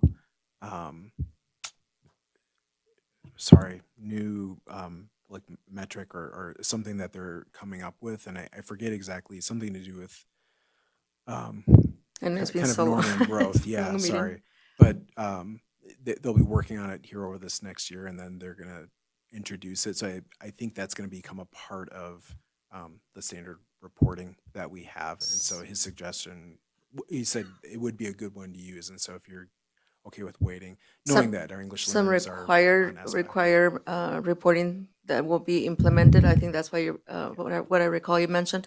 And so we'll hold off on that for that purpose, but then next year we'll revisit it and we'll make sure that we include that in there. Okay. Any other questions, comments? Go ahead, Trustee Varner. We're approving the content. Correct. But not the format. Correct. So if the format is finalized, is it going to come back before the board so we can Yes. review that and approve the new formatting or what? Mm-hmm. Yes. Okay. Yeah, but we wanted to get this going so then he knows what he's being evaluated on. So in a timely fashion, it will be there. But I think ultimately, But we're going to do a cover we'll put it sheet. into but we'll put it into like a Google form, so it's online again. So so there will be a change in the format. Yeah, well, I just noticed, like there's no date, no name, no date, no page numbers, et cetera, Yeah. that would need to be included. Yeah, because it will be in Google Forms when we go. Mm-hmm. Anyone else? And this, I don't know if this is considered format, but grammatically, like sometimes there's comma usage and it should be semicolons. As a former English teacher, sorry. Thank you. Yes, you can give your grammar corrections to Renee. Thank you very much. Yeah. Yeah. We have Miss Laurel. Oh, we do. Yeah. All right. All right, this is an action item. And so do I have a motion to approve? I move that the Carson City School District Board of Trustees approve the form as presented and discussed for completing the superintendent's annual evaluation for the 2026 calendar year. Do I need to say with the couple edits we suggested? Okay. Have a second? Second. All right, so motion by Trustee Roberts, second by Trustee Ramirez. Public comment? Seeing none, all in favor, please say aye. Aye. Opposed? Hearing none, motion passes unanimously. All right, we'll move on to agenda item number 13. This is discussion and possible action to cancel the July 14th, 2026 school board meeting. This is an action item presented by me, and this is, we normally, historically, have always canceled the first meeting in July because it would run so close to the 4th of July. It doesn't now. However, I am presenting that we cancel the meeting. This is a great time for staff and others to take vacation. So, do I have any questions on the agenda item? Comments? All right. So let's. Do I have a motion? A motion that the Carson City School District Board of Trustees cancel the July 14th, 2026 school board meeting. Great. Do I have a second? Second. All right. Motion by Trustee Peterson, seconded by Trustee Roberts. All in favor, please say aye. Aye. Opposed? Oh, I'm so sorry. Public comment? Seeing none. All in favor, please say aye. Aye. Opposed? Hearing none. Motion passes unanimously. Thank you. Moving on to agenda item number 14. This is approval of a consent agenda. This is for possible action. Do I have any comments, questions on the action item? Seeing none, do I have a motion to approve? So moved. A second? Second. All right, we have a motion by trustee Varner, second by trustee Peterson. Public comment? Seeing none, all in favor, please say aye. Opposed? Motion passes unanimously. Thank you. Moving on to agenda item number 15. Did you all have time to go over the informational item? Can I clarify on the informational items? So next Tuesday, the 21st, we have the Employee of the Year celebration, and we have canceled the following Tuesday's board meeting. Is that correct? That is correct. We Thank you. switched them around. So yes, the next school board meeting will be April 22nd, and it will be here in the theater. The following Tuesday, we do not have or 21st, sorry. And then the following, we do not have a school board meeting. That is a substitute. Any other comments? All right, seeing none. Closing agenda item number 15, moving on to number 16. Do we have a request for future agenda topics from the board? You brought up Edge's staff earlier, and I've been meaning to request that since it's been about a year since we signed with them, I believe. So at some point, it would be nice to see how that went this year. Okay, that sounds good. Trustee Varner? I don't know if it needs to be a board meeting, but the information on Edge's staff, then numbers. Okay. And then also, you were absent, but I had asked that we get an update from the city regarding the growth and development and how the schools fit into the city's master plan. If we could have somebody from the city present that, that would be great. Also for the board, and I will keep this short, but yes, I believe it's time that we start looking at some of our own policies. And so we will be working on like the bylaws, the finance, the community. If you go onto the school district's website, you will see policies, and there are some that affect the school board. So we will start with section number 0000, which are the bylaws. We'll move on to 0100, and then moving on to 0900. So we will be working together to change those policies at future meetings. Anything else? All right, great. We are adjourned. Thank you.